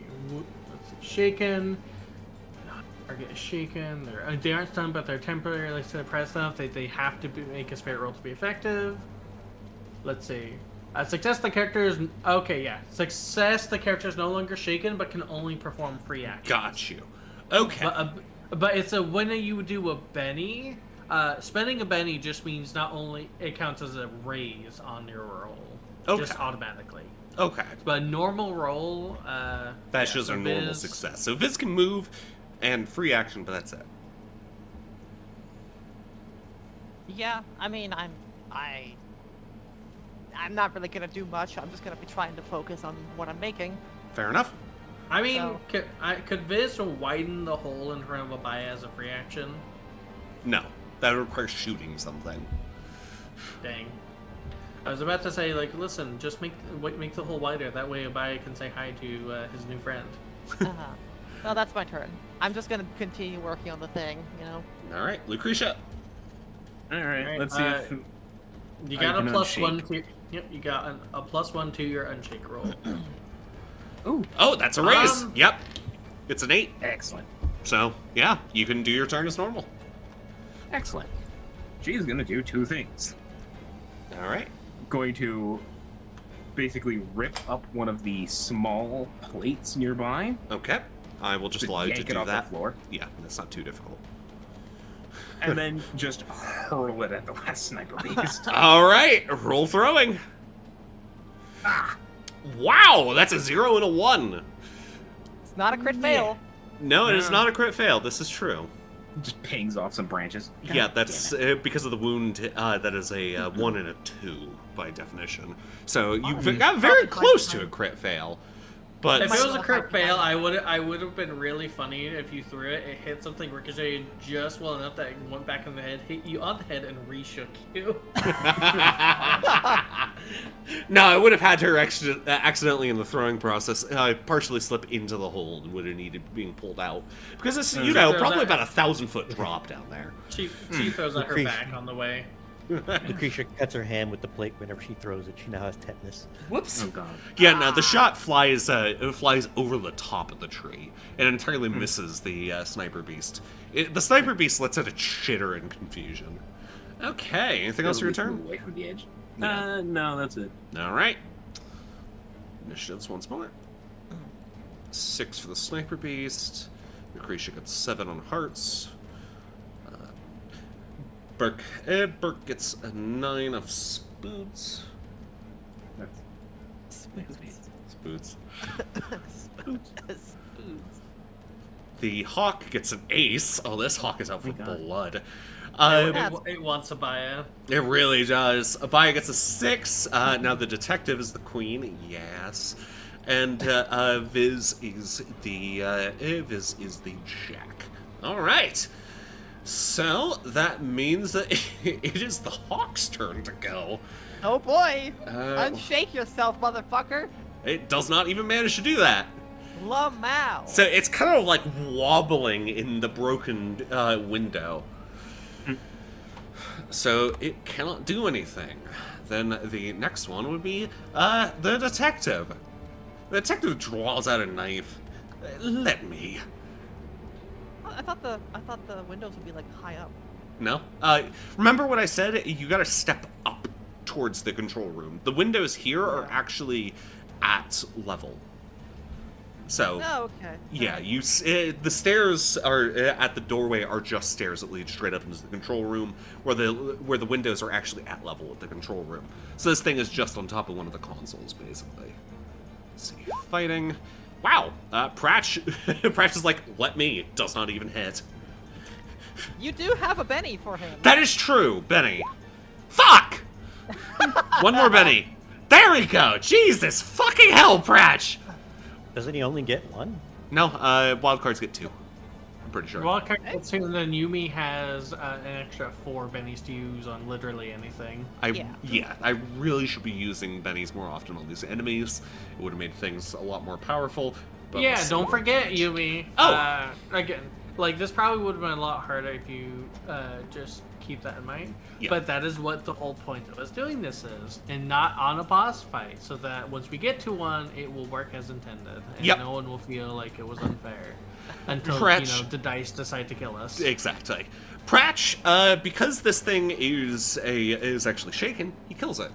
It's kind of wobbling there, and Prach has a mono-edge knife, so this thing is sharpened to an extreme edge. It glints through the air and just thunk, its head falls off. Jabberwocky. All right. I mean, I can probably finish this combat now if, Viz, you want to delay your turn. I mean, this is still going to be working on this little thing.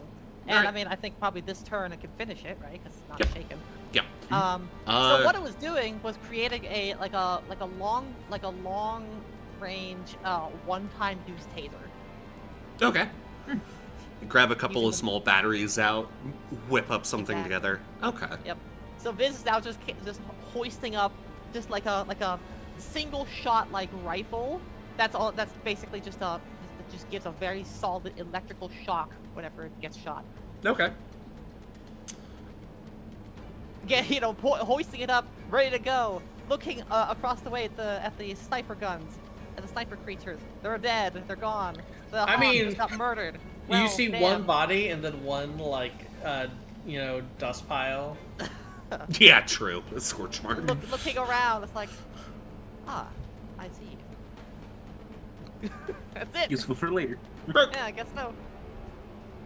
Burke time. Listen, it should probably. I'm going to burst fire this one, and I look up. So it's +2 to shooting and +2 to damage rolls, but it All right. costs 3 bullets and it's only 1 shot. All right, make it. So, +2 your shoe. I'm gonna use my hits. last Benny to redo that. Oh well, that's a Don't- raise. You don't technically Wait, need to. The first one would have hit. Yeah. I mean, yeah, but we're nearing the end of the session. May as well use it. Wow. Oh my for- God. Man, For if only 10 you had damage. Oh my god. It does have +2 armor piercing though. Oh, that is true. That is yeah, that's enough to kill it. Does it actually have an armor score though? Yeah. These things are I covered mean, in everything chitin. has a toughness score. That's how you Yeah. deal damage. Yep. AP reduce toughness. It reduces armor. Oh, Specifically. true. It needs armor. That is I mean, it's true. chitin, so it probably would. Yeah, I would say it's effective enough on it. Should I have been counting the 4 armor I had? Unless it It has an should AP, automatically yeah. be counted, yeah. Yeah. There's the total on the right. Like whatever toughness Yeah, it says like- at the total on under Oh, okay. current. Yeah. Burke's armor provides That takes 8 the armor points in. of toughness. Yep. Alright. So with my bonus, 4 armor, I have toughness 10. Okay. Yep. Okay. Yeah. It collapses, and the fight is finally won. Now we've learned more about combat. Yeah. Oh yeah, God, you want to know another insane thing about the laser rifle? What? Would you like to know its ammo capacity? It's like 100, isn't I it? need to get it recharged, but yeah, it's 100 shots before I need to swap it out. Laser rifles Yeah. are fucking brutal. To be fair, it took most of my starting cash to buy. Yeah. Like, if you look at it, it's not exactly stock, it's a custom model. Just, apparently they cheaped out some components that one time when I crit failed. Yeah. I will, however, after this, Sertia, and because we're kind of alone, Sertia doesn't have the voice mod on. She only has it on once when she's worried. We'll meet up with the group, and at some point, we'll actually ask Viz to check the laser rifle because of the concerning overcharge of one of the shots, and wants to make sure Two it's of the not shots, damaged. in fact. Well, no, one was the Okay. revolver.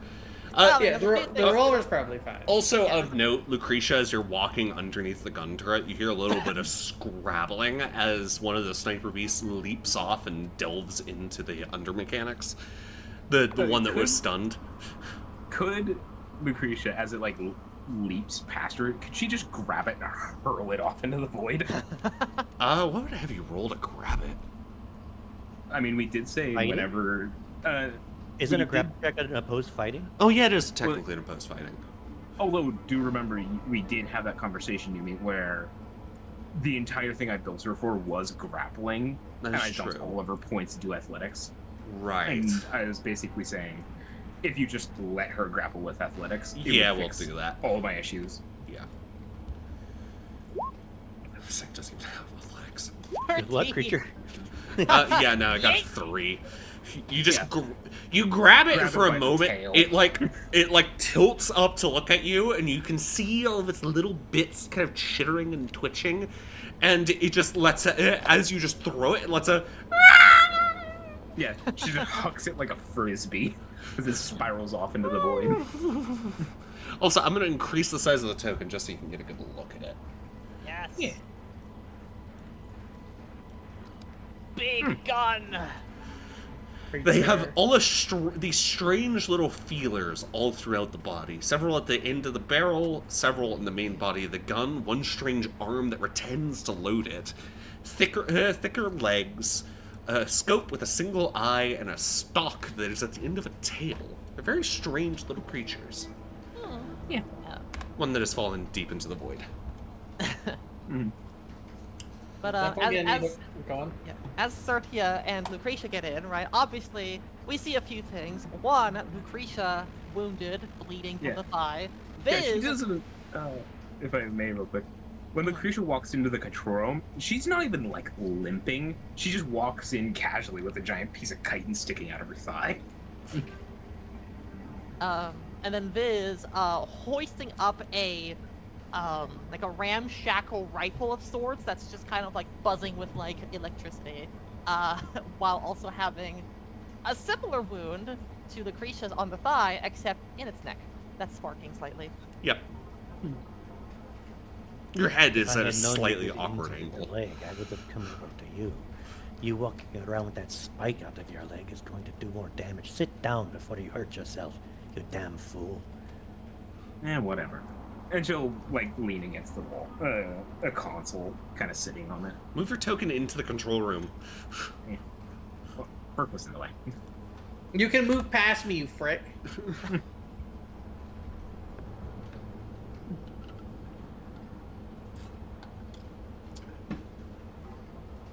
All right, so I'm not sure how quote-unquote natural healing works in the first hour.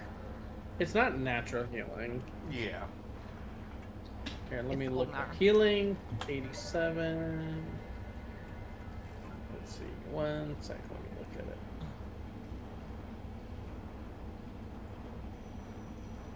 Healing skill can be used to treat any wound suffered within the last hour. Each attempt takes 10 minutes.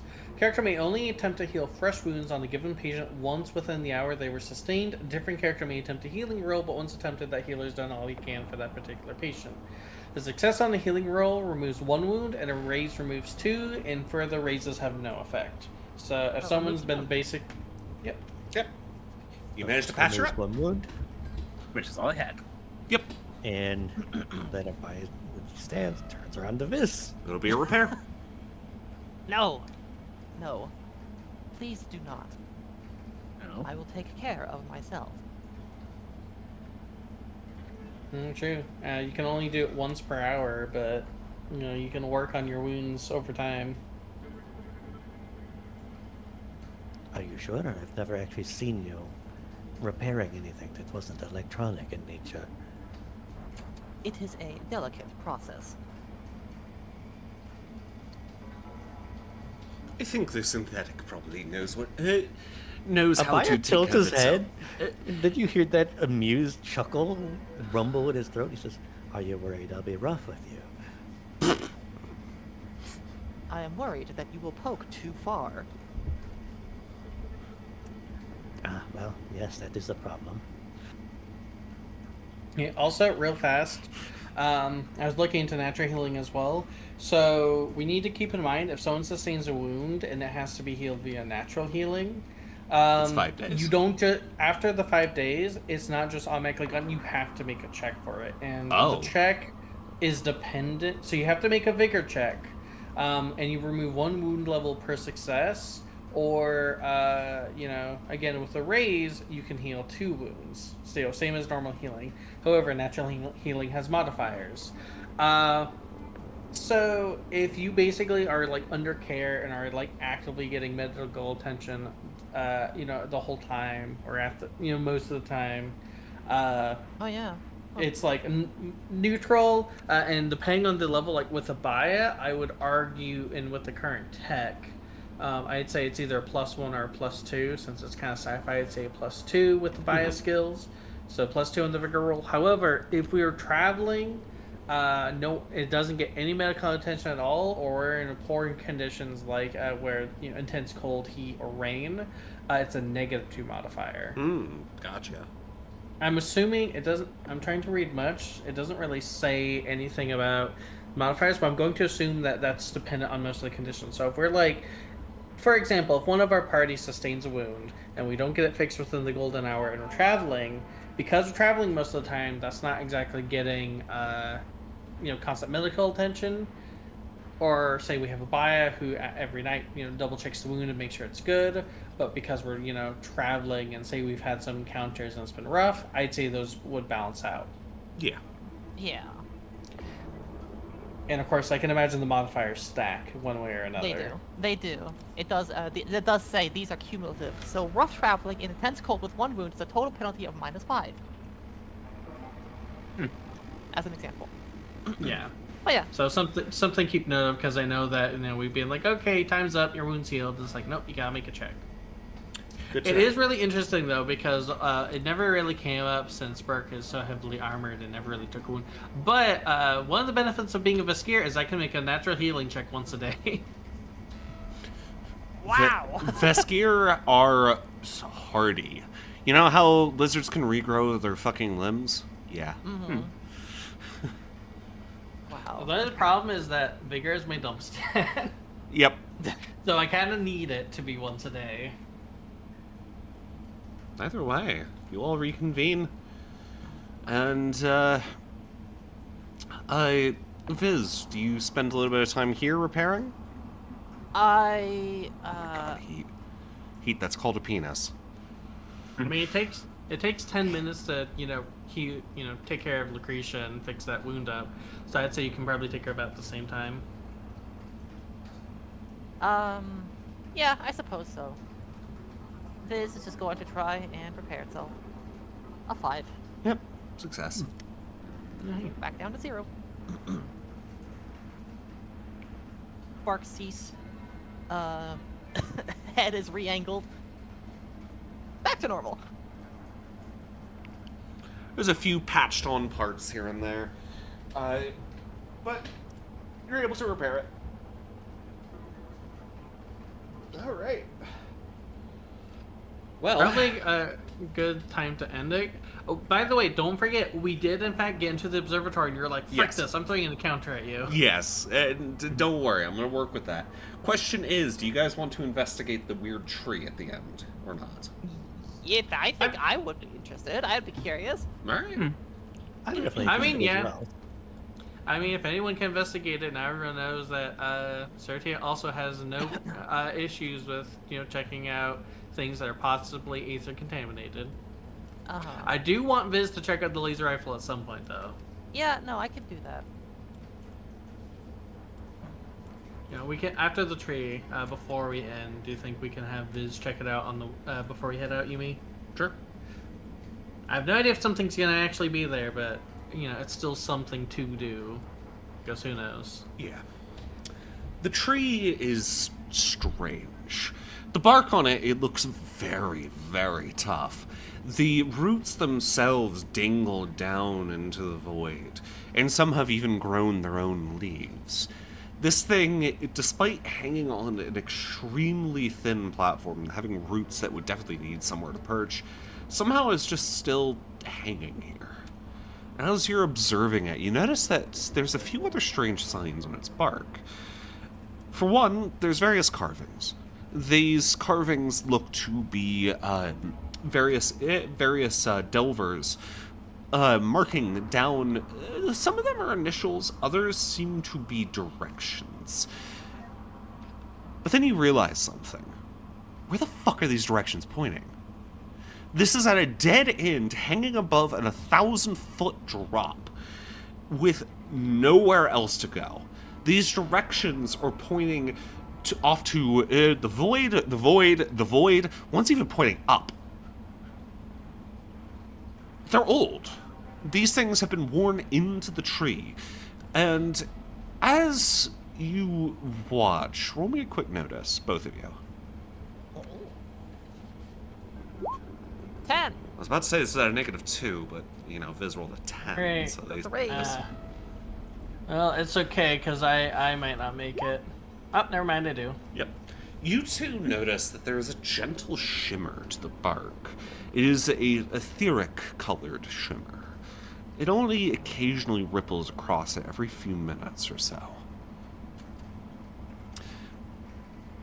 You've got a weird feeling that this tree is not always here. Yeah, that makes sense. Do I get anything for my raise specifically? You know what? Yes. You start analyzing some of the various directions and paths that these things are pointing out, and then you notice something else. Thank you, Windows. Further up the tree, you see other carvings. It's actually a little more than just carvings. You find that somebody has attached something to the tree itself.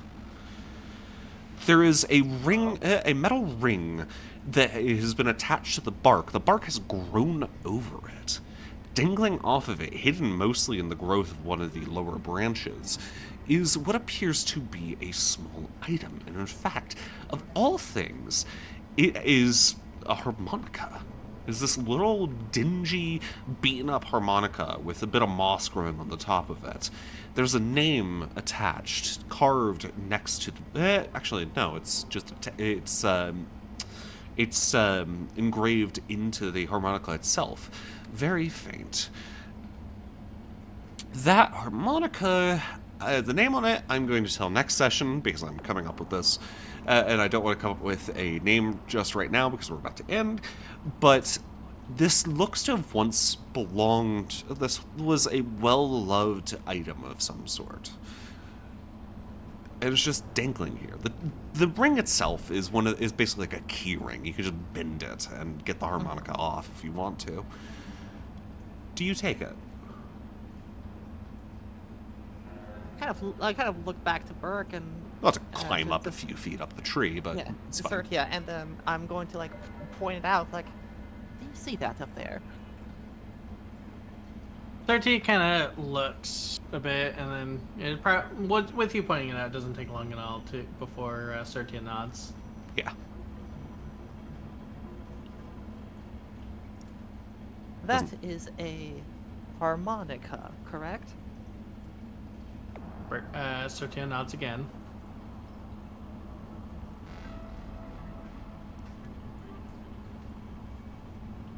I recall this is a popular instrument for travelers to use. Yep, a third nod from Sertia. and then just a faint lean forward. Seems well cared for. I don't understand why it's attached to the tree, however. A memento, perhaps? Perhaps. Shall I go up and grab it?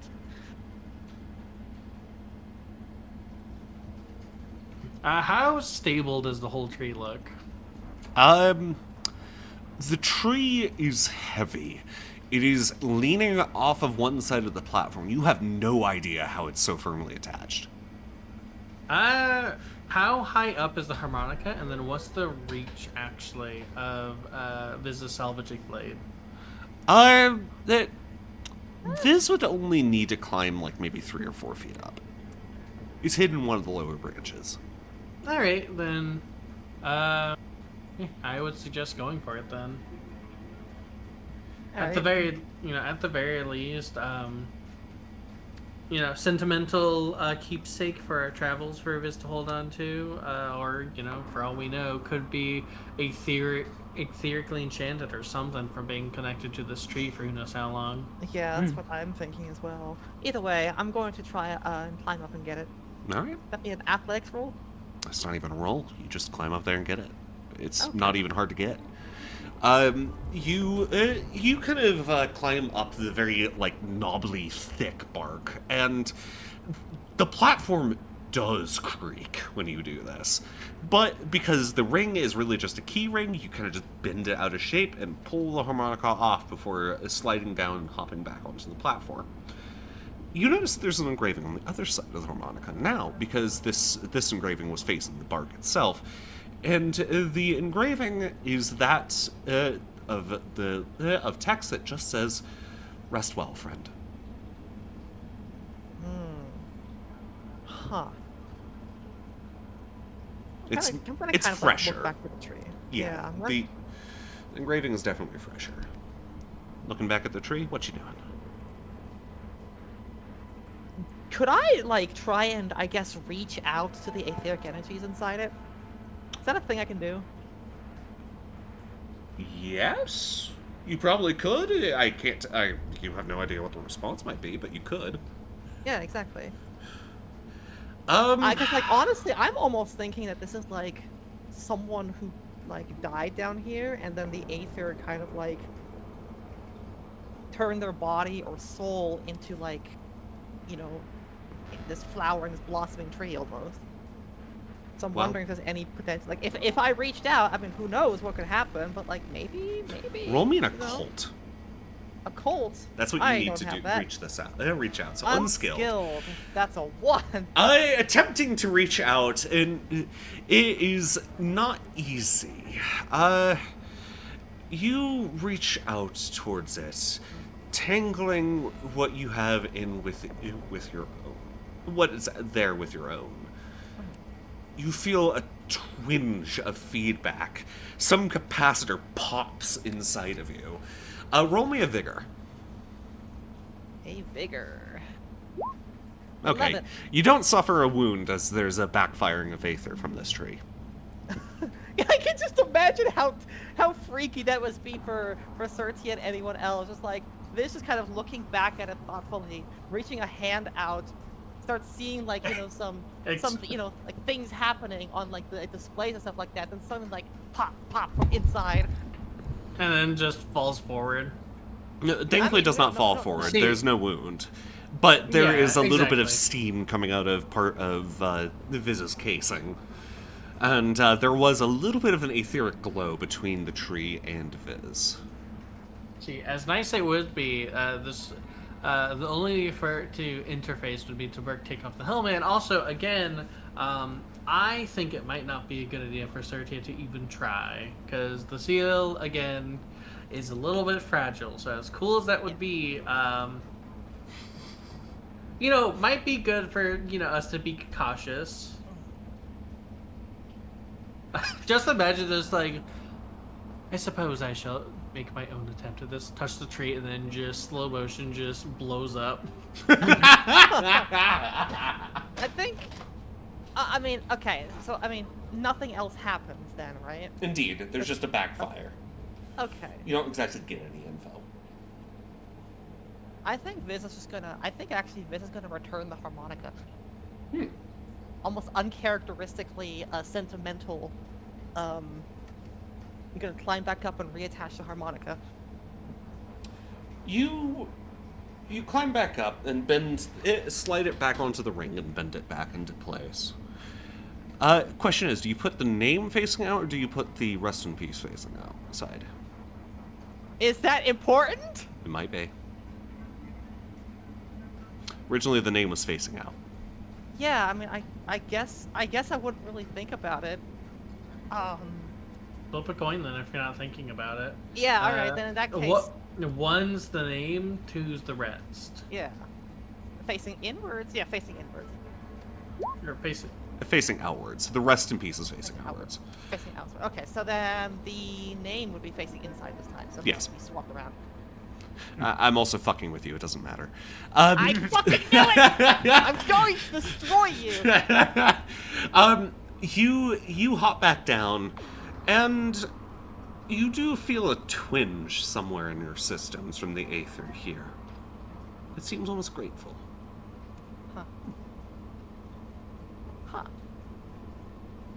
Seeing the harmonica in a state though, because this is something that also there's a very special hard case on Burke's suit. Yeah, so Sertio will just say, "Sentimental instrument, I see. It reminds me." And then kind of rifling around into a very well protected spot and undoing a special edit on hard case. Burke will actually pull out something to kind of look at, which is an ocarina. Oh. Pull it out of the case, and since I told Yumi about this is actually a very sentimental item. Mm-hmm.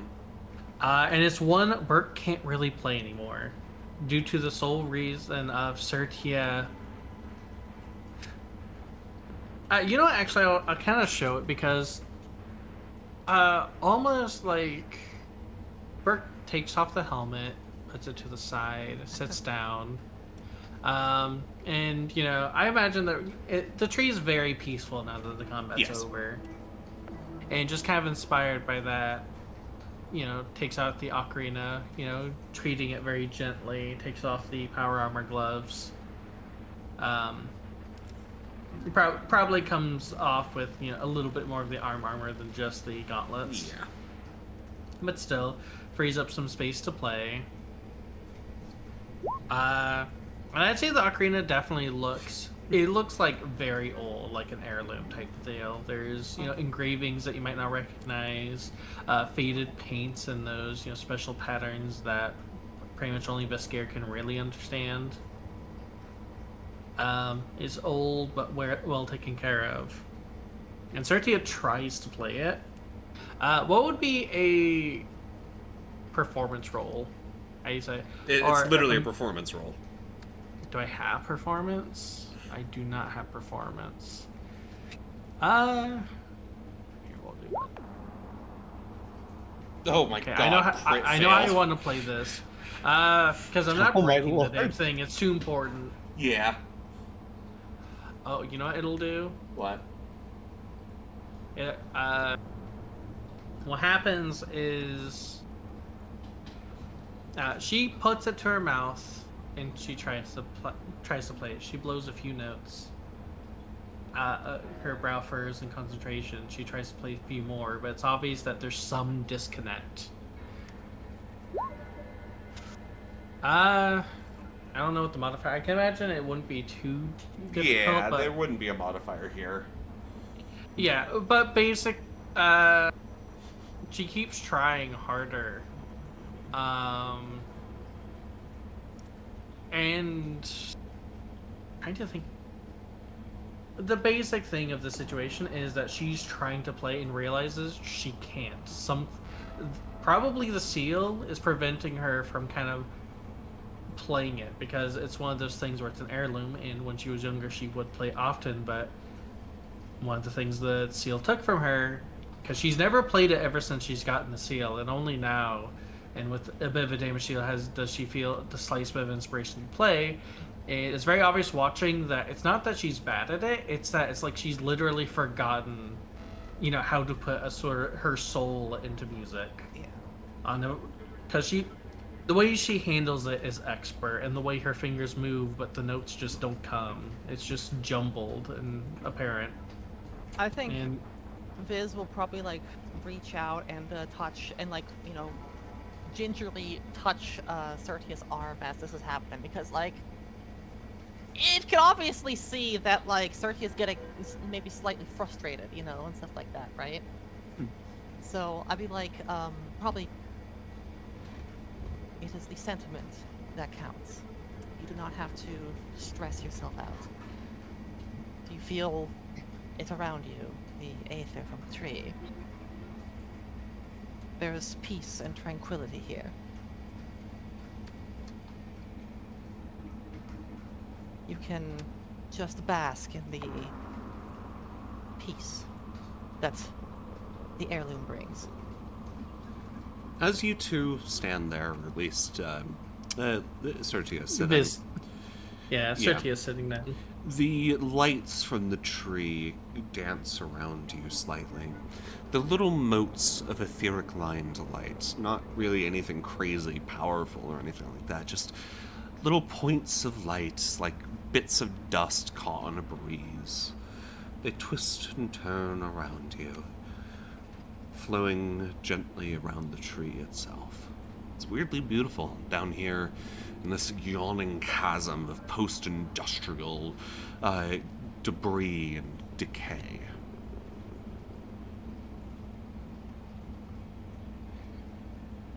After Viz's reassurance, it's obvious that doesn't super help, because obviously,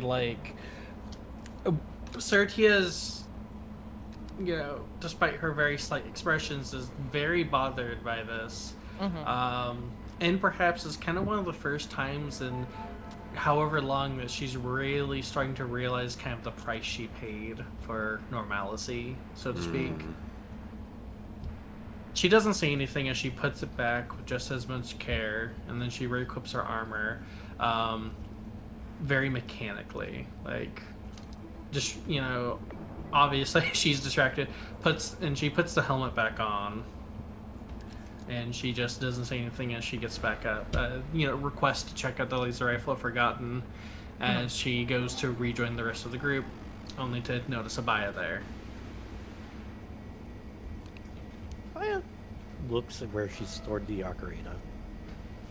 Looks up at the harmonic in the tree. Back to Viz. Turns and looks at the other two. And back at these two.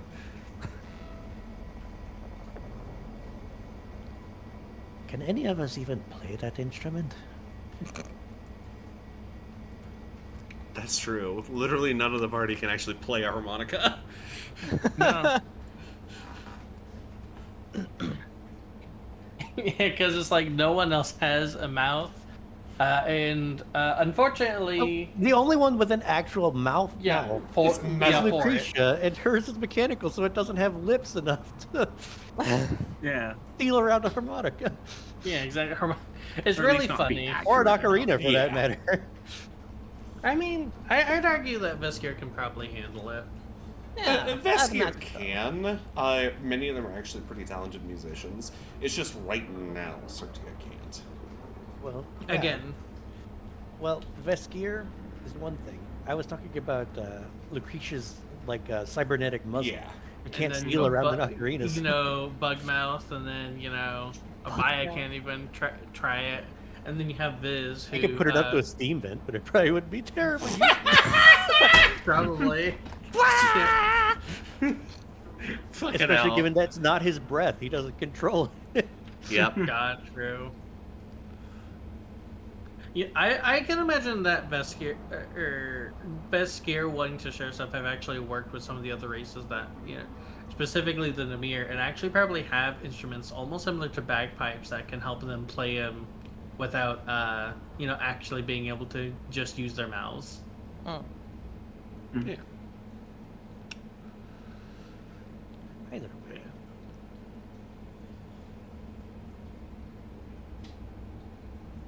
Do not linger too much on what has been lost. You'll find that it keeps you from enjoying what it is you're going to find in the future, which hopefully will be a life without that seal. You don't even get the usual Burke nods as Sertia continues forward. Yeah. Obviously affected and obviously really used to shoving the pesky emotions down. As you walk by the detective, he pipes up, I was really good with the triangle back in elementary school. Anyways. Ah, I see. That is ironic considering how much of a well-rounded individual you are. He gives you finger guns in response.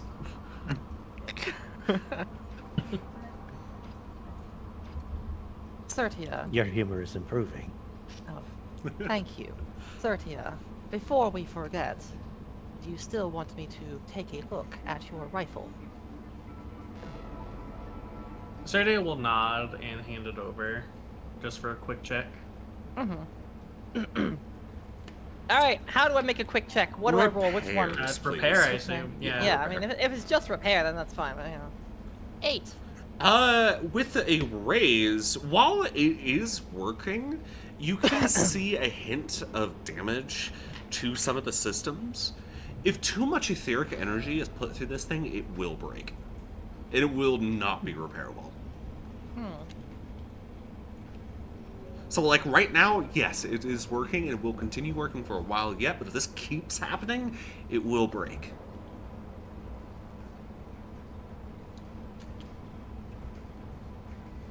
Viz, stepping forward to, after, I guess, what imagine be 5-ish minutes or so.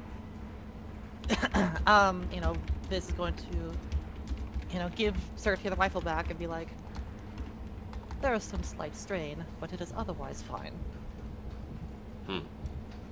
Sertia will nod and kind of put it back on its sling over her shoulder. Well, Just an Abaya level white lie. indeed. I'm assuming it's probably not to stress Sertia out more because... Yes. Yeah. I mean, of course, she's in no state to, question. Hmm. Alright, I think that's good. And then we Yeah. can probably end session here and then continue on with, arriving at the observatory. Yep. 2 XP. Oh Alright. my Yay! god. XPs. I'm going to destroy XPs. you. Oh my gosh. And then after next session, we'll be able to level up again. Oh, that'll be so nice. Yeah, I mean, if we get to experience. Oh yeah, with how long we've been traveling and how much we've been seeing, how much longer until Soji can get battle tactics as a knowledge? You know what? I'll give it to you. Yeah. And then it's only a matter of time before I can start removing my crappy draws on the card deck. All right. Well, that, dear friends, is the end of the session. Thank you all for coming to this rather interesting and eventful session, to say the least. Next session, the party will continue to journey deeper down into the superstructure. And then, of course, they're going to have to get out. So we'll see what happens. Oh boy. Yeah. Maybe they'll get answers. Maybe they won't. Maybe somebody will fall in a hole. Who knows? Yeah, throwing the creature into a hole. I mean, there's a very big fucking hole. Well, at that point, that's like calling the sky a hole. True. Well, It is, though. It's a giant hole in reality, because the sky isn't real, obviously. wow. Uh-huh. Anyways, you all take care. To those watching the VOD, this is where it ends. Thank you for watching. And Bye. to the stream viewers, thank you for coming. Take care, y'all. Bye. Oh my god.